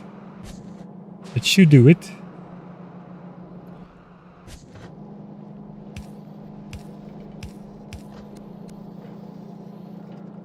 Actually, I cannot reach that.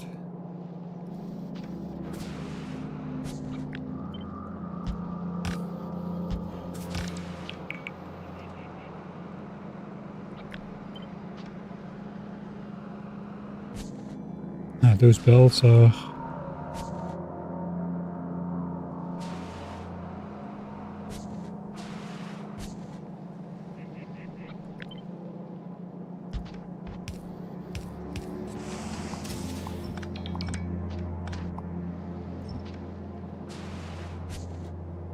I'll keep those like bells. All right, so that should be it. That should be it. This goes on a red belt. This goes on a red belt. Then we get the bottleneck here. 2 red belts should merge into 1 green belt. This is basically just a belt that makes a corner. If it's just a belt that makes a corner, perhaps it could be just a belt that makes a corner. Would clear things up. This should still work to make it into a green belt. 2 full red belts could compress a green belt. So I think that is it. Science test time. Let's see if we get 10 minutes of military science. I did put the blueprint there. You know what? I can...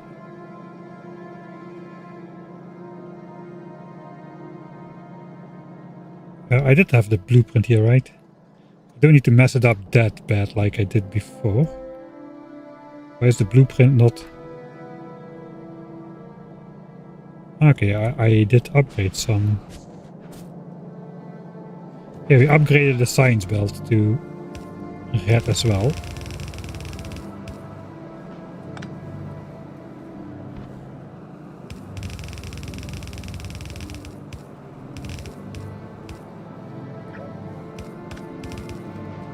And then this part to green.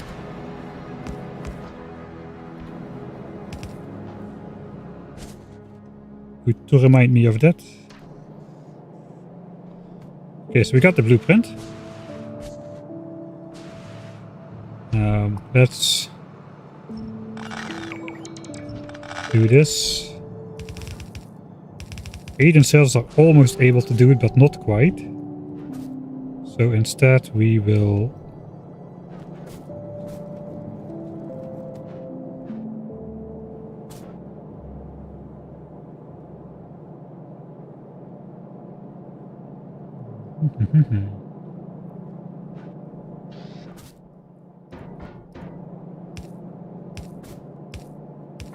We'll just add some inserters here to grab some of the signs off of there. I think this should be fairly reversible.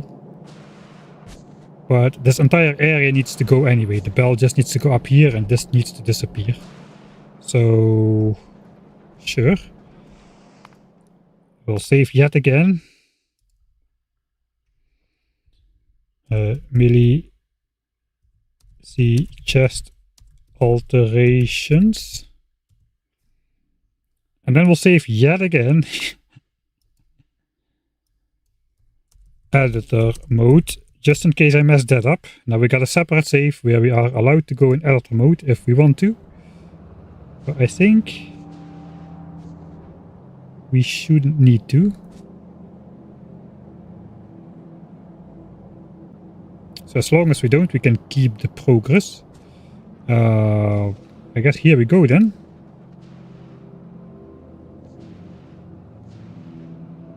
We will use blue inserters as soon as we're gonna be trying to optimize UPS. As you can see, we got 60 UPS. Despite the ship being 300,000 kilometers a second on the way to the shattered planet. Okay, we don't have 60 UPS when we're actually looking at this madness.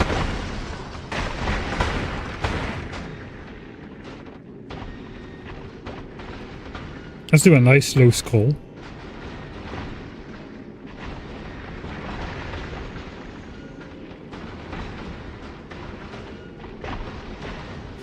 It's a wide ship, isn't it? Alright, we made it to the other side. How many asteroids do we got on the belt? 350k.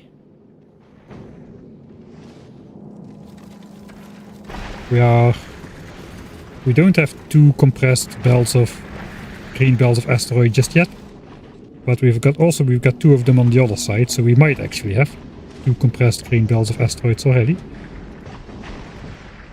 6 asteroids have made it to the science assemblers. Right, we should be watching this, shouldn't we? This time we will go immediately out here.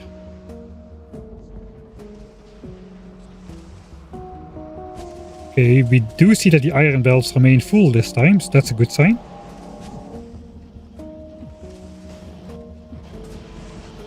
I think the grenades are a little bit... They have a lot of grenades laying on the belt. So let's actually take some. I want to start up the production of grenades fully as well. Red ammo is... Let's grab some as well. Red ammo is like fully clear from the assemblers. So this should be staying pretty close to here now, with occasional waves of being not fully backed up.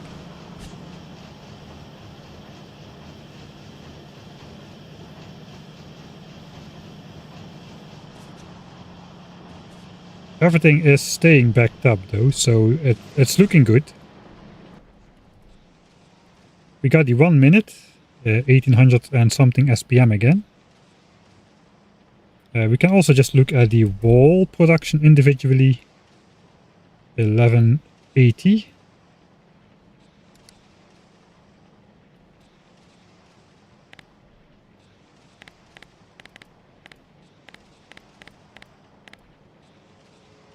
Okay. We need... Okay, the wall production is faster than it needs to be. We need 1100, it is 1180 because we are ferrying in too much stone and all the belts are just backing up now. Because walls was the thing that was empty. And we need like 548 magazines and...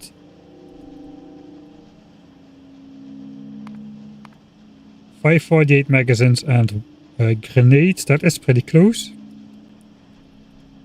And grenade is pretty far over.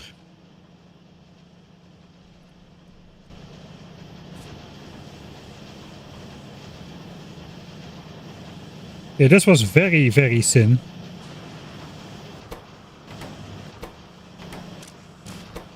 But unlike last time, we now see that this does fill up. It does stay backed up as well.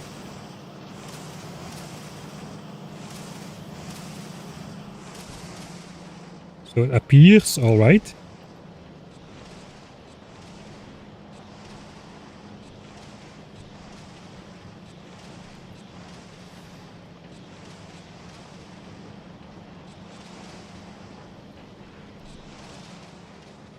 Let's actually take a look at the production. How is the science flowing out of there?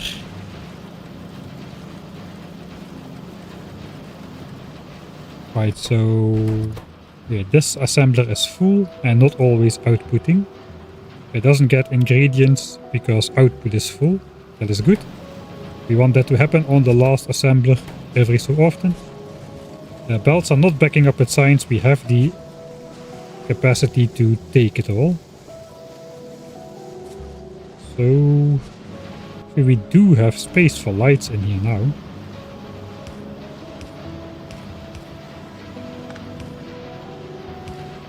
The question is then, do we keep this safe? I was never in editor mode before.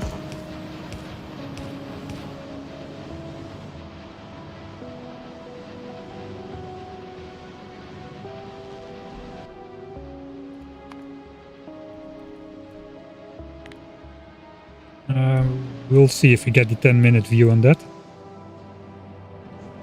Let's go back to check at iron. Okay, these are full now, not because the inserters cannot keep up, because the inserters can keep up. They're just not working all the time because target is full. That is good, that is what we want to see.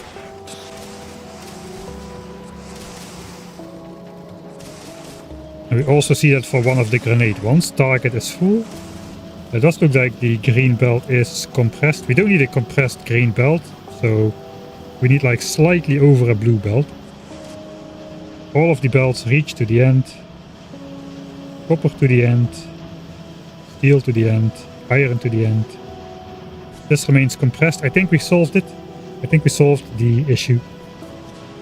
Grenades has re-backed up again, so that is good. We might as well keep this safe then. I didn't go in editor mode, right? Yeah, achievements are still valid.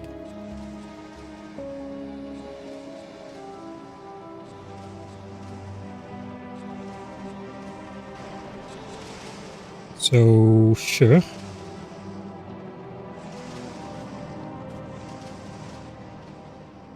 Alright, I'm pretty happy that we could overhaul this without actually overhauling it. Still pretty much looks the same. The only thing that has changed is efficiency for speed modules, so more power, more pollution. No more minimum pollution here, but that's fine. The biolabs are now by far the main polluter of the base anyway.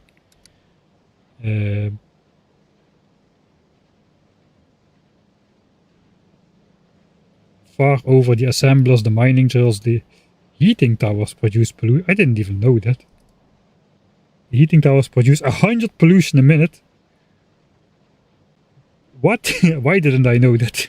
And I'm just casually throwing stuff in there all the time.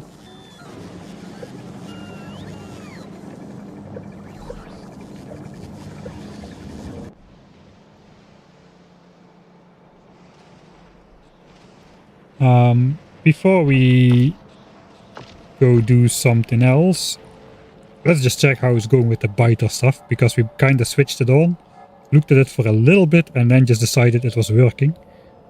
How is the bioflux doing? There's bioflux on the belt. It is 63% fresh, which is good enough. Bioflux in here, 40% fresh, 35% fresh. I think that's all right. That's all good.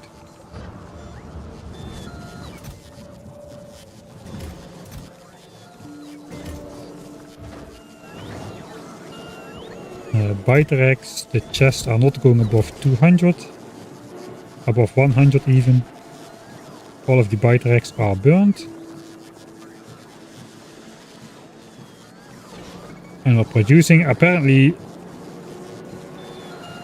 160 pollution per minute per heating tower, because they are rare. That was not part of the plan, but the biolabs are so polluting anyway, it doesn't really matter.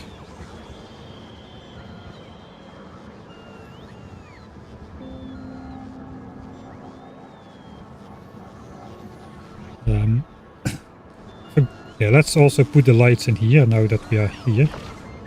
I need to grab some more.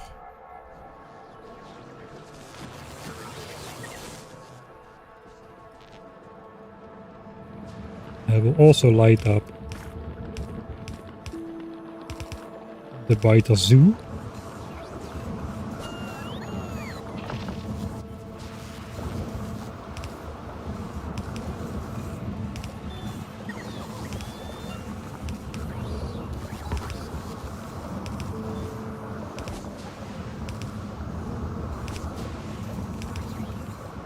Ideally, I would do this at night so it's visible, but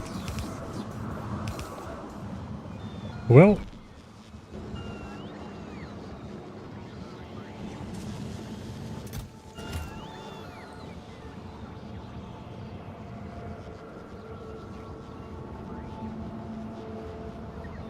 all right.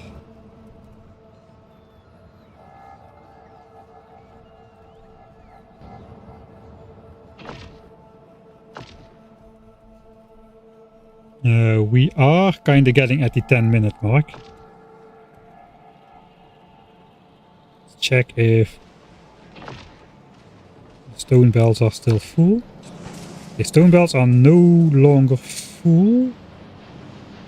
So we might or might not make it to 10 minutes. I could just grab some walls.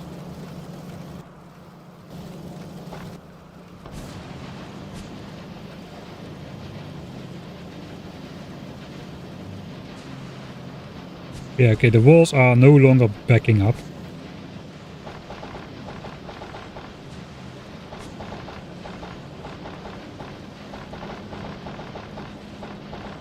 We know the walls will be good. So let's do that. That should back things up again.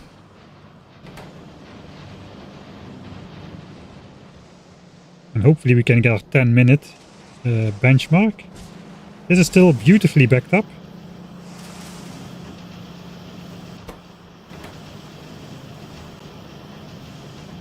I think we got it. 1789, we are getting rid of the last bomb there. Almost 10 minutes of bricks stored on the belt. That's how long the belts are. The belt buffer has 10 minutes worth of production. Right, we get to 1800 SPM. It should go a little bit over. My prediction was it would go 1805, but we'll see about that. I just add concrete. No, my bases never have concrete.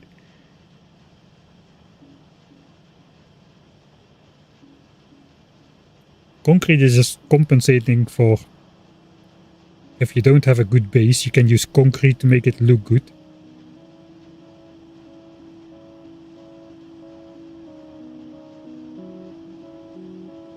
That is pretty beautiful.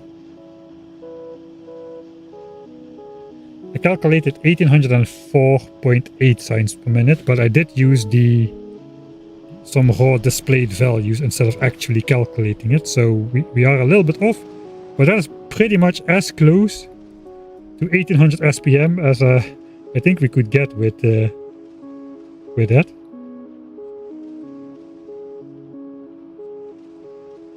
Eventually we'll just throttle the signs with a red belt again to actually get it down to 1800 SPM.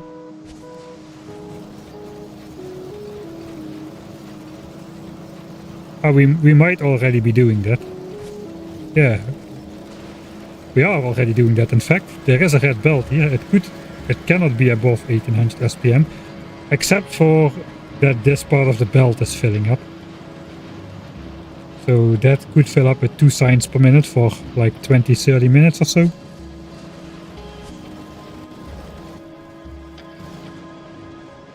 Right, I think we're happy.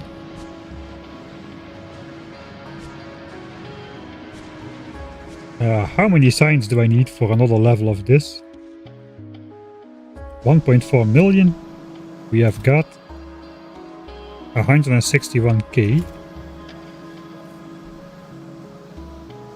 We can produce about half with the stone we still have connected. So that's 161k plus 160k from production. So we have 320k.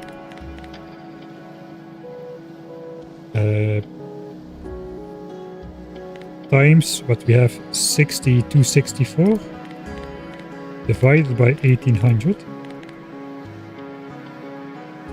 So 320k signs will turn into 1.1 million research signs. So we don't quite have enough. I think we will have enough. We need 1.4 million, I think. Yeah, 1.4 million for the next level. We still have 2 hours of production left to go until mining productivity completes. That actually will push up military science production again by itself, since the stone mines will be producing more stone again.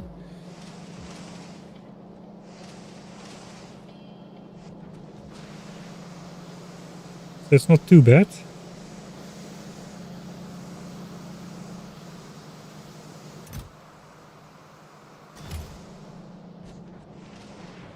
I think we will be able to... Ah, wait, this is already partially researched as well. Alright, so we can finish that up after mining productivity. The hopes and dreams are we can keep researching research productivity for a couple levels. But that relies on me hooking up more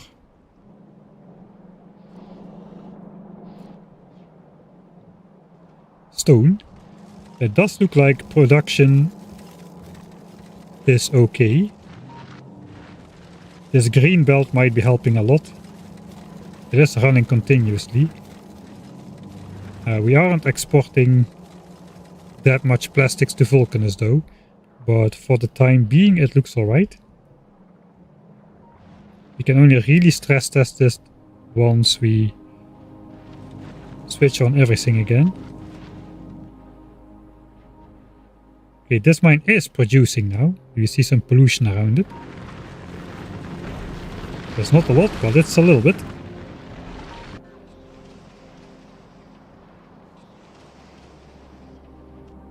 Lights and biter nest, I missed it again.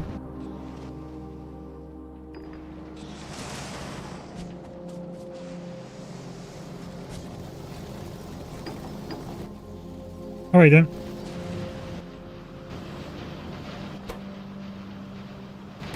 I'm just gonna put the grenades back in the grenade assemblers. And I think then we're out of here.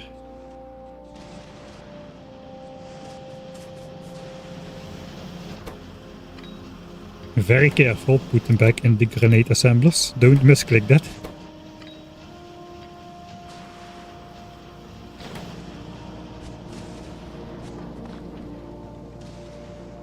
Alright.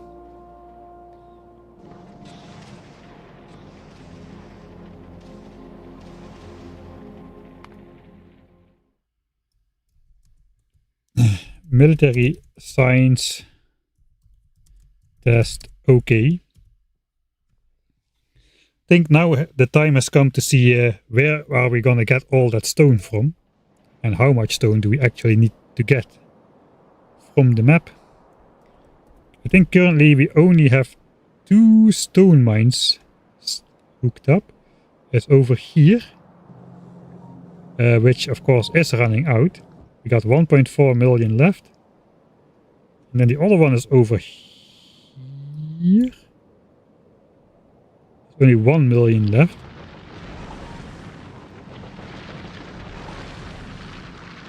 We kind of had to get creative around the biter bases a little bit here. This is some real mining with biters shenanigans. I'm not going to be picking up those rare drills, that is for sure. That's all the stone we got left, basically. 1 million, and then I guess this one is D. Why is this not running? Wait, what?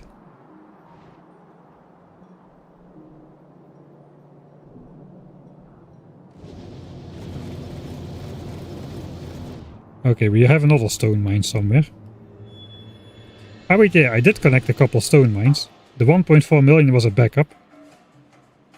We got this guy over here. 1.5 million, 600k left, and there was one more. 0.8 million and 0 left. Right, that one's out. So ideally I get a couple strong stone patches, and I would probably want to use Mark III productivity for at least for mining stone from now on. Is the stone patches, there are stone patches on the map, but they are way less rich than like iron patches and whatnot. Like 15 million iron against like 3 or 4 million stone. It's not too great. Let's first see, do we still own any stone patch in our territory?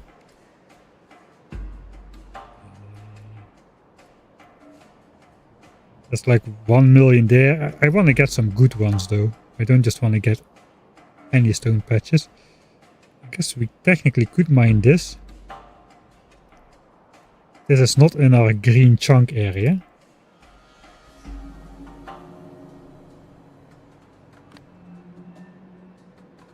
It kinda is. To get it out.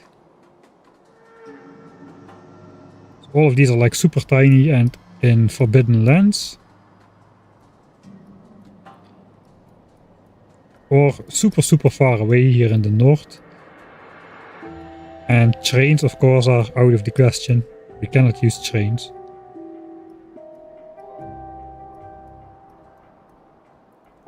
How much stone do we actually need? We need 1800 walls divided by productivity.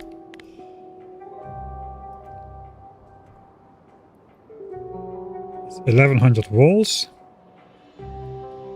Would be times 10. But we can also put productivity in the furnaces. If we do that, we need 8000 stone per minute. We are using red belts for the mining drills at this moment. So let's say that is 5 red belts of stone. 4.5 to 5. Or if we don't use productivity in the furnaces, it's over 6.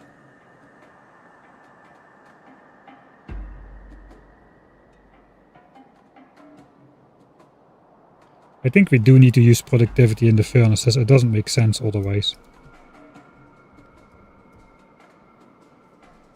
So I think I just want to mine 6 red belts of stone from somewhere.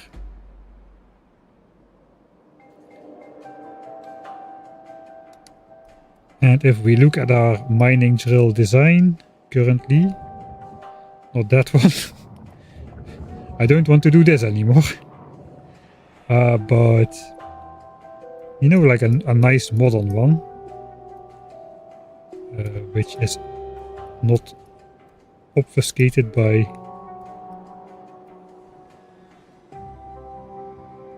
why is everything either on a biter nest or here we got one, kind of. So this produces 2 red belts. So I need to build at least 3 copies of this on stone. Ideally 4. 3 would be alright though. So we need to find 3 to 4 good stone patches. Preferably not too far apart and somewhere close by this area, which, yeah.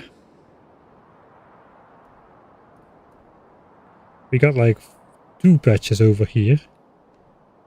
No, these got biters on them, so we cannot get that one anymore.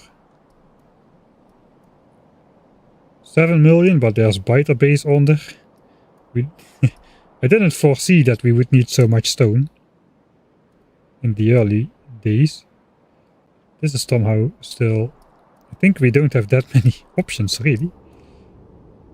Got 11 million here. It looks still free. It's pretty far away though. So we could like force our way through here. We got another 7 million here, which is free of biters as well.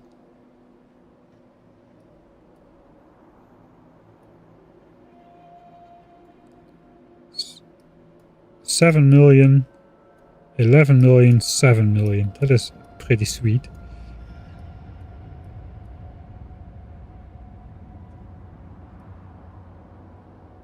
I think the right way to go is probably just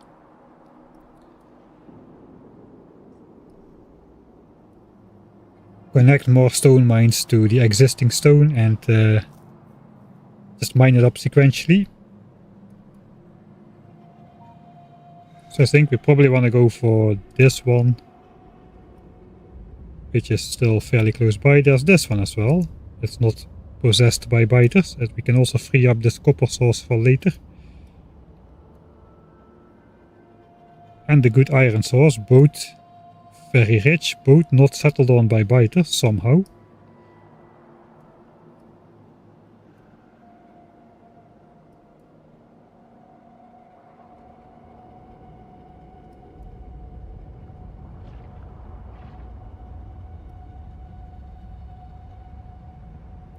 There are some decent patches up here as well.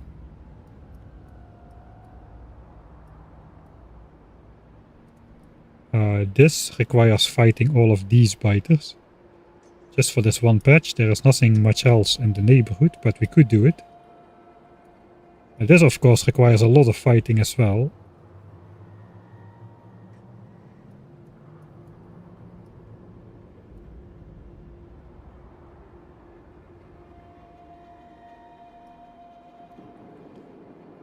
Alright, so yeah, I think we're gonna go in that area then.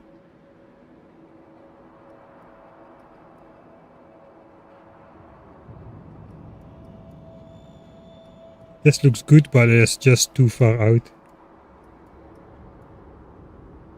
This is... yeah, it's not great either. This is all very far. You could build trains.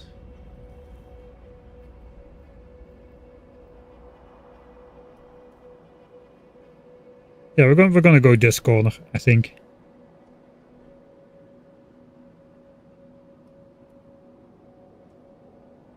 But that means we'll first have to do the furnace stuff.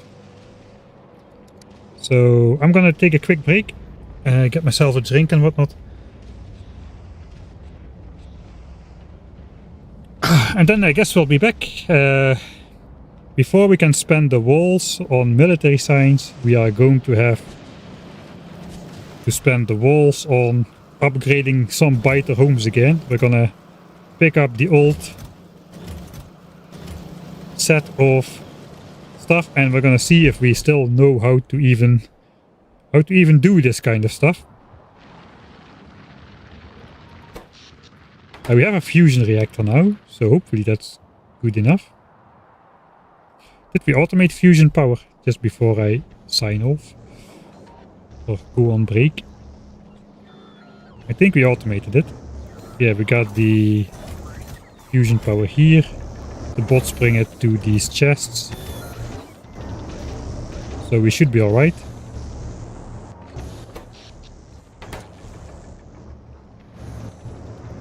Anyway, we're researching mining productivity, so power usage, yeah, we haven't touched the accumulators in forever. So I think we have the power to go for some laser turret stuff.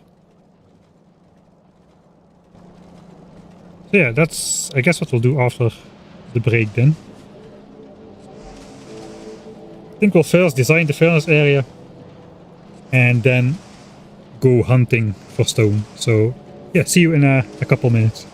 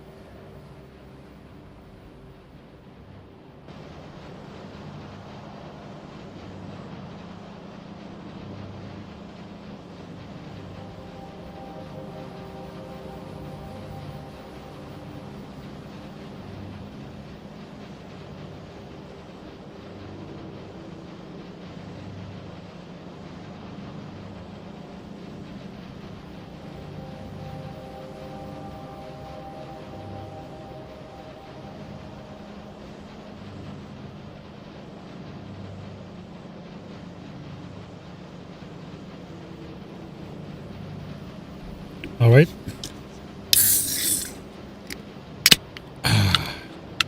Found myself a friend.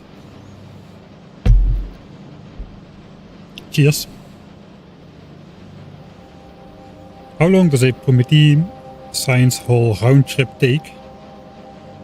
I think it was between 13 to 14 hours.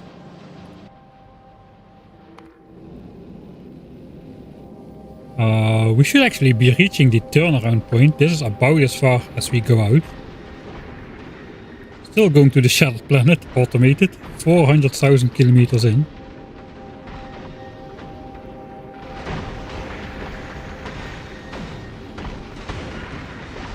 It starts to get a little bit dicey on these corners sometimes, with the asteroid density this high and the lasers doing no area of effect attack. We have railguns now, but we are still not using rocket turrets or explosive rockets.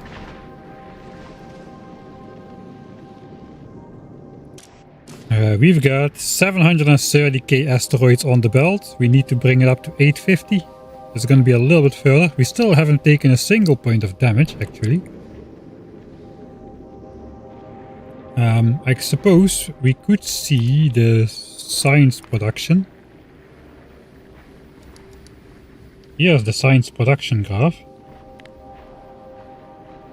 So we spent approximately 7 hours above Nauvis. And then, if we can count the flight distance, let's say 450k and then 145 for the Nauvis to solar system edge. So that's about 600k, is 1.2 million kilometers of flight. All done at 69.69 kilometers a second, which means the flight time is this many seconds, or about 5 hours of flight time. So plus 7 hours above Nauvis. And then we need to launch like 70,000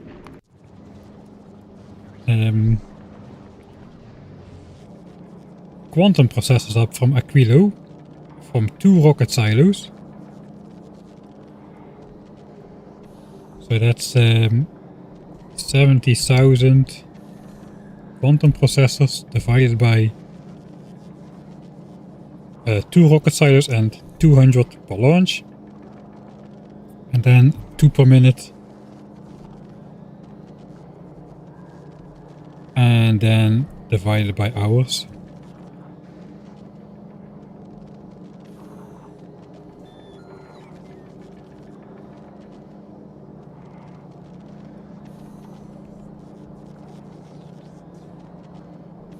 So that adds another 1 hour and a half or so. So it looks like about 13.5 hours for the round trip.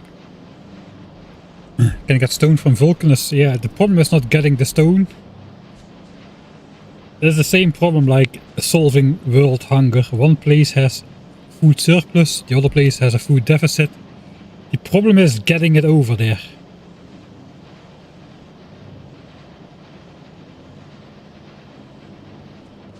It does appear we are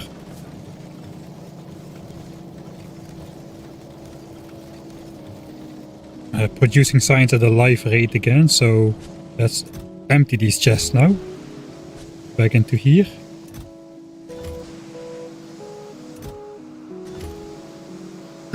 Like I said, these will not be necessary anymore, but we probably will be using them to finish researching research productivity too. Right, we need a smelting setup for stone bricks, so let's... Apparently this is our work slate now, so...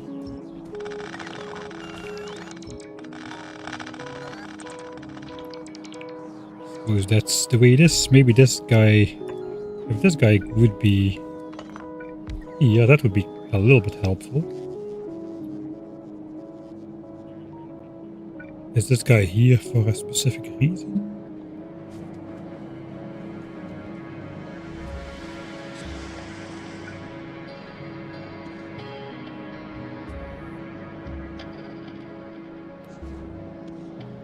Ah, yeah, okay, that guy is actually having decent range. We cannot move that guy.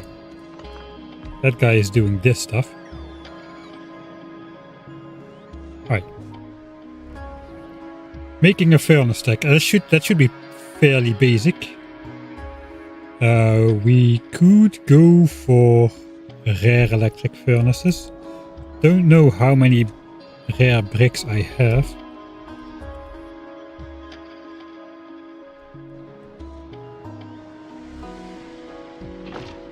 Let's just go look. Okay, 300, that's not a lot. We do have more rare stone to smelt into brick.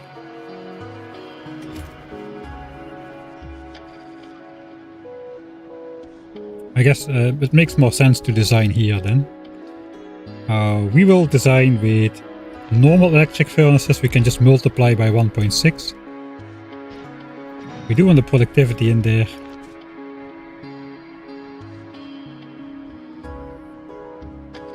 Is there no power?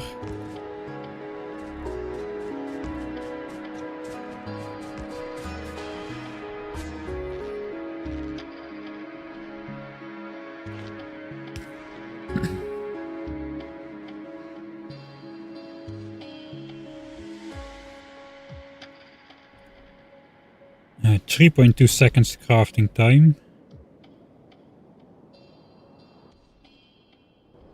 I guess the easiest is just to take some stone and put it inside so we can see the numbers.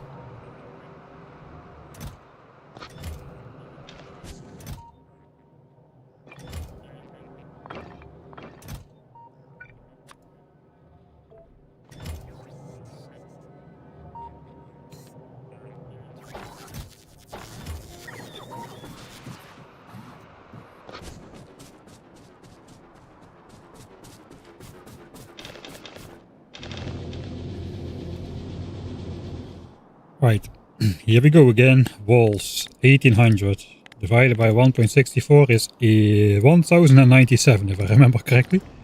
Right? So we need a total stone production of slightly over... Wait, no, wait, this is walls. This is walls. We need to multiply that by 5. So we need 5,500.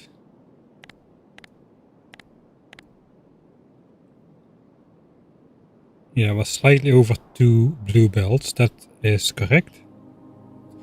So 92. I guess I want to divide it into... We might as well just build production for 120.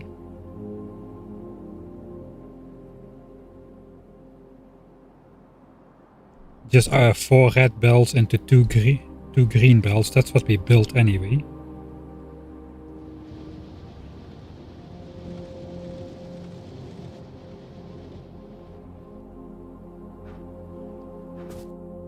I think we're gonna have to beacon this up a little bit at least.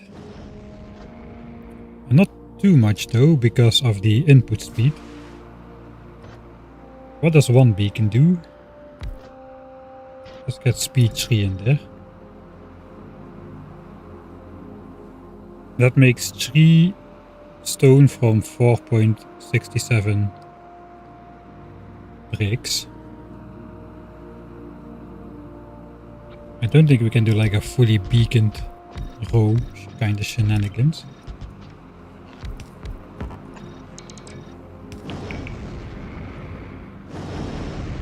We could have one side open, of course.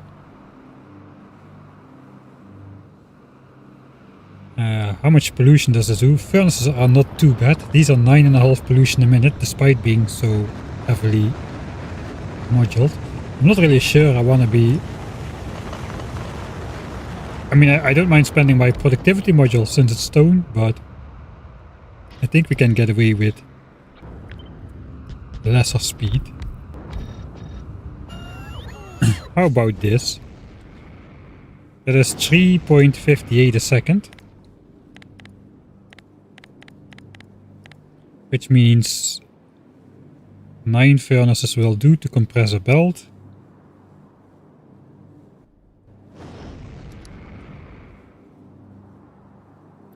probably leave the edges off.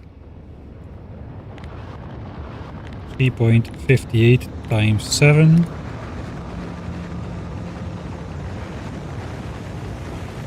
Plus 3.17. Twice is more than 30. So the last one, we don't need to do, we don't need the last beacon for the last furnace, so this is pretty decent. 3.17 stone a second brick output means this should do it. Just a good old boring straight line.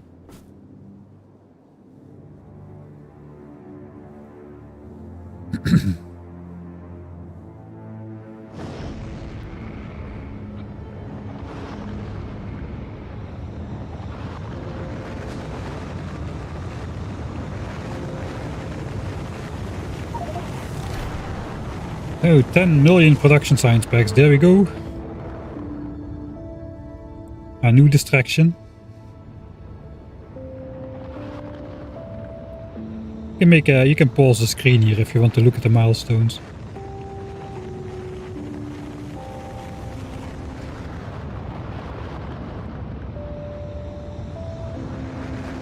Next milestone is 500,000 behemoth biter kills. Oh, the rockets are loud. The outputs though, the inputs I mean, 5.42. That's just 3 of these.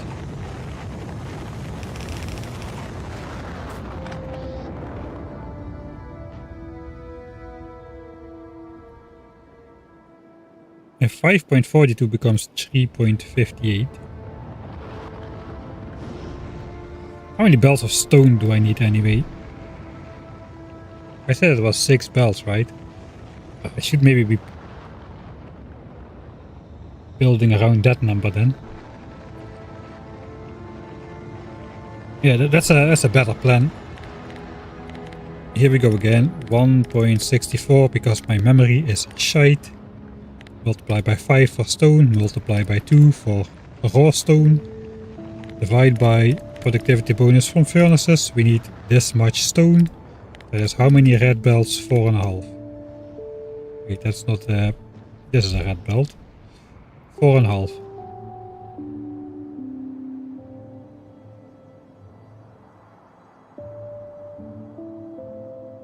I'm gonna be mining red belts. 6 pieces. 6 red belts. Okay, so I want to... Basically what I then want to do is I want to make something that can convert a red belt of stone into stone bricks instead of the other way around. And then copy that 6 times.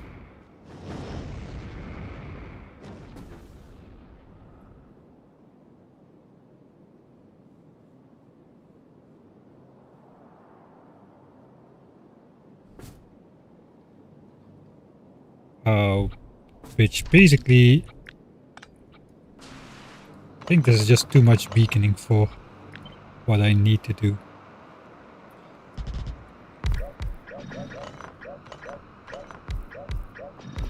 Or is it?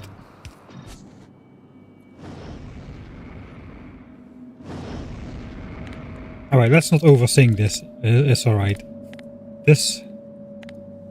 And then 2 times 4.81.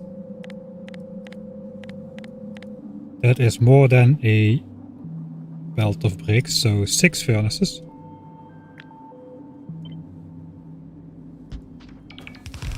This converts 1 belt. We can even do this. Make it symmetric. And have space for some power lines between. That's nice. That way that's 1 belt of bricks taken in and then 1 belt of bricks go out. Maybe we can... not quite do that, I don't think. Yeah, this will not fit. Alright, we don't do that. We keep it simple. That's gonna be the design. It's gonna spit out some more bricks though. What's the conversion rate? If we absorb 30 stone, normally it becomes 15. But now we get 32%, it's 19.8. So it should fit on half of a blue belt, and then I don't need to do any belt balancing in between.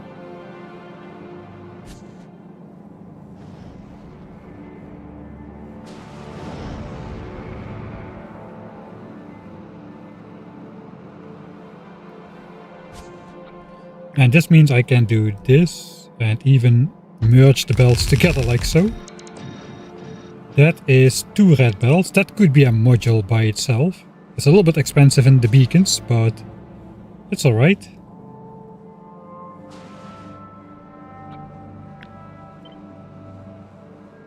Alright, let's switch off the bots for now. So this could be the entire thing. I don't like the vertical design though.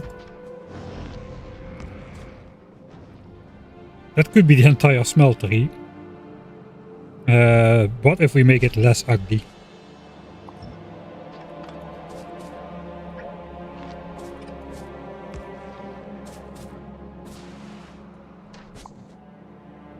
Okay, in case we use this stone smeltery amounts,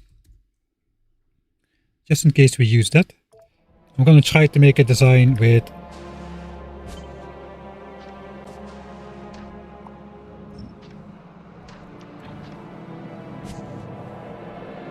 six center belts.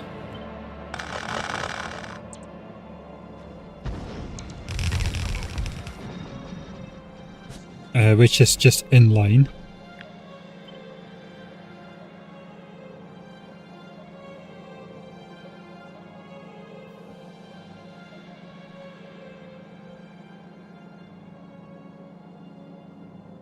Okay, that doesn't fit around the beacons, but I guess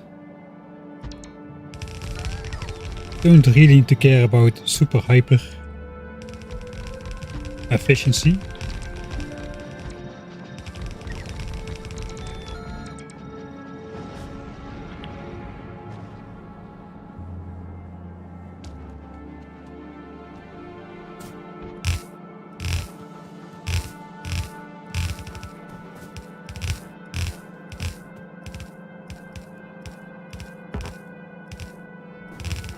So it could be something like that.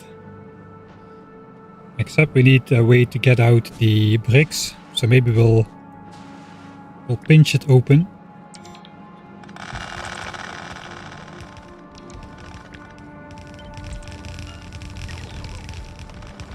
And that way we can easily get the belts out.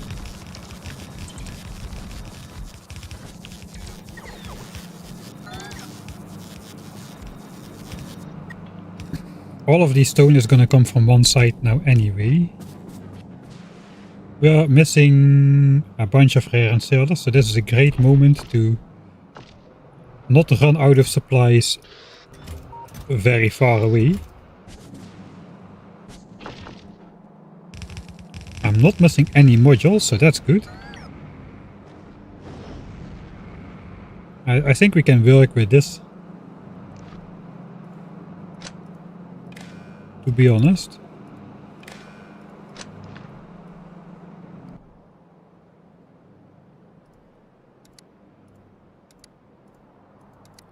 Some very old shenanigans. Let's delete that. We have 1800 SPM actually. I never put the check mark there. I guess we're on the way back now. We are on the way back now. No damage. 950k asteroids on the belt. Right, how many quantum processors do we have? Are they still producing? 54k. Alright, the production has been extremely stable, a little bit over specification even. We need less than this, so that's good. It should be ready in time. by the time the ship comes back, the 70k should be ready. Or at least by the end of the launch cycle, I suppose.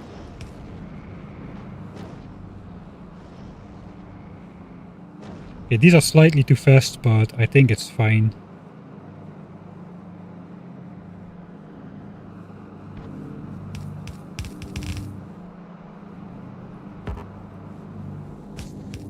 I think this could become something. This is all gonna be like incomplete half belts, but sure.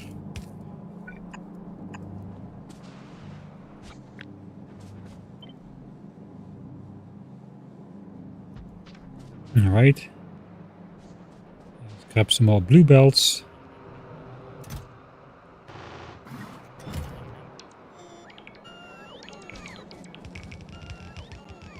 And then all of this should merge into 2 green belts. I guess we can merge each side into 1 green belt and call it good.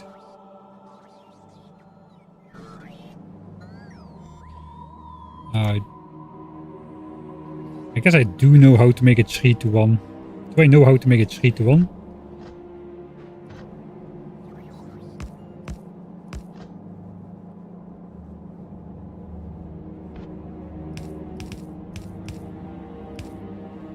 No, that's not right.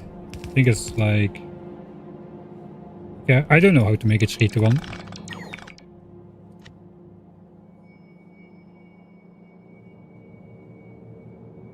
Oh, that's a fancy 3 to 1. My belt balancer book is so old, it doesn't even feature green belts yet.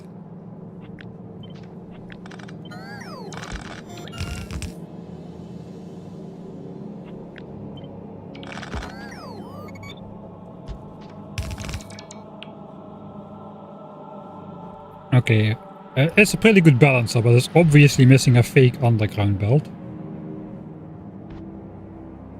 And it should be green. I guess from this point on only.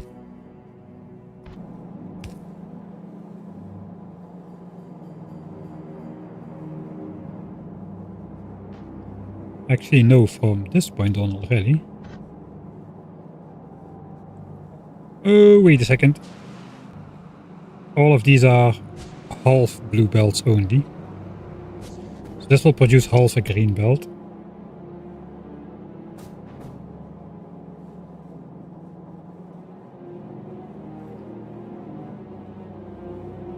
Alright, the easiest way is the most boring way. I like this. Let's keep it.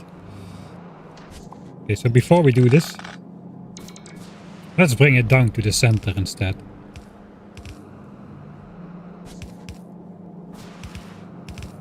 Alright, so all of this is laying on the far side. So I guess technically this would become a full belt if we did something like this or this. And then we can have this guy do something like this. It's all laying on the far side. So now this guy is balanced as well.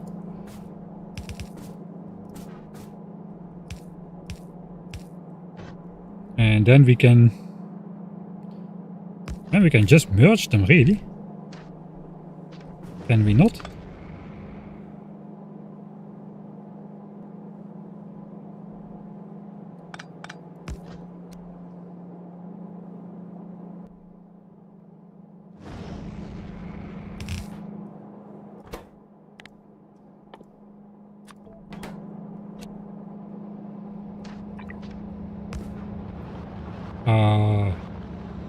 Yeah, I don't think we need any input priority or whatever. This is gonna do fine.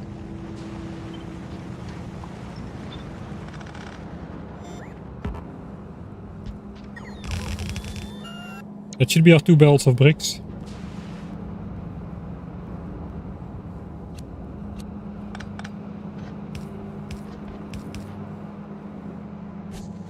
Yeah, that looks dumb enough. Alright, we got our design. Nice. So what do we need then to actually build it? We need to go here. A second.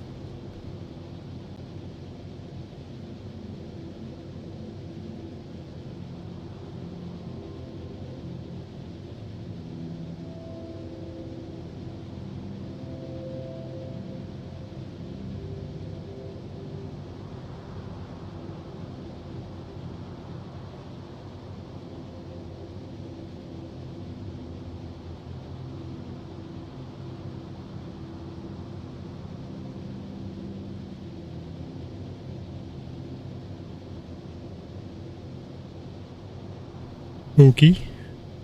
You can have a no item filter on the splitters. Ah, maybe. I didn't update to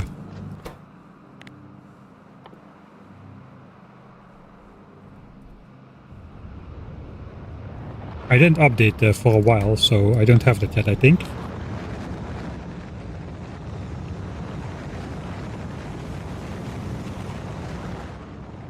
Alright, we got a design. Let's just blueprint it for safety. Just put it temporarily in here. Just like that one. We'll pick it up. Because that's the minimum amount we need to carry. I thought bots were supposed to be smarter and pick up stuff near the player first these days, but they seem to insist on flying as far away as possible all the time.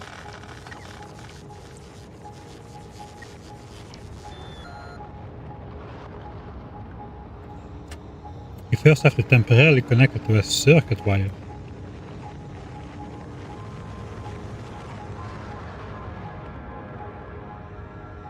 Now I could set up military signs on Vulcans as well, but my original plan was to build all Nauvian signs on Nauvis. That kinda, with the exception of purple signs, because of it's just not feasible. It could be feasible now though. We have the means to clear out the biters. So it could be done. I do have the capacity to already bring the lasers. But then I might be picking up a lot of stuff. So we're gonna go over here now and just install. I guess we're just gonna leave this intact. I'm just gonna install it down here.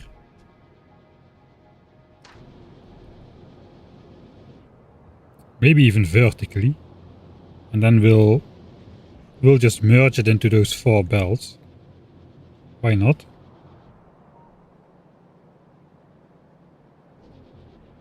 Yeah, that looks alright actually. I think we'll do that, something like that. Not a lot of trees which need to be cut. We just have this one old copper belt which is probably out of use completely these days. So we'll put some fake ends on that, or just lead it around. Yeah, we could do that. Alright. So if I build it there, how are the belts gonna connect? That's the wrong one. The belts will have to connect from the south.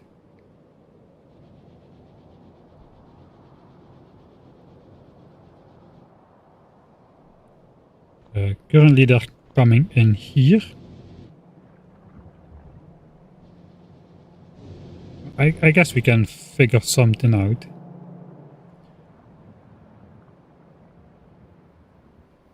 It's all gonna have to come from over here, this area. So we could just install some new belts. Perhaps we'll just do that. And then we'll just hook up these belts with priority input so it gets consumed as well.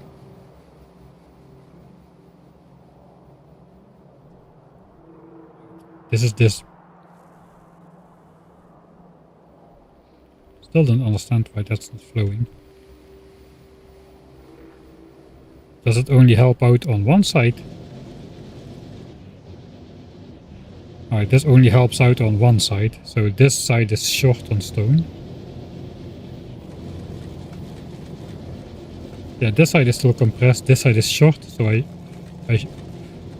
probably should have just first split this off into two and hooked it up to the other side as well.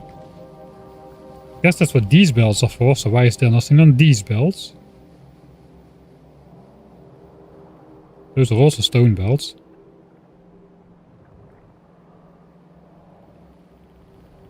Which seem to be coming from the same place. Oh, okay. Those drills are just out of stone. And I don't have a 4x4 splitter here, so that is kinda dumb. I guess we'll go fix that on the way. Real quick. So we're gonna need a lot of red belts then. But I think, yeah, before we install the mines, we first need to, you know, make sure we can install the mines. So let's go over here. Grab all of these. Grab all of these. There's gonna be some pretty big nests, so I guess we'll take all the laser turrets.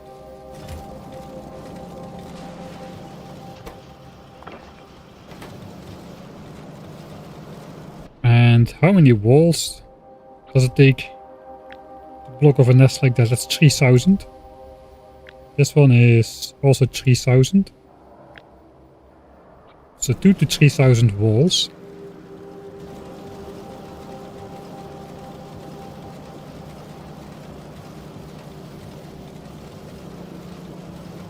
I think we are kinda gonna need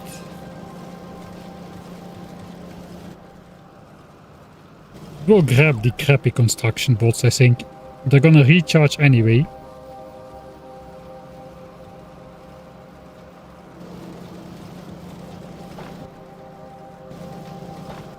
I will grab 10k walls or so.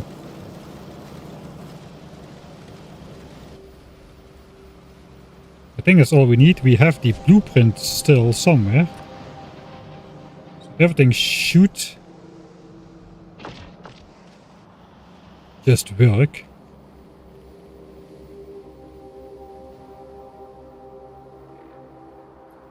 Let's first go to the stone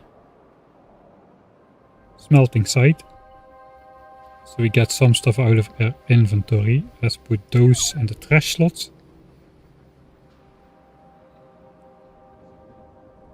Where am I? Who built this base?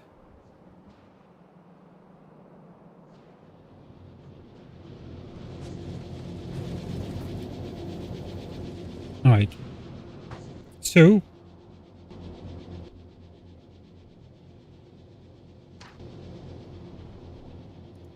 I will make a save. Build new stone smeltery.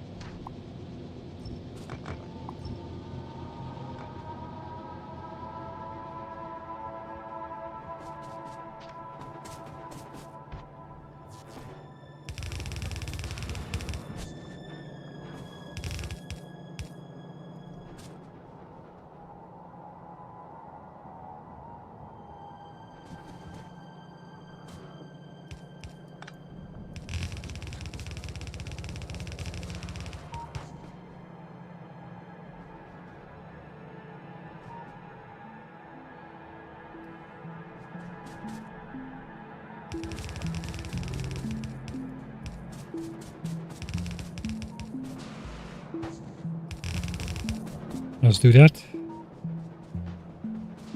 If I was smart,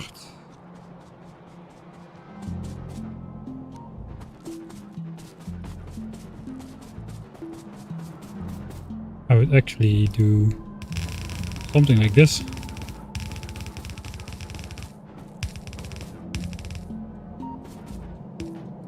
First. And then I won't be picking up all that copper ore.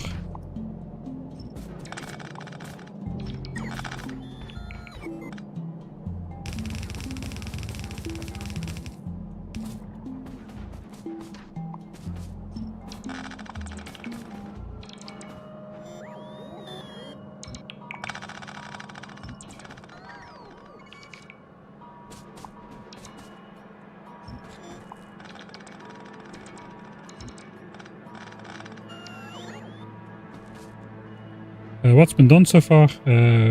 Basically redesigning military signs for 1800 SPM.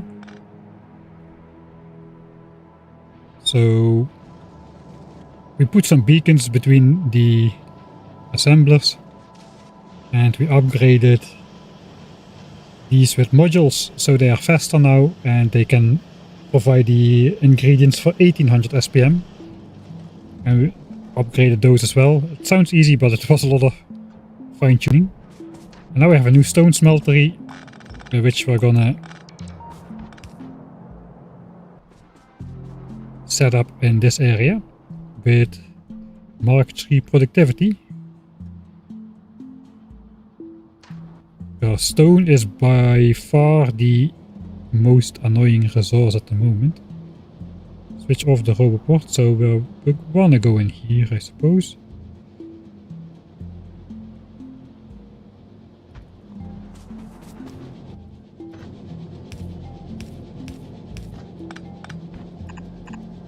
I might have not brought over enough green belts, but then again, we can just go red belt again after this point. And these will be discontinued.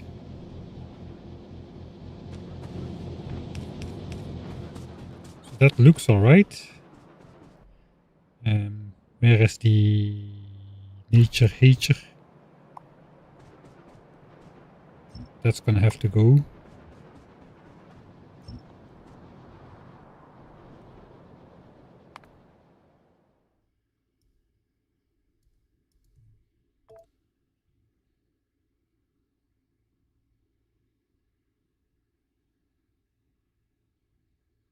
If you select filter, not provide any, it goes to no item. Okay, it's probably possible in this version already as well.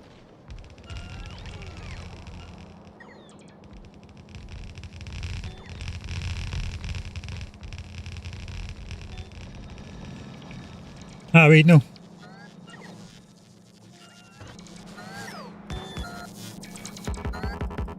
I still haven't updated to the one where you can connect splitters to wires. I thought that would be too much of a change.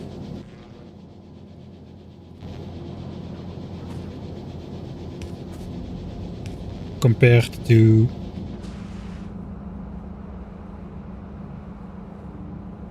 this looks super dumb. Compared to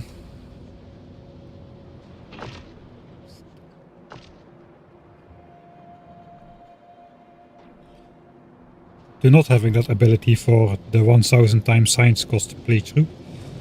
Right. I'm going to solve that later.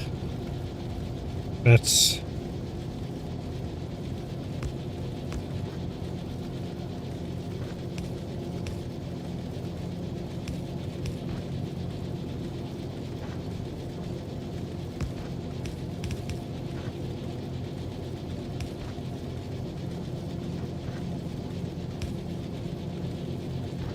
Alright, this is just temporary. Alright. Now it can go to this side as well, so that should help a little bit. But no, I shouldn't be doing that at all. If really. Stop that. What a madness.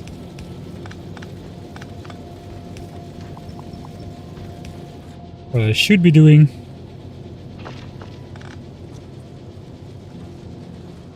is just hooking up the entire stone supply to this already, if really. That is what I should be doing.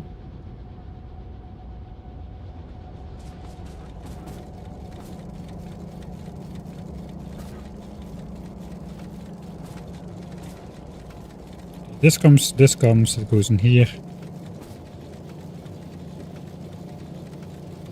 We got more, that's helper stone. Okay, the helper stone we don't really need anymore. I think we want to shut this off. Before anything else, let's put some caps on it. Okay, those connect.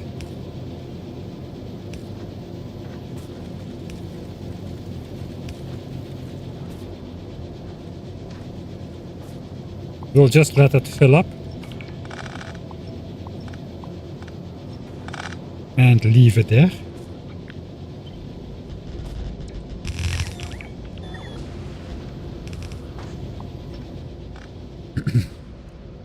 And everything will stay backed up then.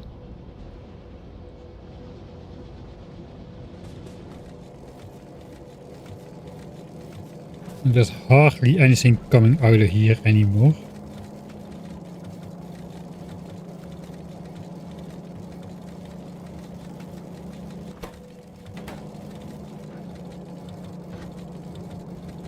I think I can really just do an annoying split off like that. And I forgot to bring belts.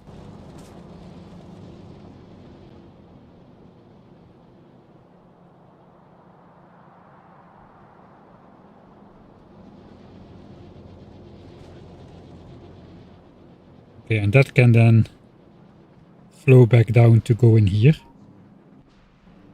I guess similarly on this side we can try to take 2 red belts.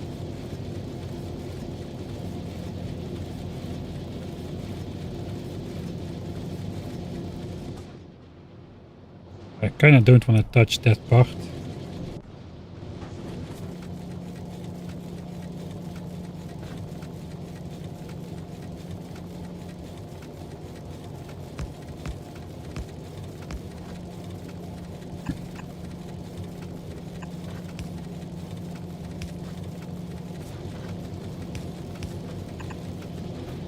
Alright, that could be another 2 belts, which then go in there.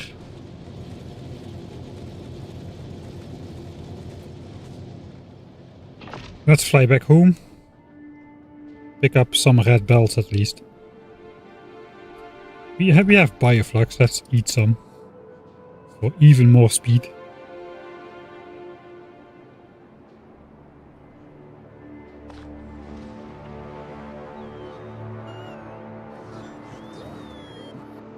No, no, no.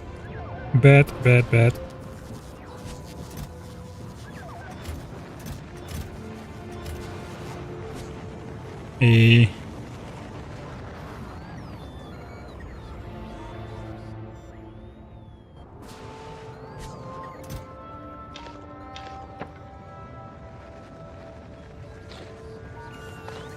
Spoilage, that'll be.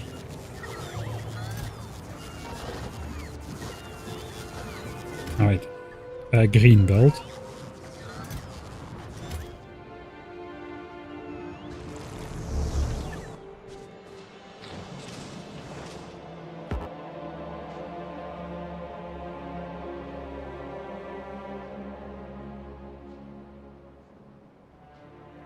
How many restrictions is there? I have already forgotten.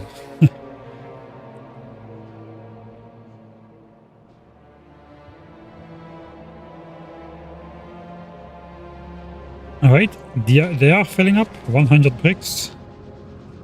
And then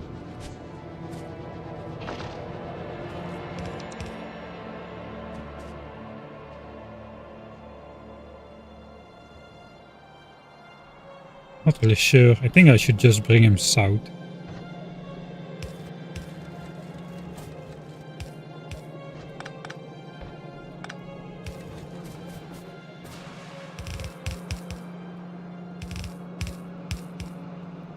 Okay, that makes it.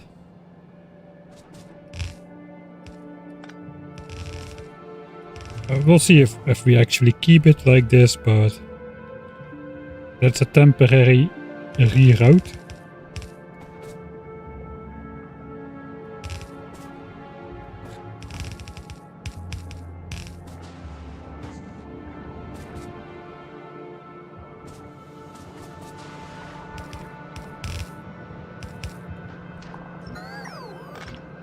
Ooh, careful with the deconstruction planner around here. We gotta have some sort of splitter into here. 6 to 6. I would have no idea how to do that, but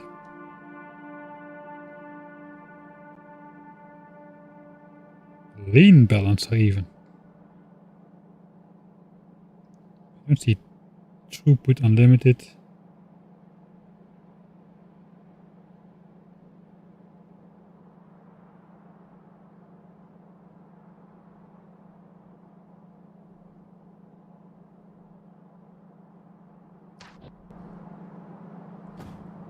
Okay, it is a little bit annoying that there is one line outside of it.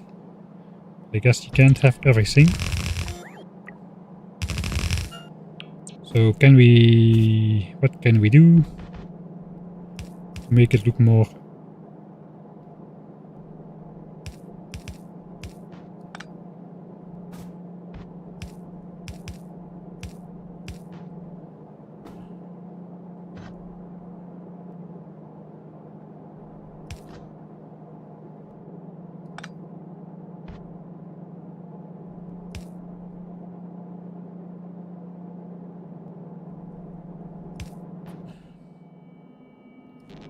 There. Symmetry. Beautiful.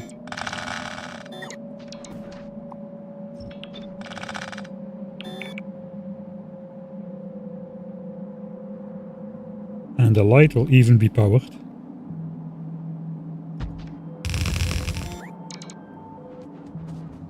Okay, so now theoretically it does not really matter which belt goes in where.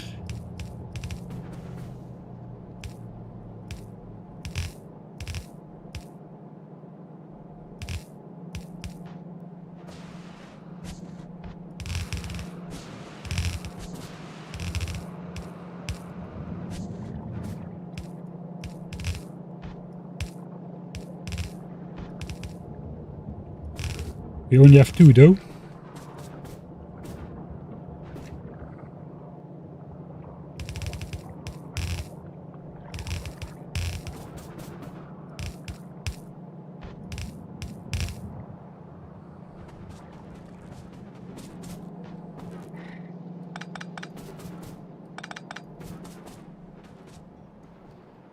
Right, and then this side.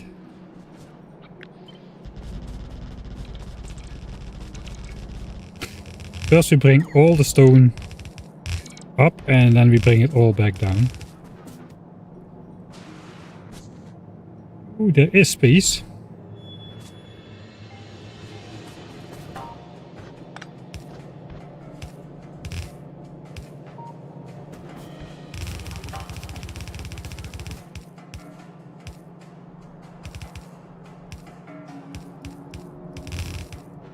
It doesn't look like it, but it does fit.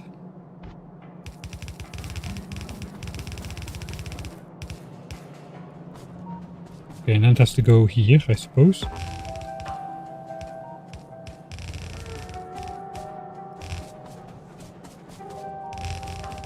And we'll find out later the rest of the stuff.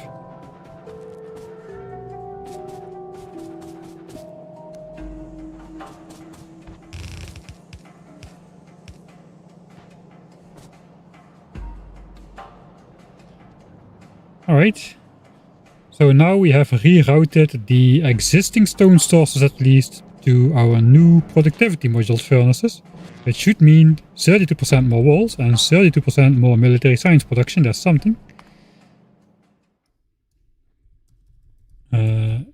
Redirected existing stone to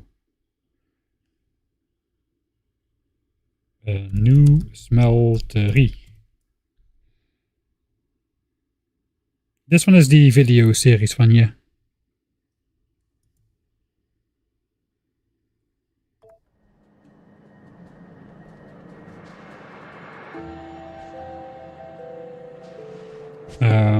We don't have the extra 2 bells.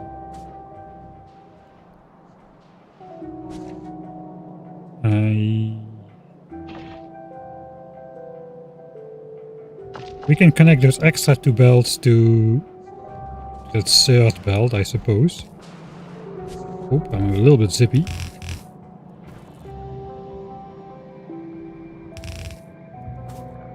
quite horrible indeed.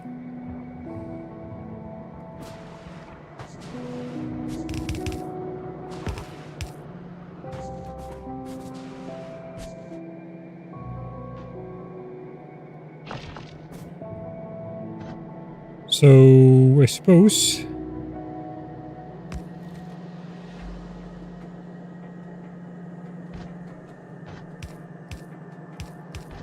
one of those belts can then come down.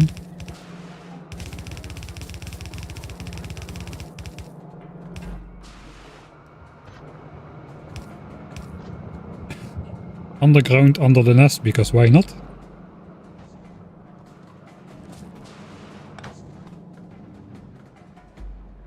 We do want this other helper belt to be full as well.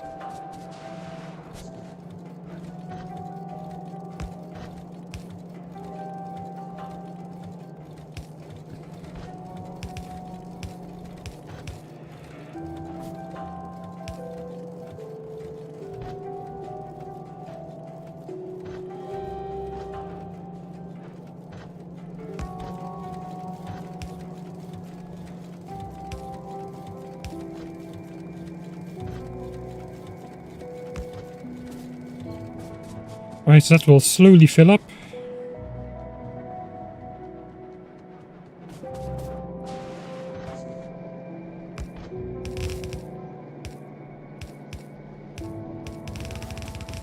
And then we'll take this belt through here as well, this belt.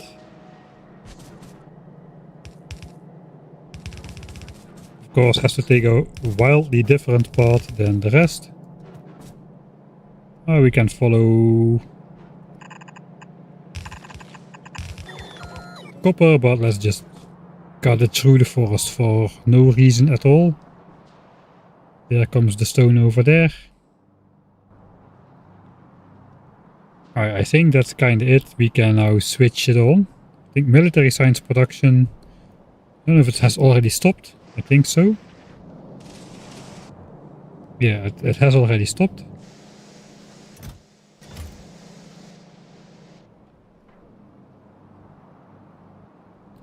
At least all of the stone should be able to flow into the new smeltery again, so that's something. So now we are ready to switch it on. Let's just override that save.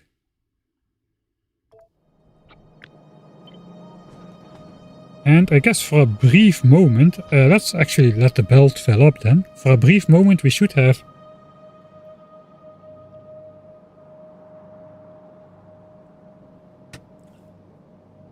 the full production.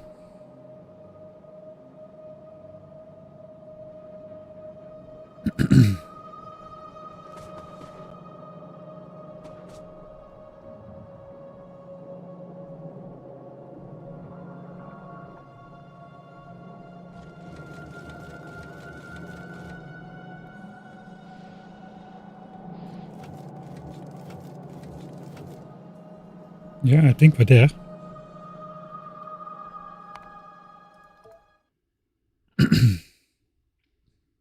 It's not going to be compressed red belts or anything.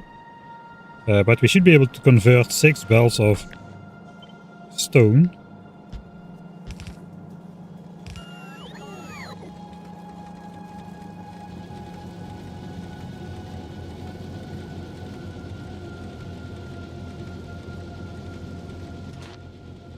Look at that productivity go! Let's see if it actually works, because this is not tested.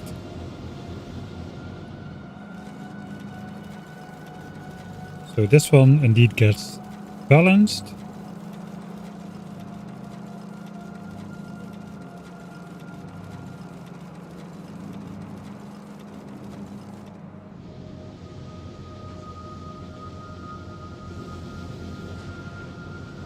Alright, yeah, it's not working because these belts are not connected. So we actually have to do then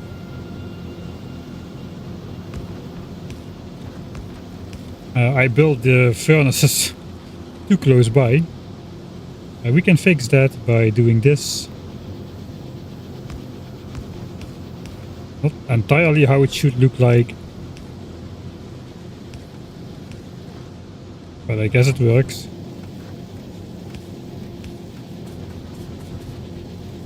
These belts should not flow in there.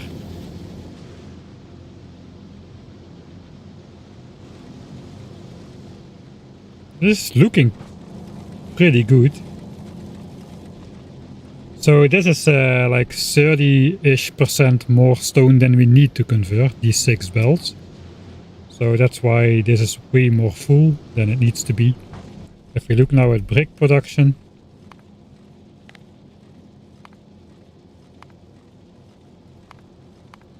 This was the old level, 3.6k for 720 SPM science ingredients. It was diminishing already. Now we're up to 7.1k. And we need like 5.5, something like that. Pretty good.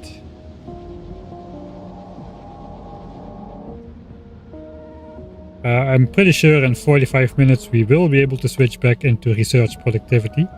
How is our ship doing? It is still over 300,000 kilometers out. How are the belts doing? They are looking pretty full already. We have reached the center. 1.3 million. We have 1.6 million capacity. After that, we'll start chucking even Prometheum asteroids overboard.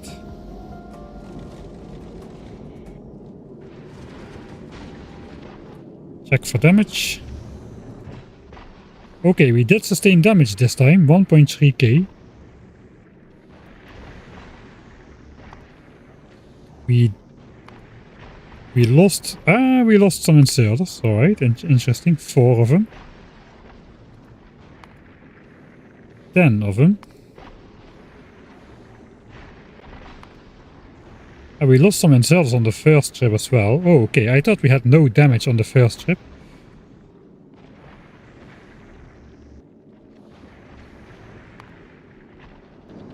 Okay, interesting. We do have a stack of those on hand, so we should be fine. I guess it's these ones getting taken out then.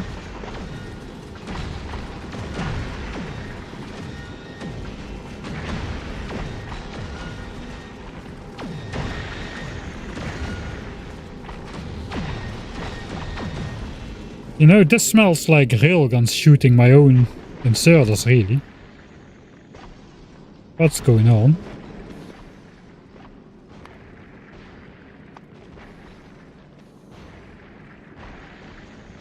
Yeah, see, I got I got 10 kills as well.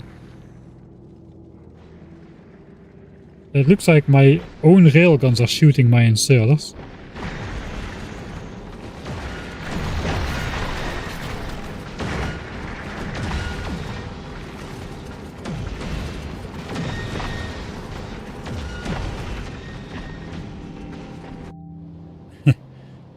Even my Prometheum science ship wants me to switch over to blue inserters.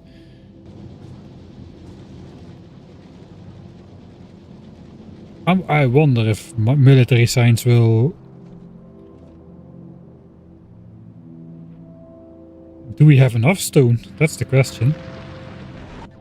We might have enough stone.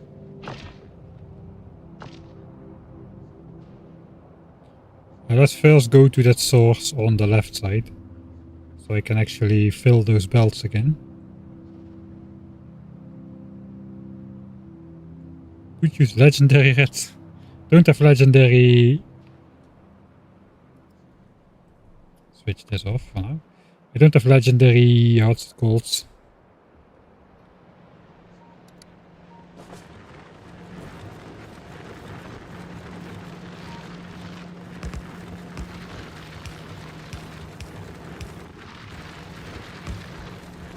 Legendary technology researched.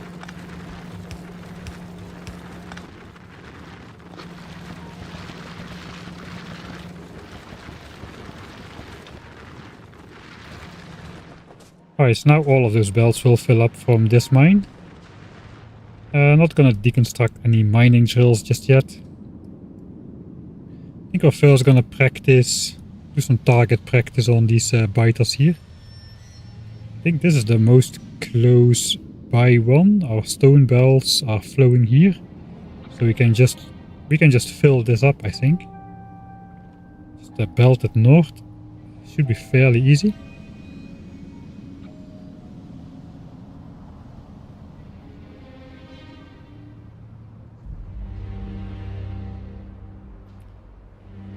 Also, I don't think the legendaries could withstand.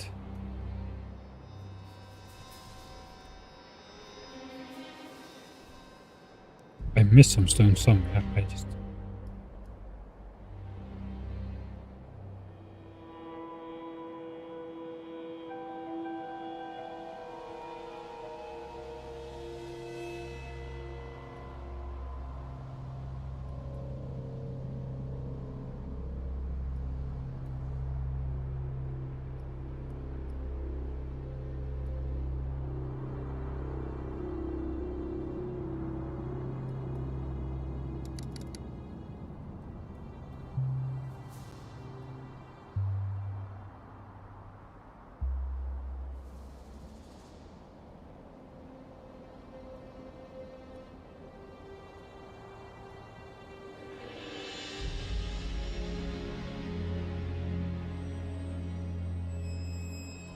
Yeah, I don't see it anymore. Let's not worry about it.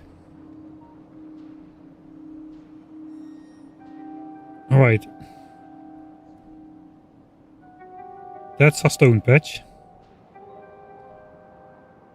Big worms, no behemoth worms. One would say it should be fairly easy, but I am very rusty. I haven't done this type of combat in a very long time. So we'll see how this goes.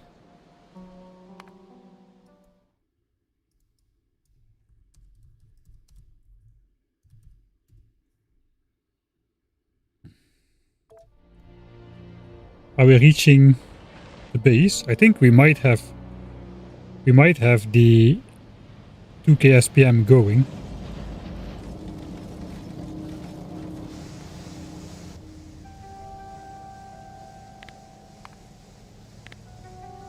It has just started production.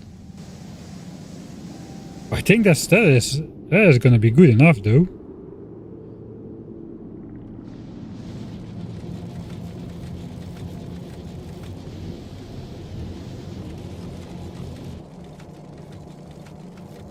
Alright, those are accidentally upgraded.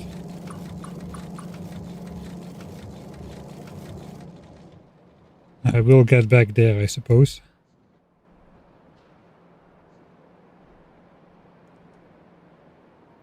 "40 minutes, and then we can finish research productivity 2, finally. That's good. Let me set up myself. I think what I want to do... Can I take off one? I can take off one. How big of a robot area do I want to have?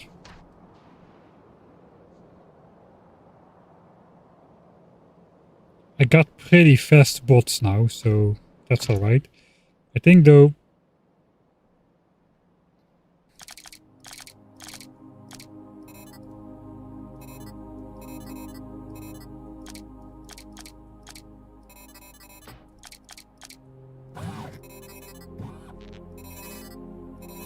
I think I want to do this instead.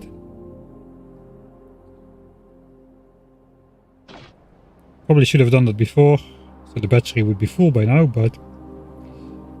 Oh well. I think I prefer to come in from the south if I can.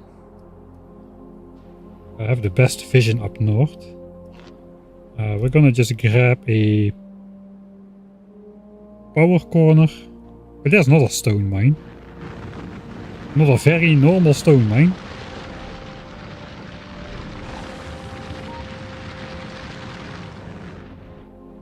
No speed beacons on there though.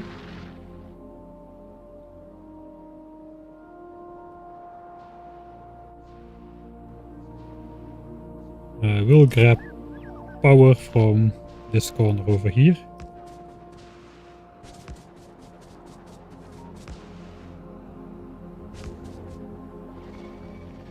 Okay, they are a little bit more close by than I thought they would be.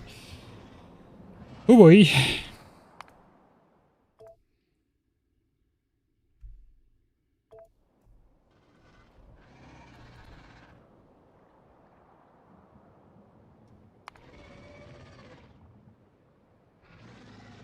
Yeah, I think we're there. That is live military science production at the same rate that we are consuming it. Are those inserters stashing it fast enough then? It does look like it.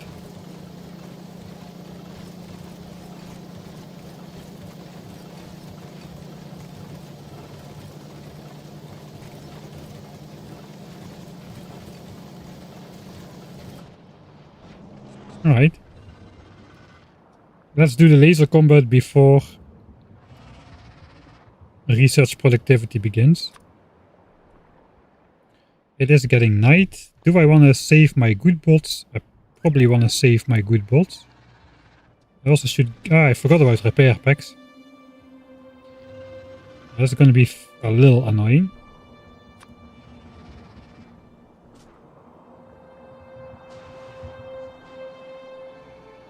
Should I measure out some stuff?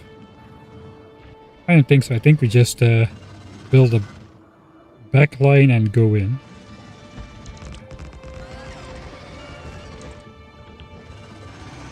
Oh yeah, cliff explosives. We got those now.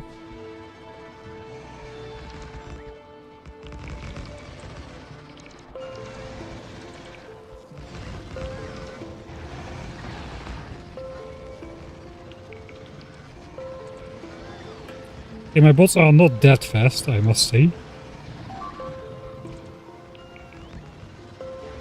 I also am doing this absolutely wrong.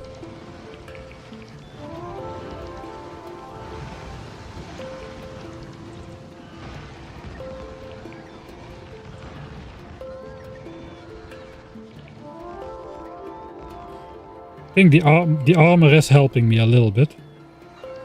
I should just start on one side and keep going. Don't care about the turrets.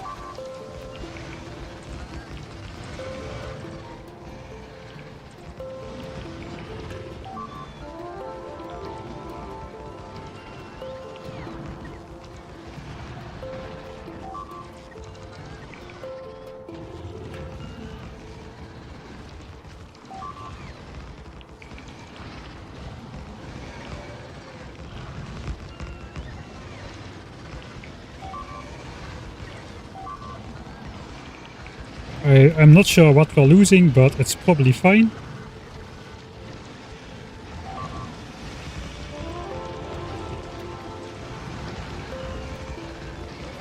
That was easy. I think all worms are gone.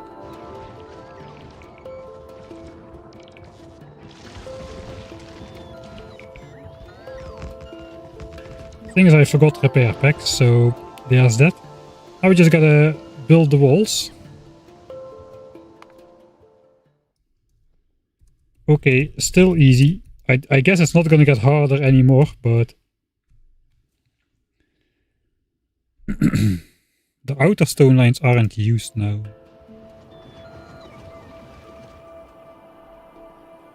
R&D.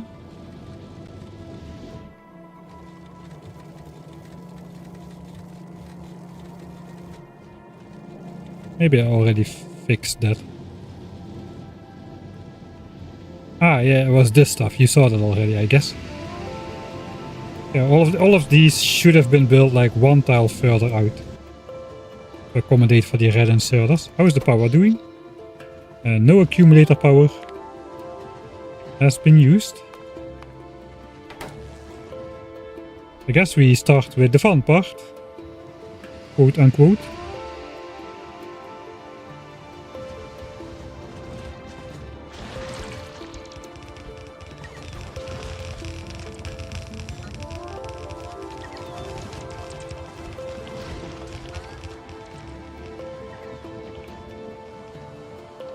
Alright.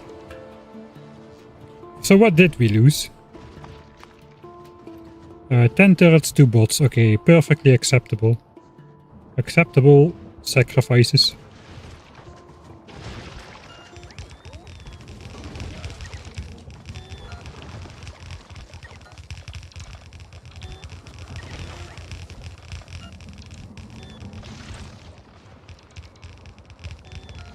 Alright, now the big one.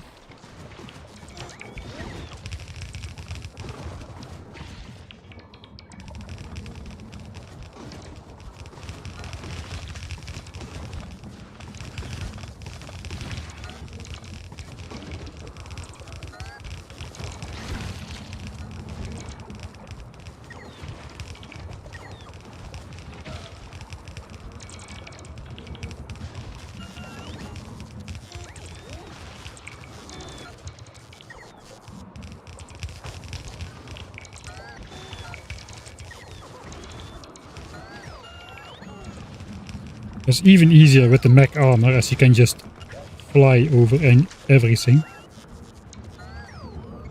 And you don't need to be scared you get stuck in the infrastructure if you do get attacked at some point.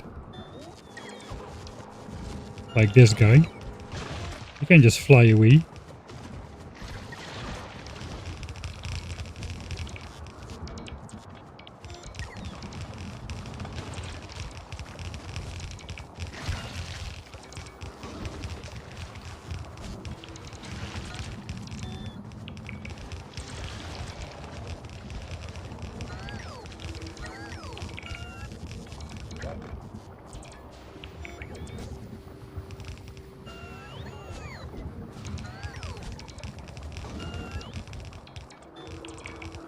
Okay, that may or may not be it. Have a quick look. If we see anything fire still.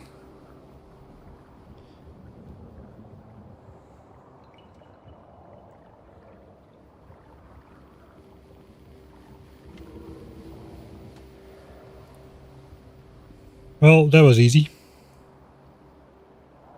I guess the biggest cluster is kinda... This is kinda connected. This is again separate, I think. We still have a lot of turrets left, so that's good. Guess we'll unleash the repair packs, but I don't have enough repair packs to be functional, I think. Let's slowly start retreating.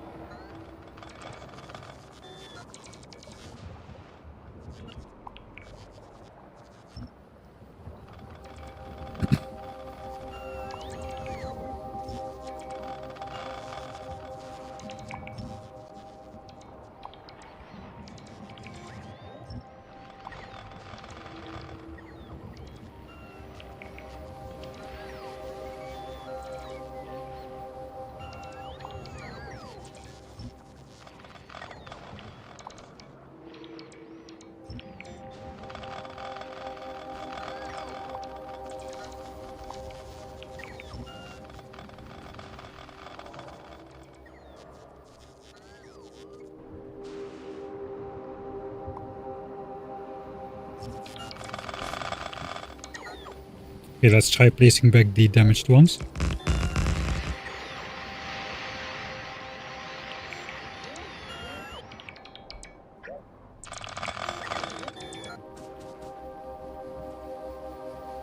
Well, nest one. I guess these are all expansions, those will have behemoth worms. Not sure how far we should go to protect dispatch. The pollution cloud is not going to be that great. So maybe something like this line.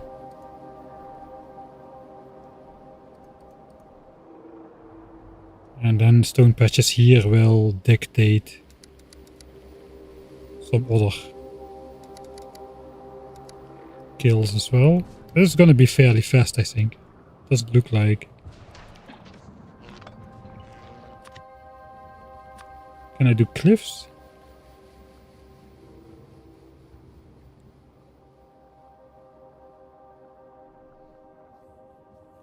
I don't think so. Right, let's do a couple easy ones then.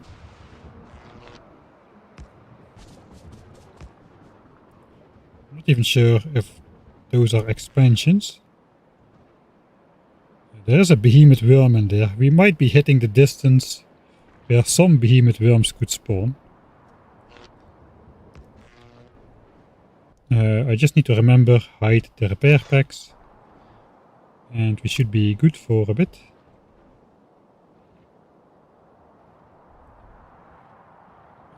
We could measure it out.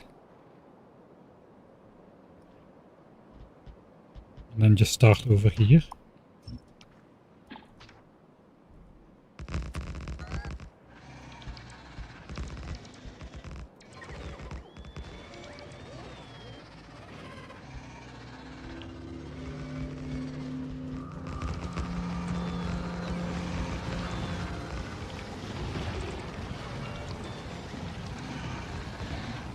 Okay, that should be it. Even the behemoth worm goes down so fast now with the laser damage upgrades. That used to take a very long time.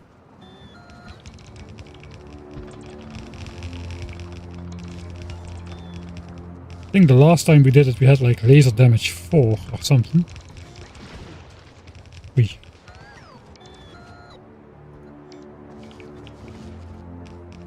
And now we have laser damage, how much? 8? Yeah, laser damage 8. The 2 million infinite technology.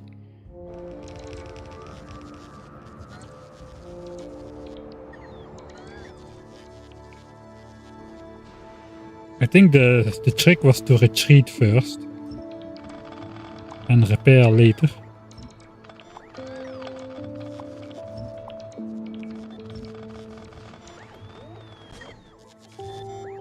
So everything is close by. The damaged ones are at the end of the inventory, so they get placed first. And then we just grab the repair packs.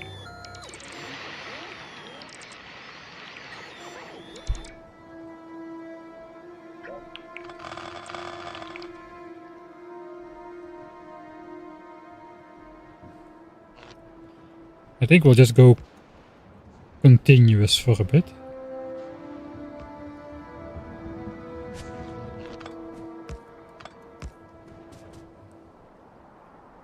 Without stopping, just I guess these 2 nests then.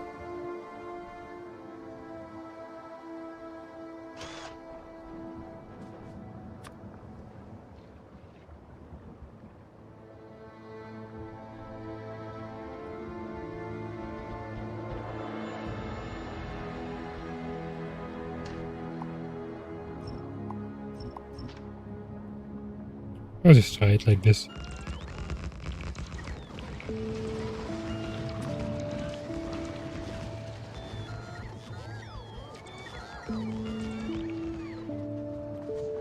I think we can block this off.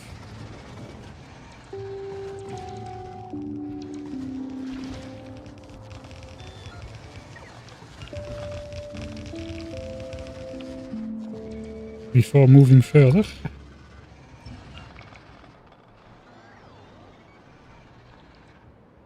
These are all big worms. I guess the forests are just gonna be zapped, that's the way it is.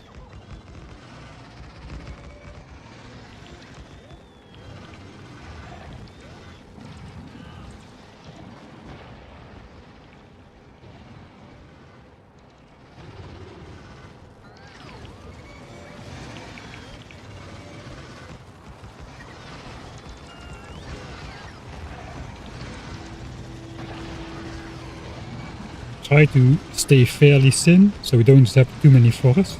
There's a lot of worms.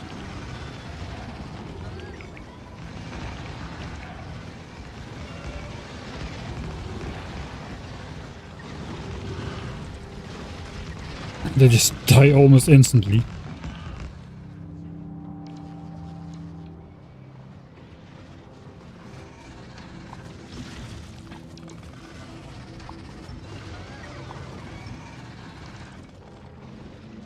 Alright.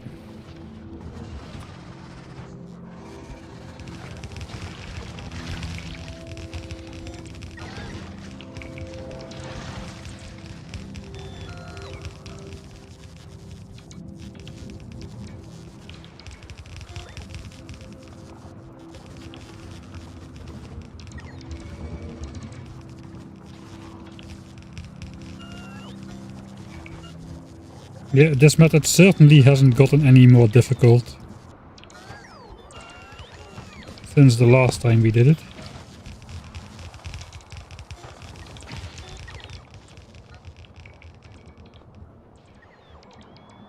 I still see some zappity zap, so I probably missed a nest.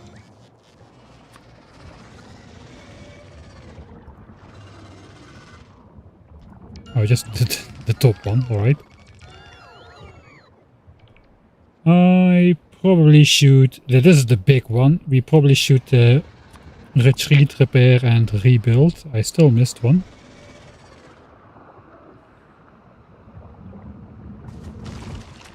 It is a biter base. Might be this one.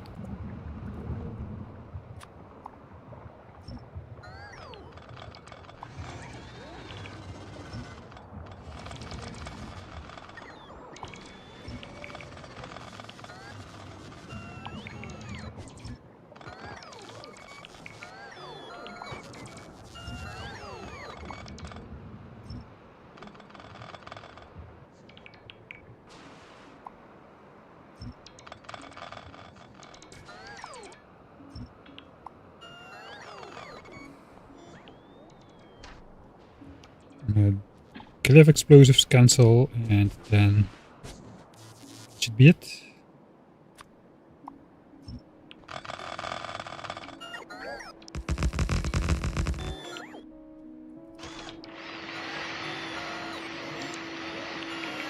Satisfying. Okay, where are we coming from? I guess we can just try to come in from the south and see how that goes for us.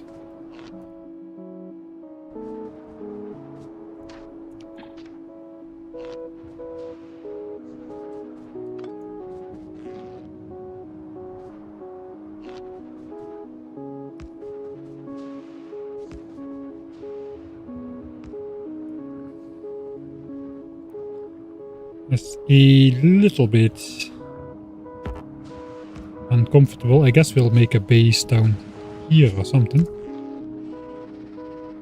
That's going to be the starting point. At least I don't have to worry about cliffs anymore.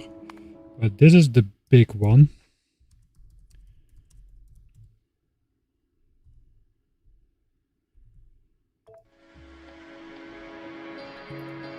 We are surrounding the stone.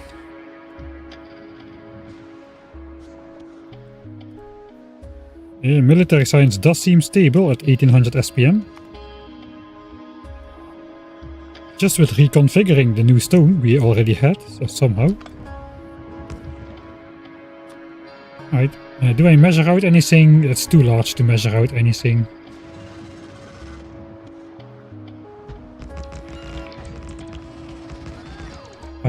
Repair packs.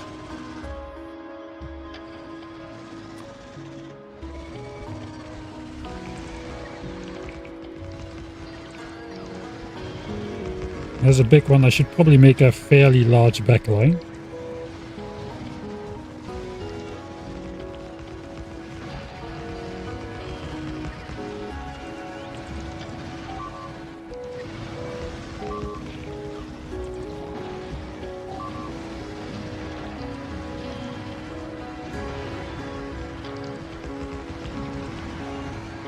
Well, there's going to be a lot of destroyed turrets on this one. For sure.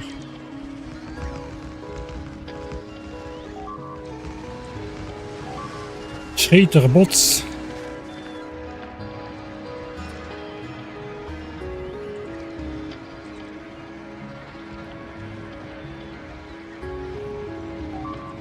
Okay, that gets all the worms. We're getting destroyed up there now, but that's fine.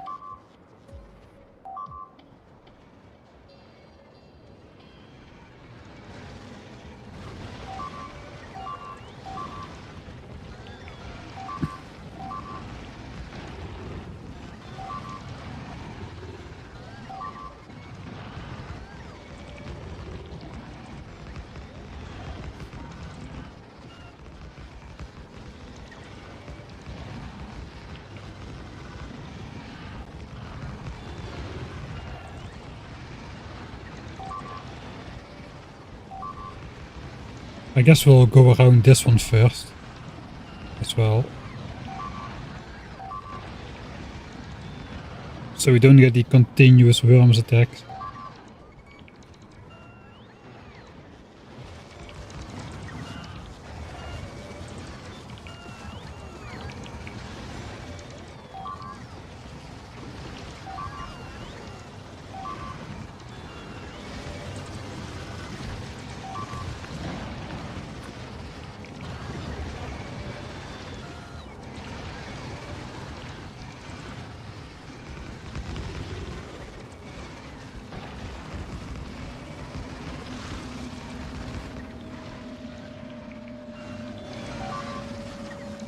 They really don't want to connect the cables.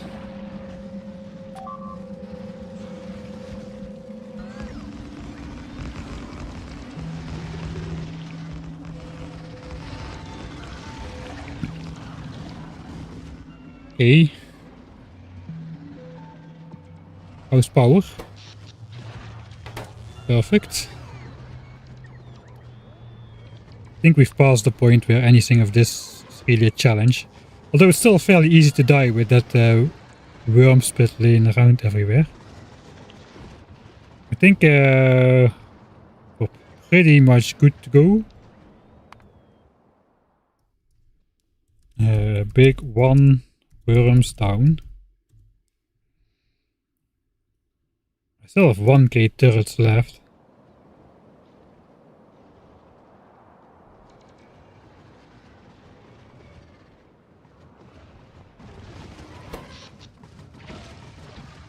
How are the laser turrets comparing on power usage? 155 megawatts. It's barely anything really.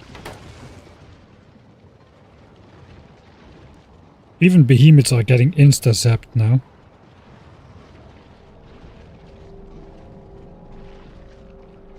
Let's just enjoy the show for a little.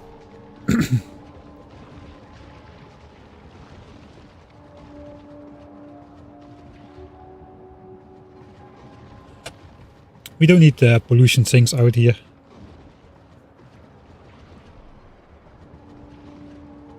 The mining drills are all minimum pollution. Maximum productivity, minimum pollution. What a light show. It's like a thunderstorm of rainbow lasers.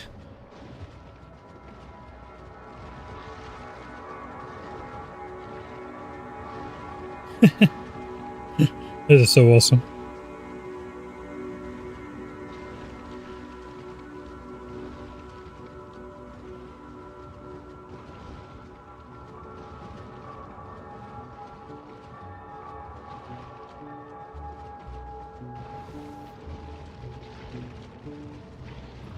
Yeah, after military science, probably UPS optimization.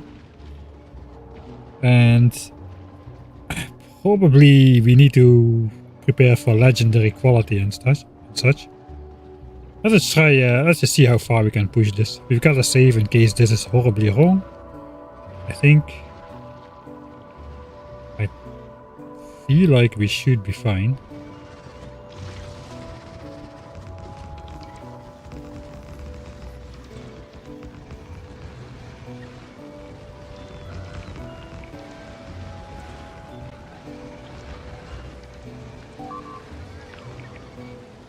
Oh boy.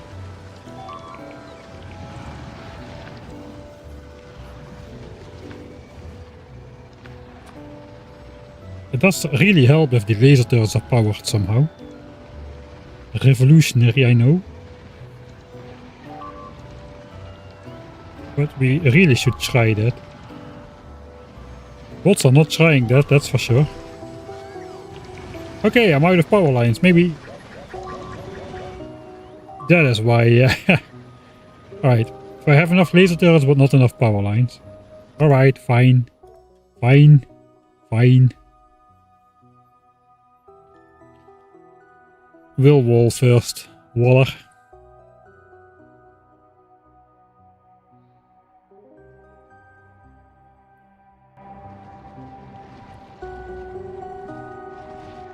So many. I don't think I have enough walls to complete this, to be honest.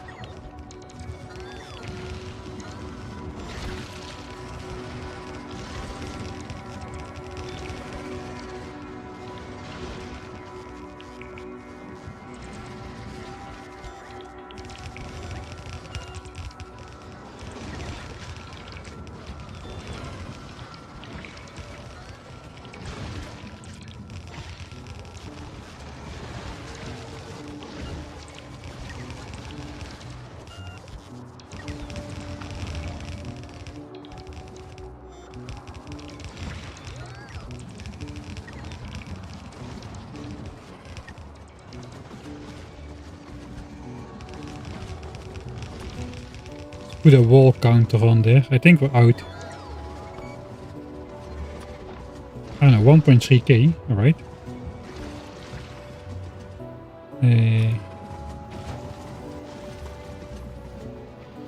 This is the big one.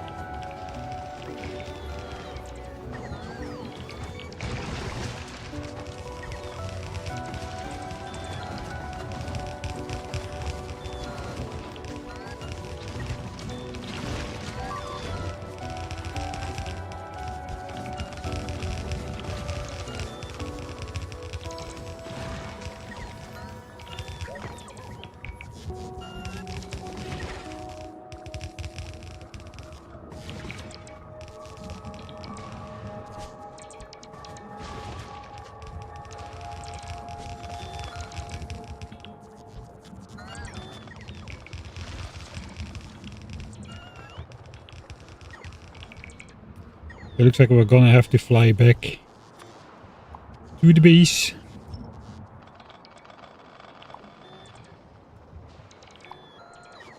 To grab more walls. All of the 10,000 walls have been placed on these couple nests we did so far. Power is coming from the south. Should probably remember that. It just doesn't want to connect.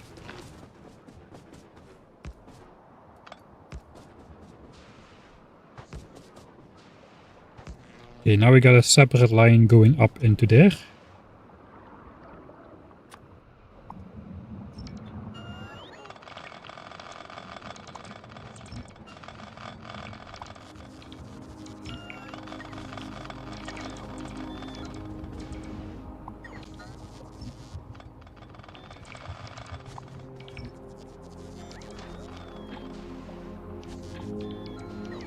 We didn't really check if there were no spawns here anymore.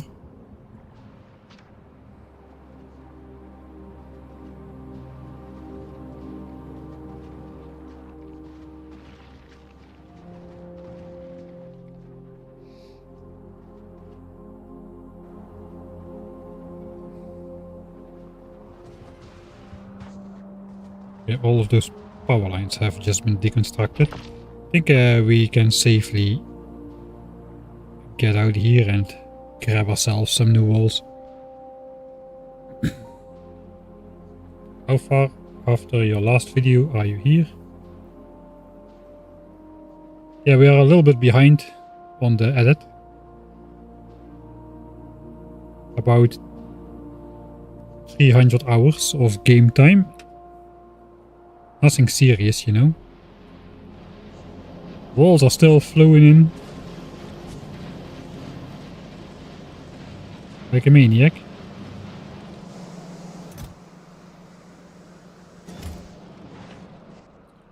Unnecessary military science buffer is building. I guess we can still keep the buffer until we have actually hooked up new stone, because we still might lose production. Okay, fine. My good bots go in the chest. Okay, fine. I don't want stone, I don't want coal. Wood. I don't want copper ore.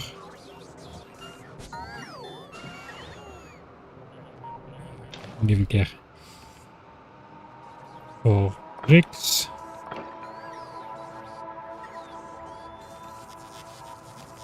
All those modules are also in the way. So we need to put back fish in the water.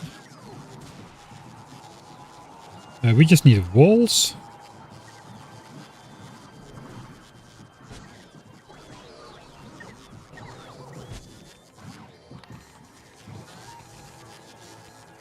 Let's do this to limit our inventory a little.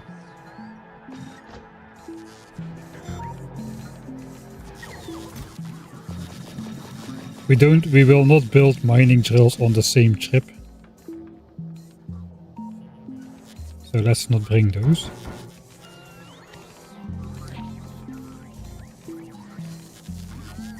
And then at least we have some space for actual walls. I have all my power. Not all of them. I have... Now I've got all of my power poles with me.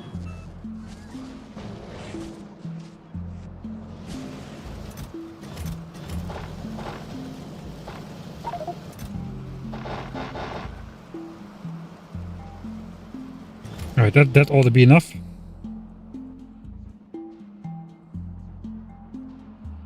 Repair packs. Let's bring some. Why are they not in these chests though? I think I decided I was done with combat.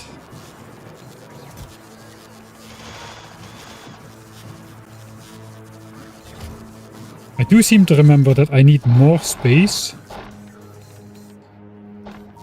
in my inventory than I bring because of all the stone, wood and coal we are picking up. So let's keep a little bit free. I tried disco signs, but I didn't really like it.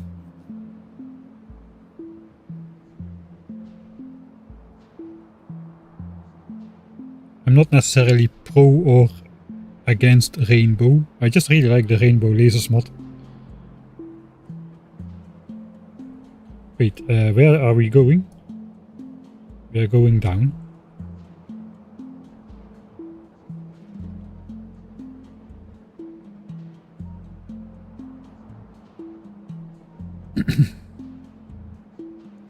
Right, we were... Okay, we have only about 150 nests to blueprint.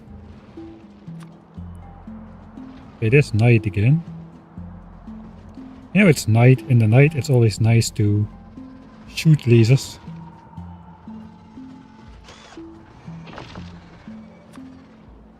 I got 136 power lines. There are some behemoth worms in here. We killed 8,000 spitters. And about 300,000 fighters, by the way. Yeah, I should be careful with that behemoth worm spit. That can still wreck me pretty fast.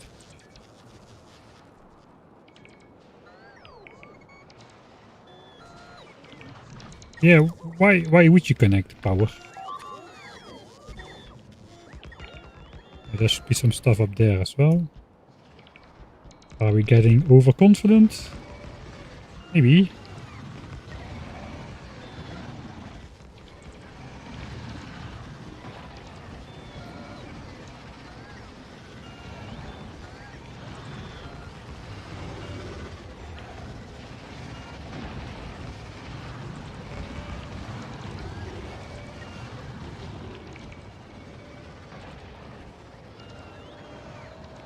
The bots can just fly so far, they can just fly all the way around.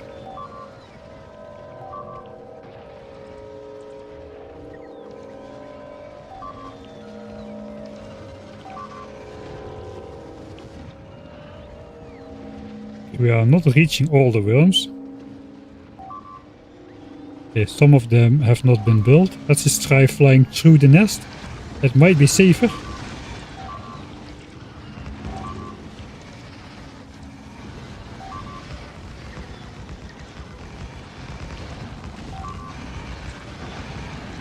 We no longer care about who lives and who doesn't. If that worm gets out of the way, I can build a power line there. Thank you very much. And we are surrounded. We have surrounded everything. Nothing is a challenge anymore. One stone source has been claimed. Rip Johnnies, yes. Okay, let's go on with the tedious task of... What is this organization? I guess it's expansions with tons of worms, which got zapped.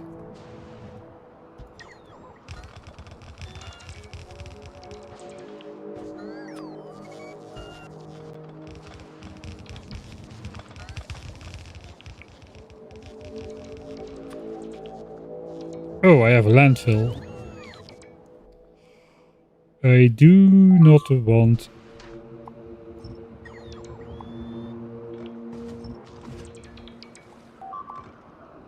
to place landfill.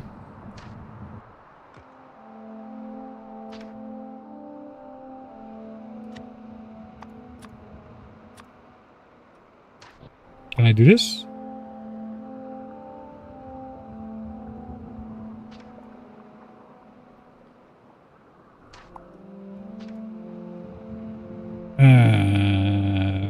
Yeah. Let's just do this.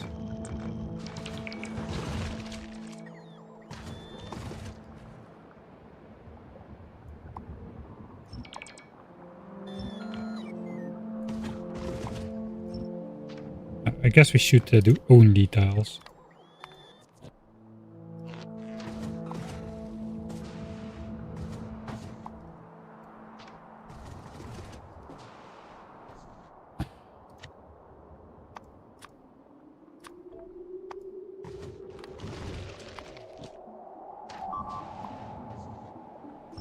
This also grabs the walls.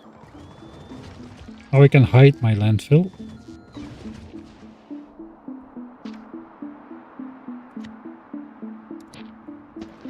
And then it shouldn't get placed.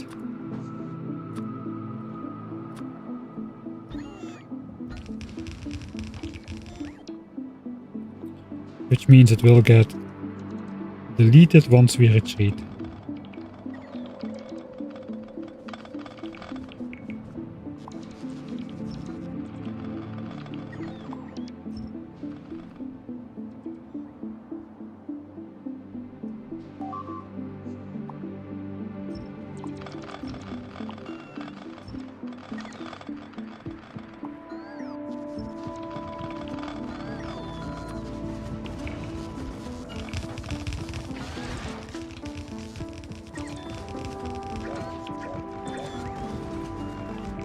Where does the landfill come from, though?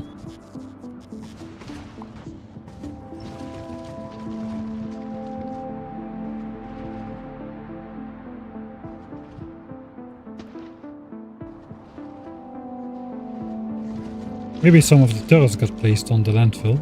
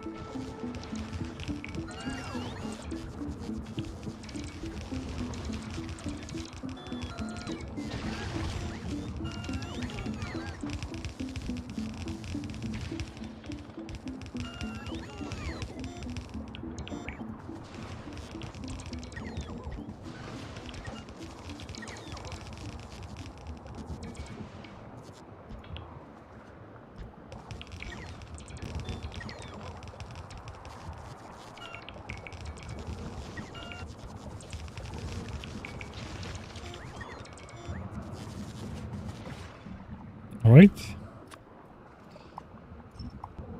Get rid of the landfill. And we can start retreating from the south here as well.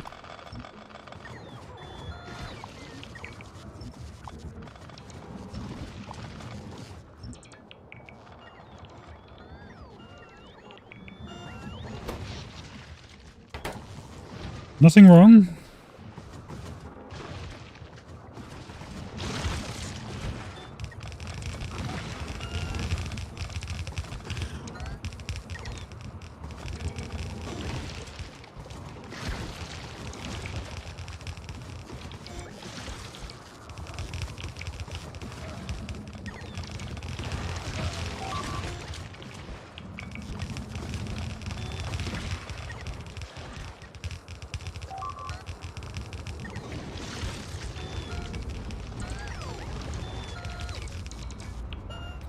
Alright, we are 1 minute away.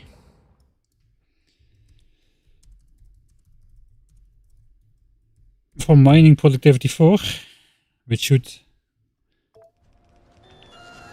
yet again give us more resources in the ground, for as far as that still matters.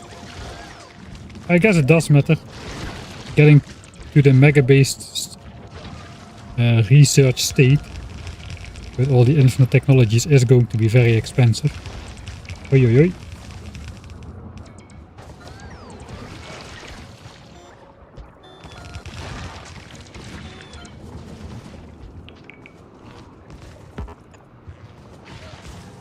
Don't destroy my wall.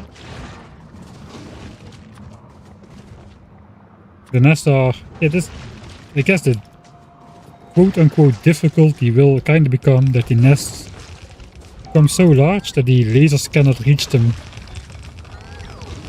reliably from the outside anymore. I should check if I'm losing walls then, in that case.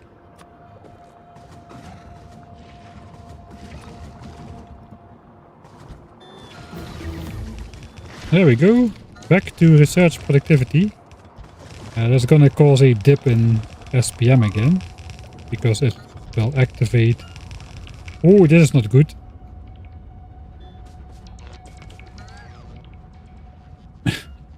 There was a little bit too many nests.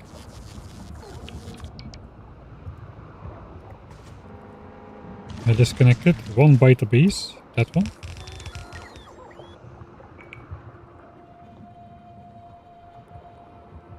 Okay, let's start retreating with care. I don't think I blocked absolutely every nest yet.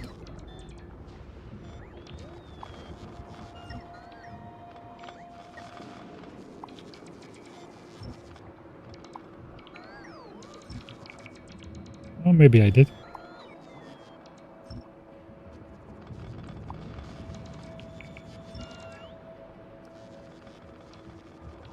There's a lot of damaged walls in here, so let's temporarily grant the bots access to repair packs.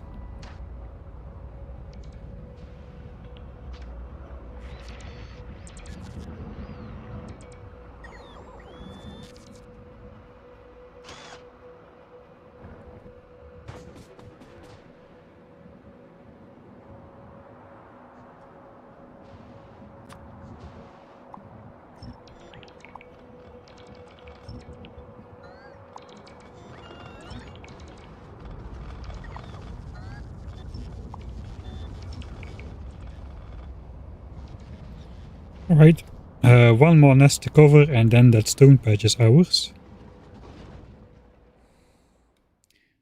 You know which science packs is also required for research productivity? Well, I'll tell you which one.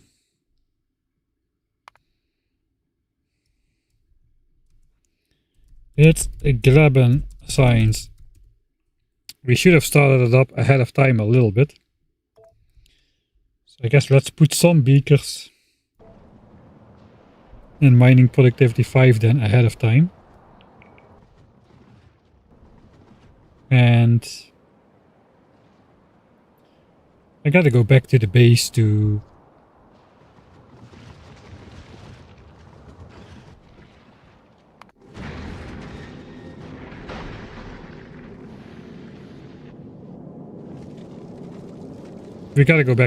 set it up. Looks like Prometheum science belts are full. 1.6 million. But they're not entirely full. One side of the belt is still backing up slightly. Maybe not so slightly.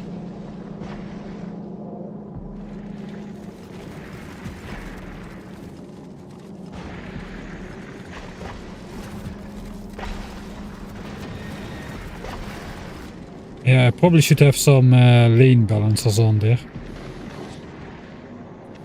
It will fill up regardless though. We're already at over 1.6 million. So I don't think we're gonna arrive with the belts not full.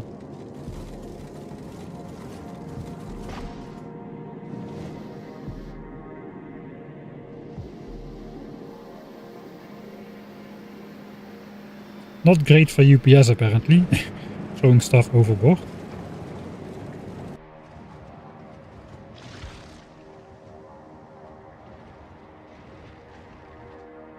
Oh yeah, let's just we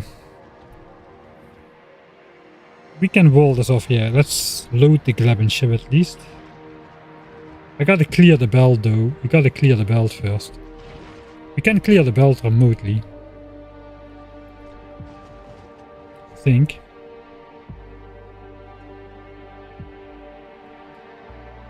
Where are we?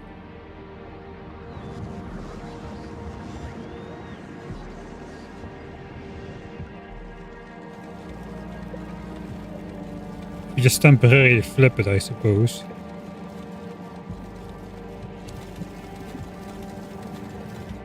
That'll allow all the spoilage to flow out of there. And then we'll burn it in the towers, so that's good.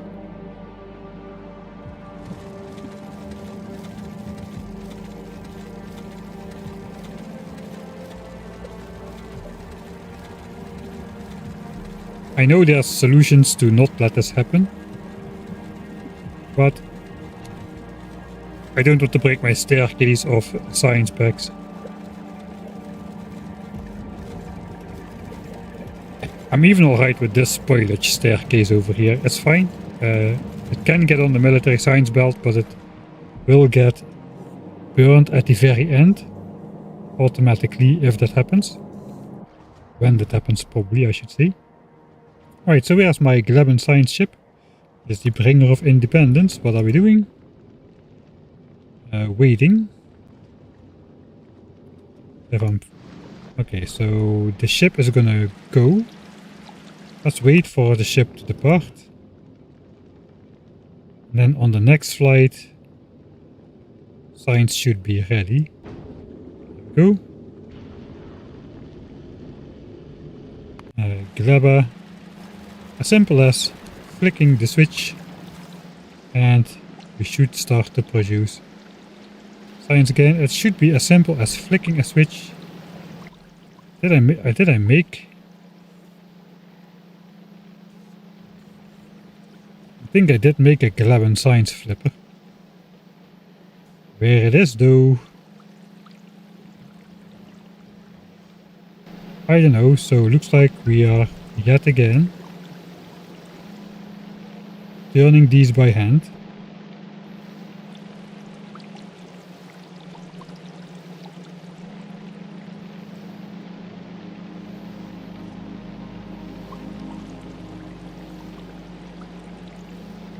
It's not the end of the world, but you know, it's not proper automation. You're at the wrong channel for that.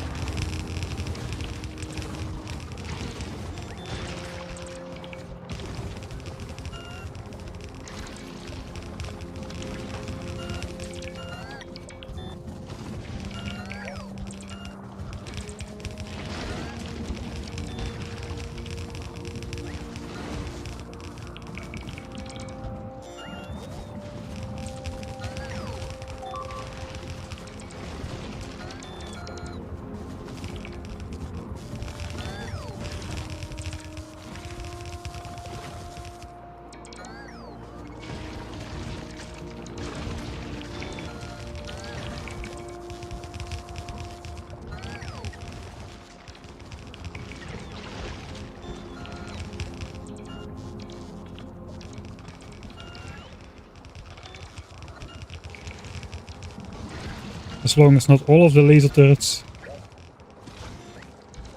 are disconnected, we should be okay. Got another set of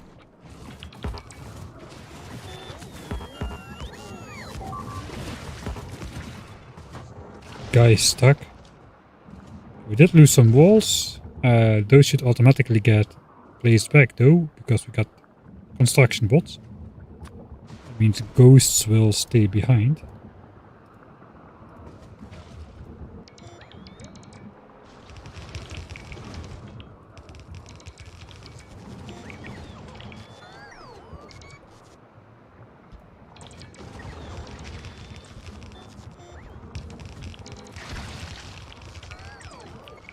Okay.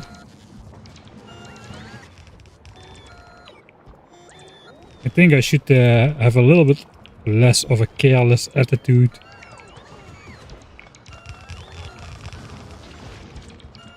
When it comes to these larger bases.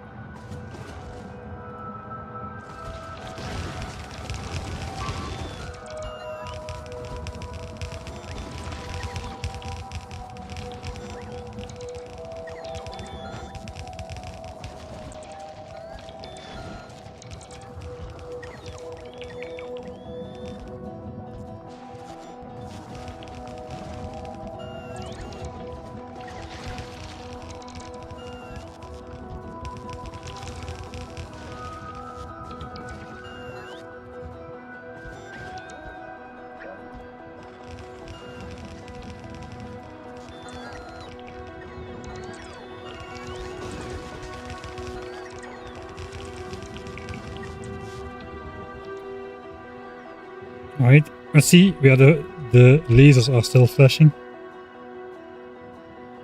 If anywhere.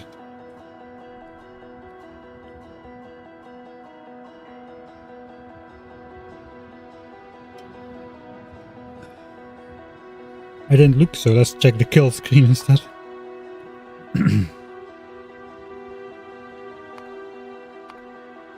Okay, we are still shooting something. Looks like I need to look at the screen.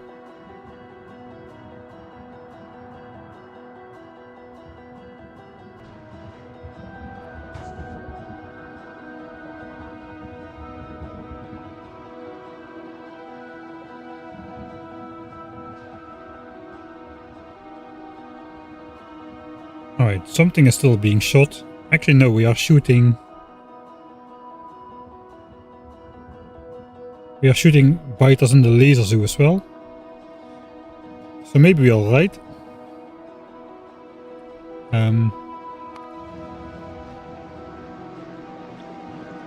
I think we should have had a launch by now. And Nauvis should then have had a delivery of science pack. Like right now. 11 science is being put on the belts again. Once it reaches the labs, we will wait a little bit more for the next shipment. And then we'll start off the last... then we'll start off research productivity again. But now it's night, it should be easy to see if a laser blinks at us.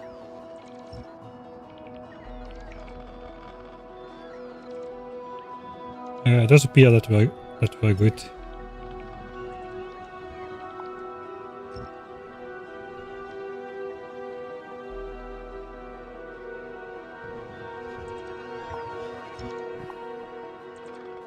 I don't think we're gonna do any anti-expansion shenanigans.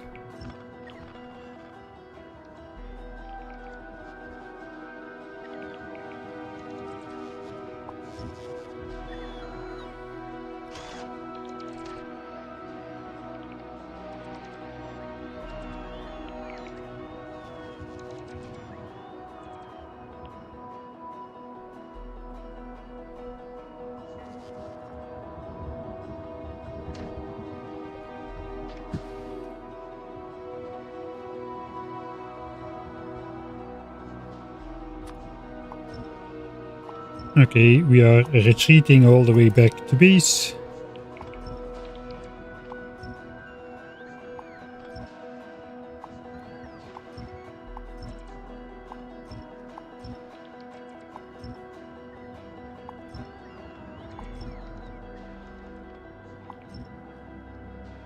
Break it all down as if we never were here.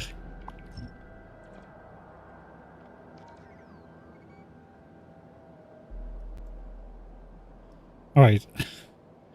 1 stone patch gained. Holy moly. Alright, we should have the next load of signs on board. We do.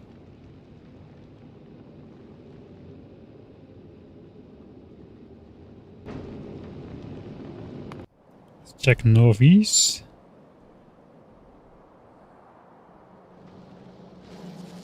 Okay, we're still throwing 11 signs on the belt. Takes quite a while for everything to fully back up. So all of these will have 11 signs right now, but we are still feeding it down to the last bottom labs.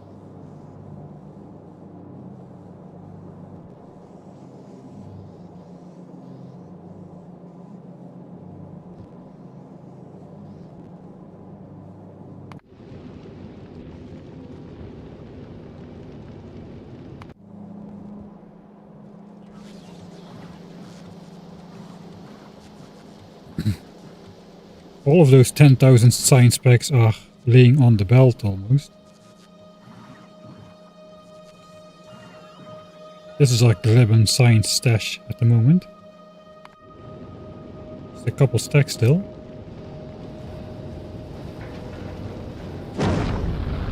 Here comes the new one. And I guess with that it's probably safe to switch.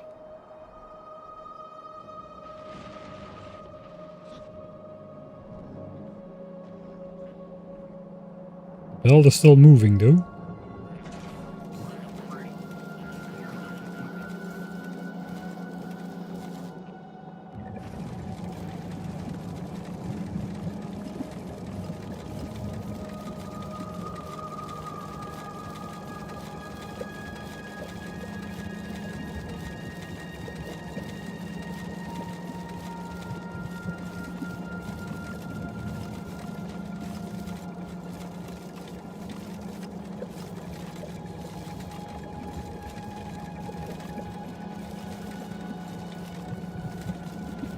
Something is off.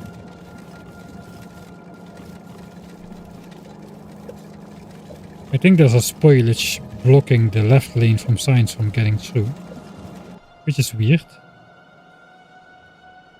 I suppose we need to fix that before switching on signs, because if we don't...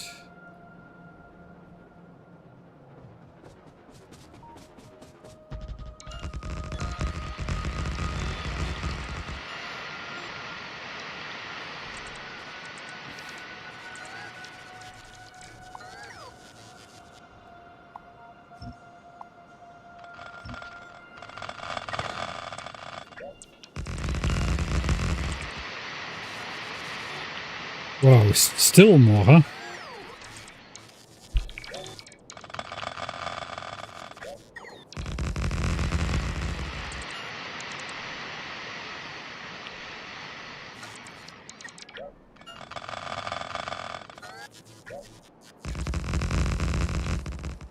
Alright, no more broken stuff.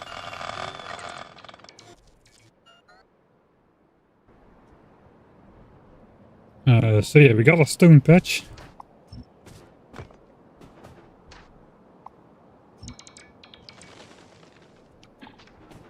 Eventually we'll have to put something on top, like... Got the... maximum productivity one.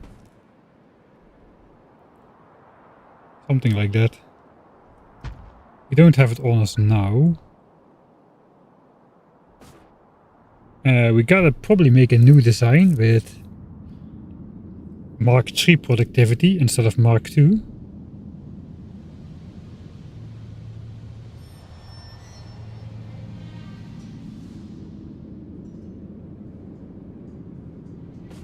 That's pretty much the perfect placement though. I think we'll keep that existing there.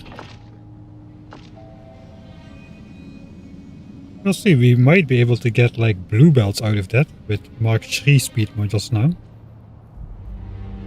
But let's first go fix the Gleben Science belt.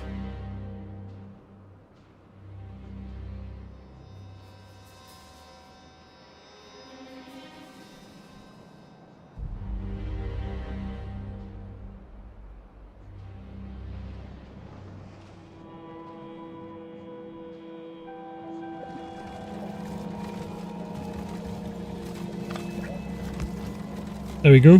That is fixed. Guess we could take the spoilage off of the other ones as well by doing this. Spoilage from military science should automatically get yeeted. I'm not even gonna look. Okay, now Gleb science is fine. Let's start researching.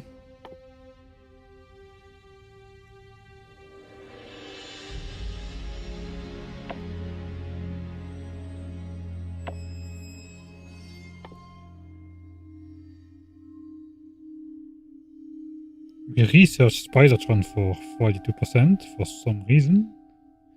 I guess let's keep it in the queue.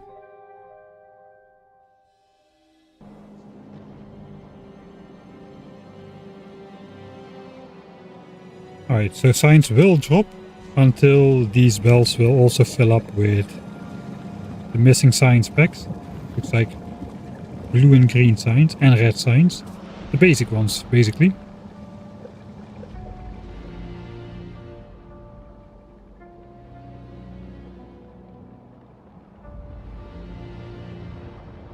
What freshness does a Gleb science craft at?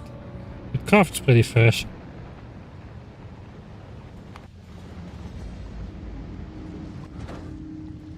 At 90% in the Rocketeer. Yeah, it crafts at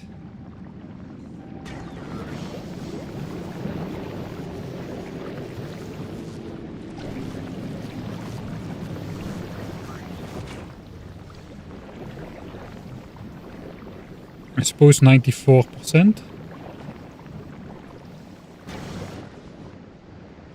Kind of differs a bit due to how far the bells need to travel to get to the specific plant, I suppose.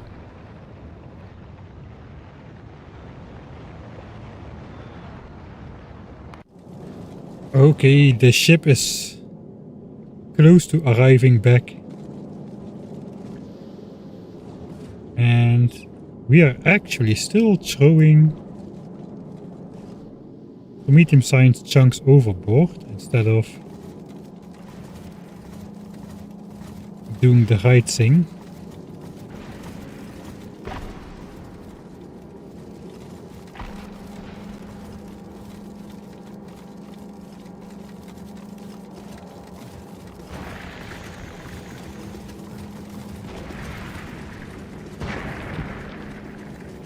I don't think I'm really gonna fix that right now, but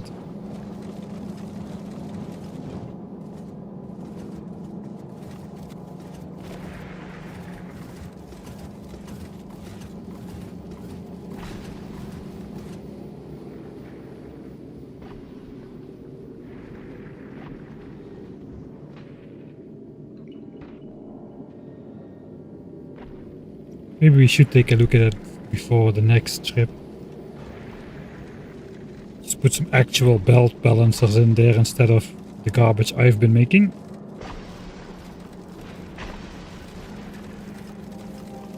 I think it only has to do with the extra two belts here.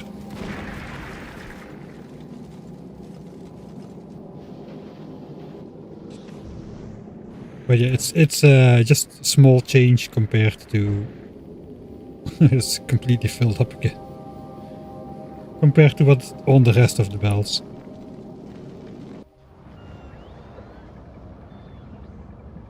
Alright. So eventually that should fill back up to the full amount. And we will have military science for some time. How are my stacks?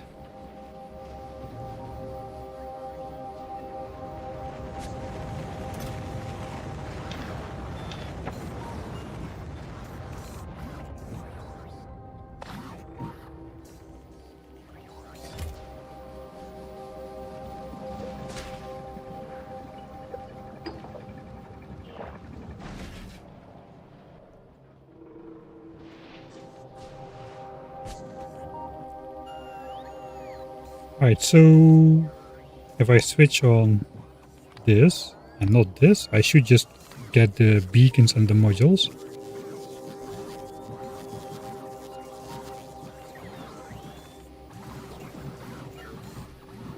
And with a set of modules and some rare big mining drills, we should then be able to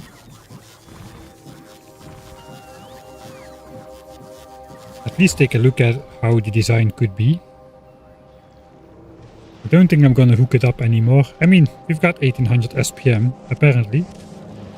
Or do we? The stone belts are no longer full. Walls are backed up though. So I'm thinking we still got it.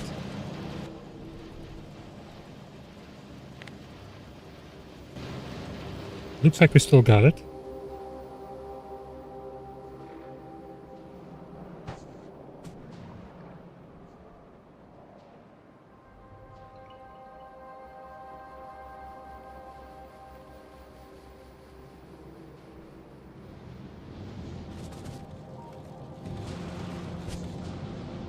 Oh yeah, some of the belts are looking a bit thin. But that's what we're out to fix.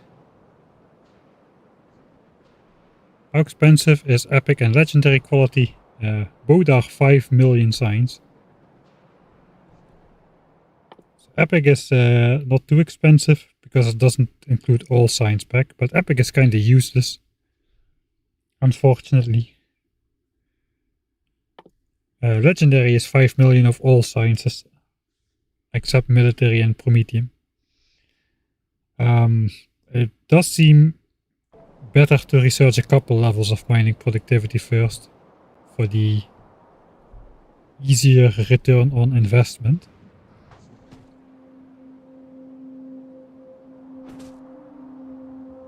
Alright, so this probably stone mine 1 cleared. This is probably something we do want to mess about with in editor mode, but in case it's not, we can try. And I already didn't bring enough beacons. Does this have more than 40 beacons? It has more than 40 beacons. Alright, so maybe this is something we want to try messing about in editor mode with. Okay, now it's built. And now it's also powered.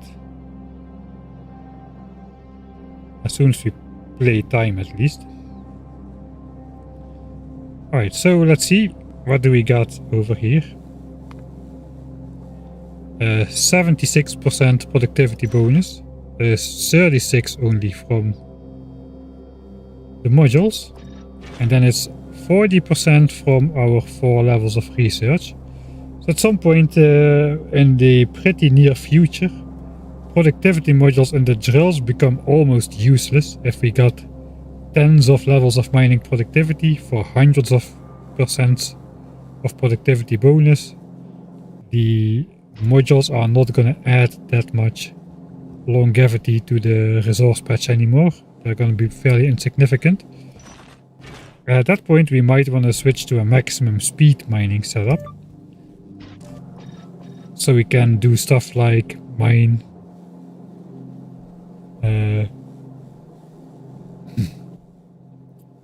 like mine a belt of resources with like 2 mining drills or something, especially with access to Mark 3 speeds.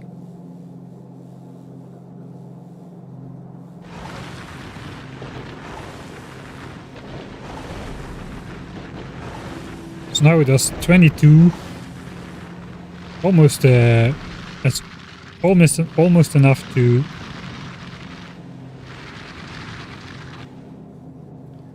I bet we can get this guy up to produce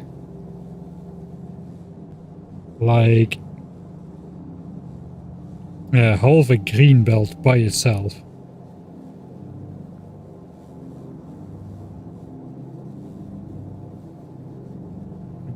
No, wait, yeah, we will easily have that as the productivity bonus increases That also increases mining speed by itself. So let's just simulate then.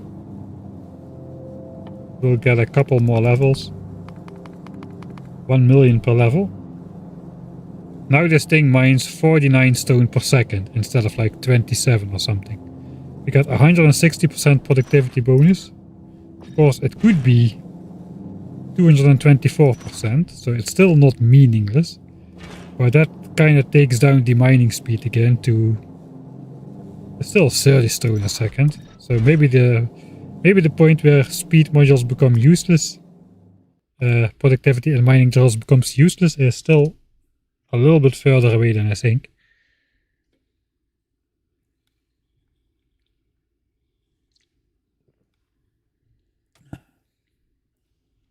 Maybe I think at some point we'll be mining into trains, I suppose. I guess we're not doing Fulgora signs. Oh no, wait, we are doing Fulgora signs again. Everything will be starting up slowly now again. But yeah, we do mine straight into cargo wagons already on Fulgora. We might have to adopt that for Nauvis as well. So yeah, we're gonna have to look at this in editor mode for a little bit. Let's put it down once more. It's actually fairly difficult to make Mark III efficiency modules still. But we should be able to update speed and productivity.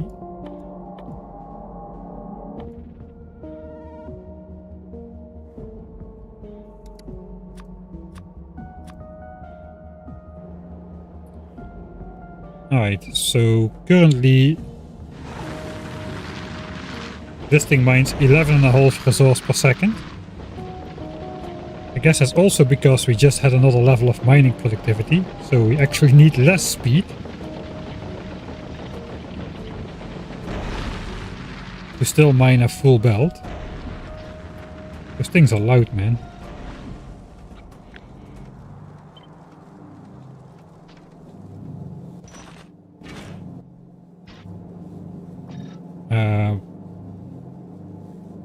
If we put Mark III productivity in, mining speed actually goes up.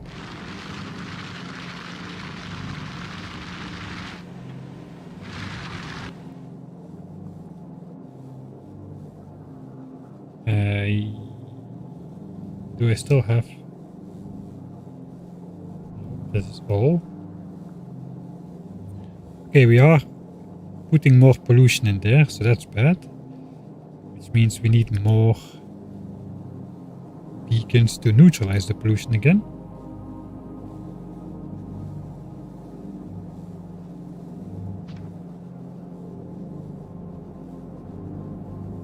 That puts us back at minus 80.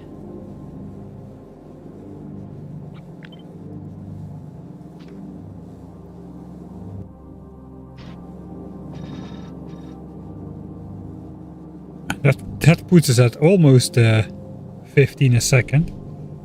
So that's okay, we're still at minimum. Still at minimum pollution. And now we're mining a red belt with only 2 drills.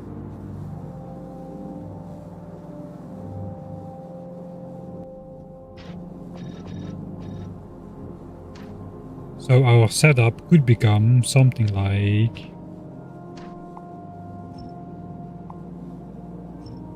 this, I suppose. That's the cheapest configuration.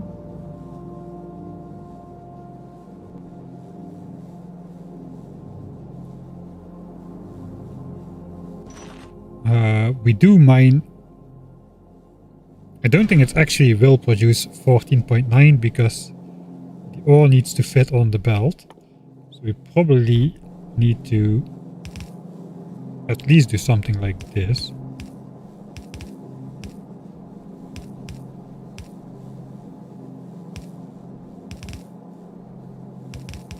Just to ensure that the irregular mining pattern keeps back pressure on the red belt here. That's 2 red belts, man.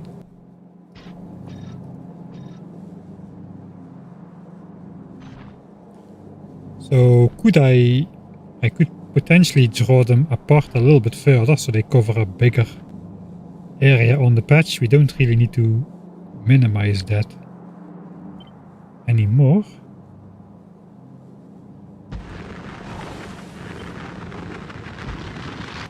I guess we then get to the classic circular pattern.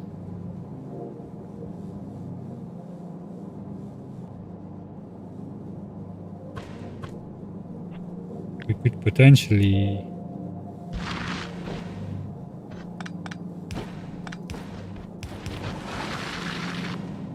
do this then to make it look better.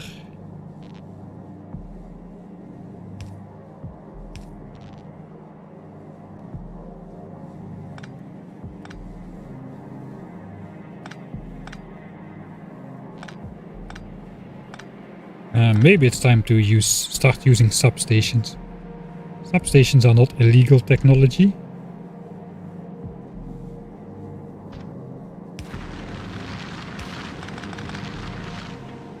No, that doesn't work. It needs to be on the far side.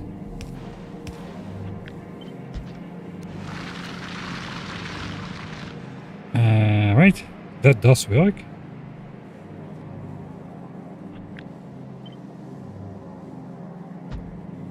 So if we're going completely square, it would start to look something like this.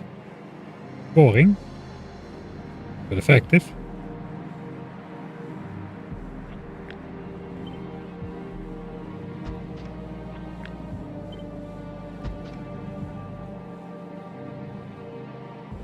There's only 8 modules of speed. I think we're gonna go for this setup then. That is pretty decent.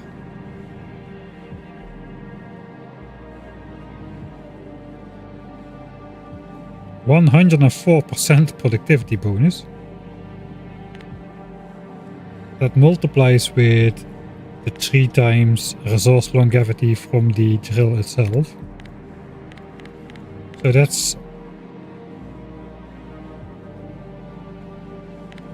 so each badge is now worth over 6 times the amount it displays in resources produced on the belt. So this stone mine should be producing 23 million stone instead of like 3.8. That's pretty good.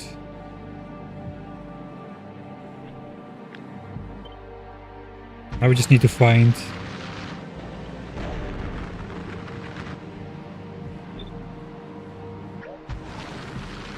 where to put the central drills. 1 million, 1.5, 1.2, 11, 14, 11, 10,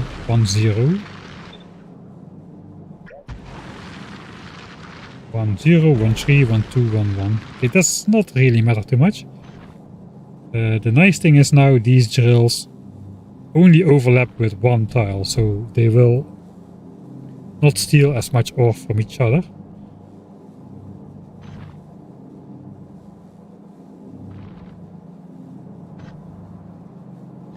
This side-by-side stuff will have to stay though. I think it's fairly easy to put other drills on the edges now. With productivity they still should have, if we... Okay.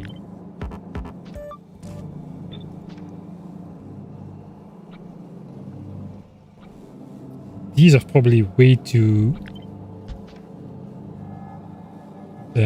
efficient. They still have a lot of space for speeding back up. We could just do that with the cheaper modules.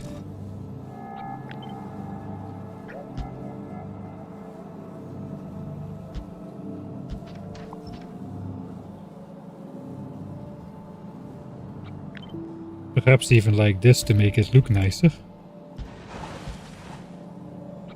We also need them on the sides though.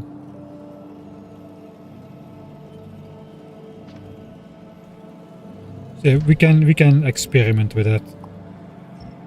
But the base shape should be like this then. With the next level of mining productivity, that's gonna guarantee full red belts.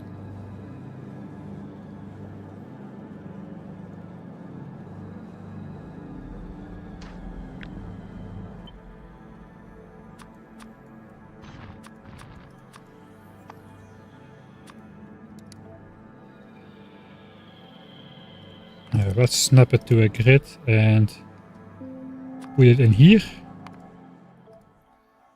That does require less beacons, so we can actually build it in the real safe. Rare blue bells. Did I use rare blue bells?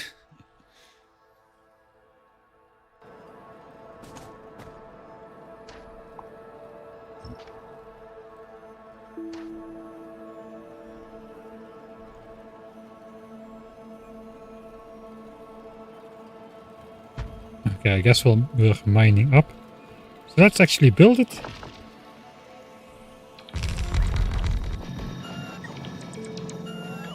And I have no rare blue bells, obviously.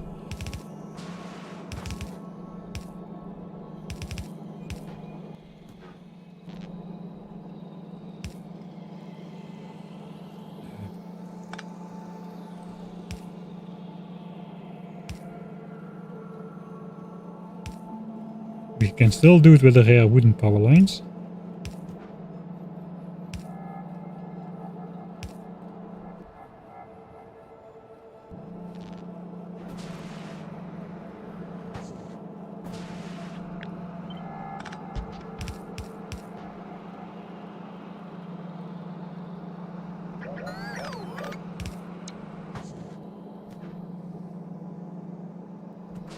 Yeah, alright.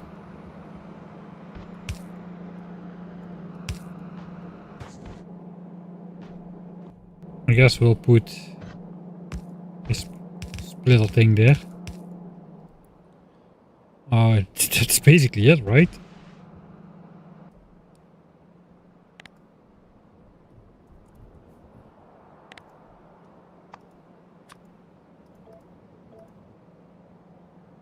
$3.8 million for starters. I do seem to remember I put a radar on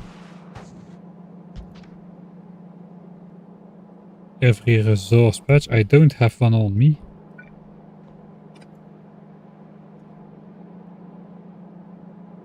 So be it.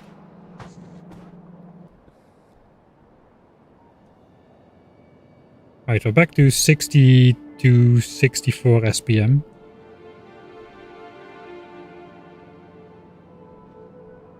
And these probably should become new stone belts. We still have these old belts which we could use. They are no longer really in use.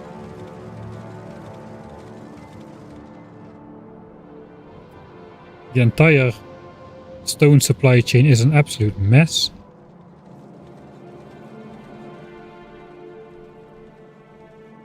Still 1.8k military science a second. We have almost returned from the shattered planet.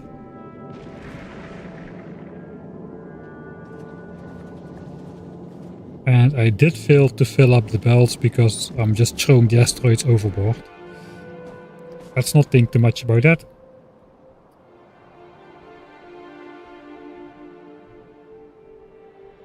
I'm kinda inclined to just build new belts. And then we'll hook these belts in with priority input or something.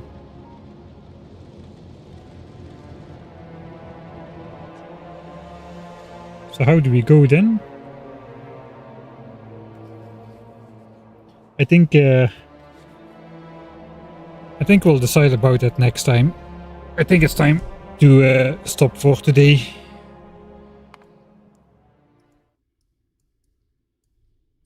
End of stream, save. But that was more than I expected to be able to do.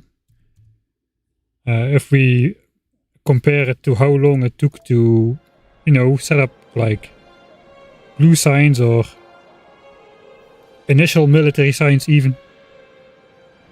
Basically doubling it to 1800 SPM was not too bad.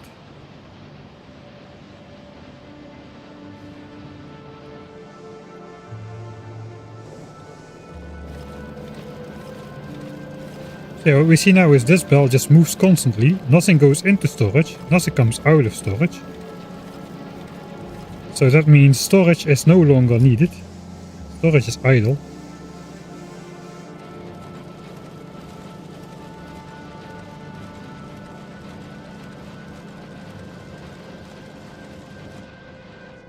And we can research productivity forever, basically. 2 hours to go until we got it.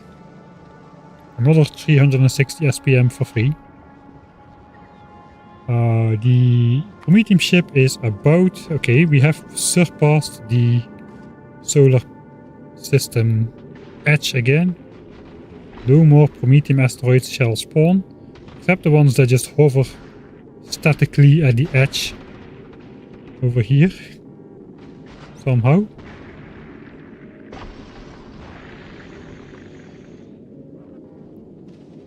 We are ready for another haul of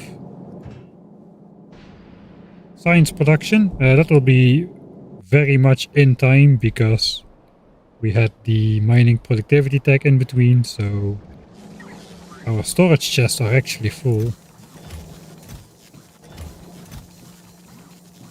Pretty much.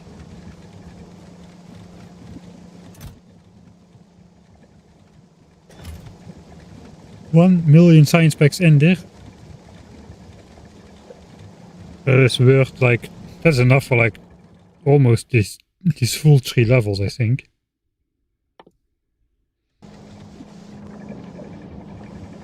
Our stack inserters not worth the effort.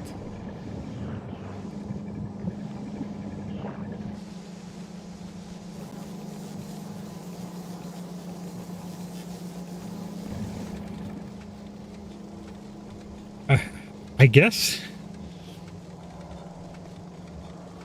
we are getting in the part of the playthrough where inserter limits are a little bit starting to be annoying, as we saw with the military science grenades and ammo setup. You need to take it into account if you don't use them. So yeah, when we start to beacon everything,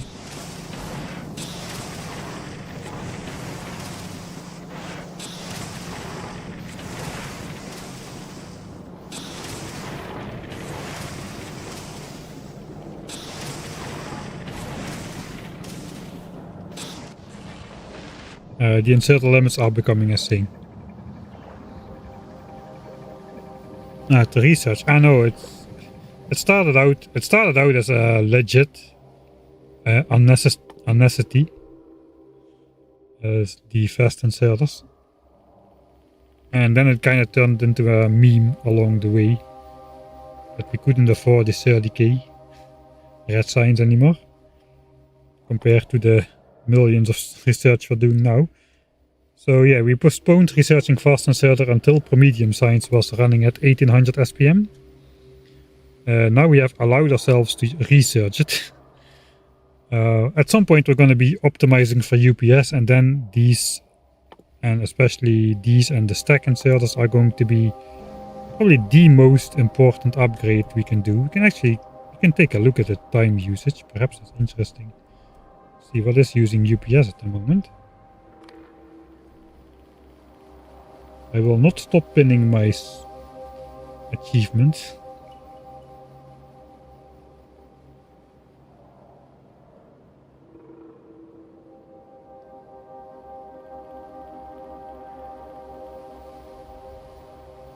Entity update. I think we have a separate one for entity update time. But yeah, of the 10 millisecond update, 2/3 of it is entity update. So let's show entity time usage. Okay, that got expanded quite a bit.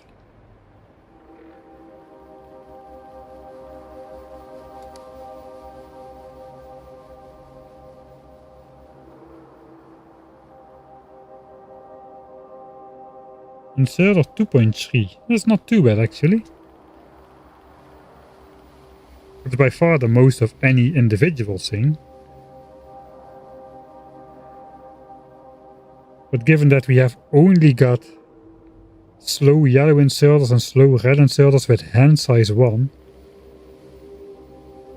I thought it would be a bigger portion of the total update time. This is like less than a quarter, between 20% and a quarter of the UPS usage comes from inserters. That's not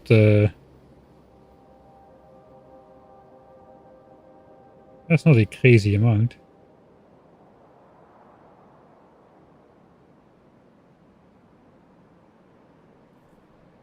My electric networks are using a full millisecond almost. I don't know if that has to do with all my individual radar networks. The one solar panel radars, we've got a lot of those. On Nauvis. On Gleba, also on the other planet, a few. On Vulcanus, I think.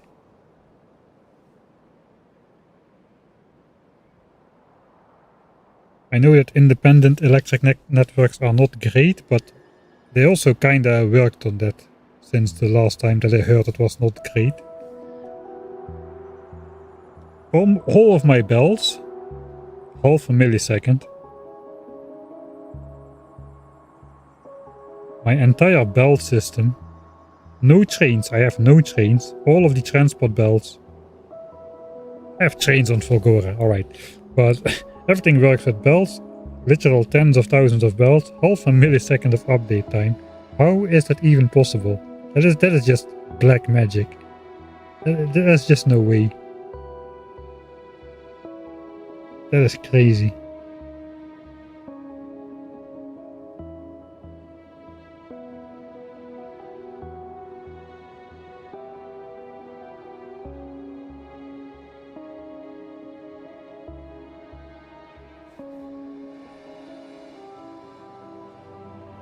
Alright, I'm gonna stop looking at that.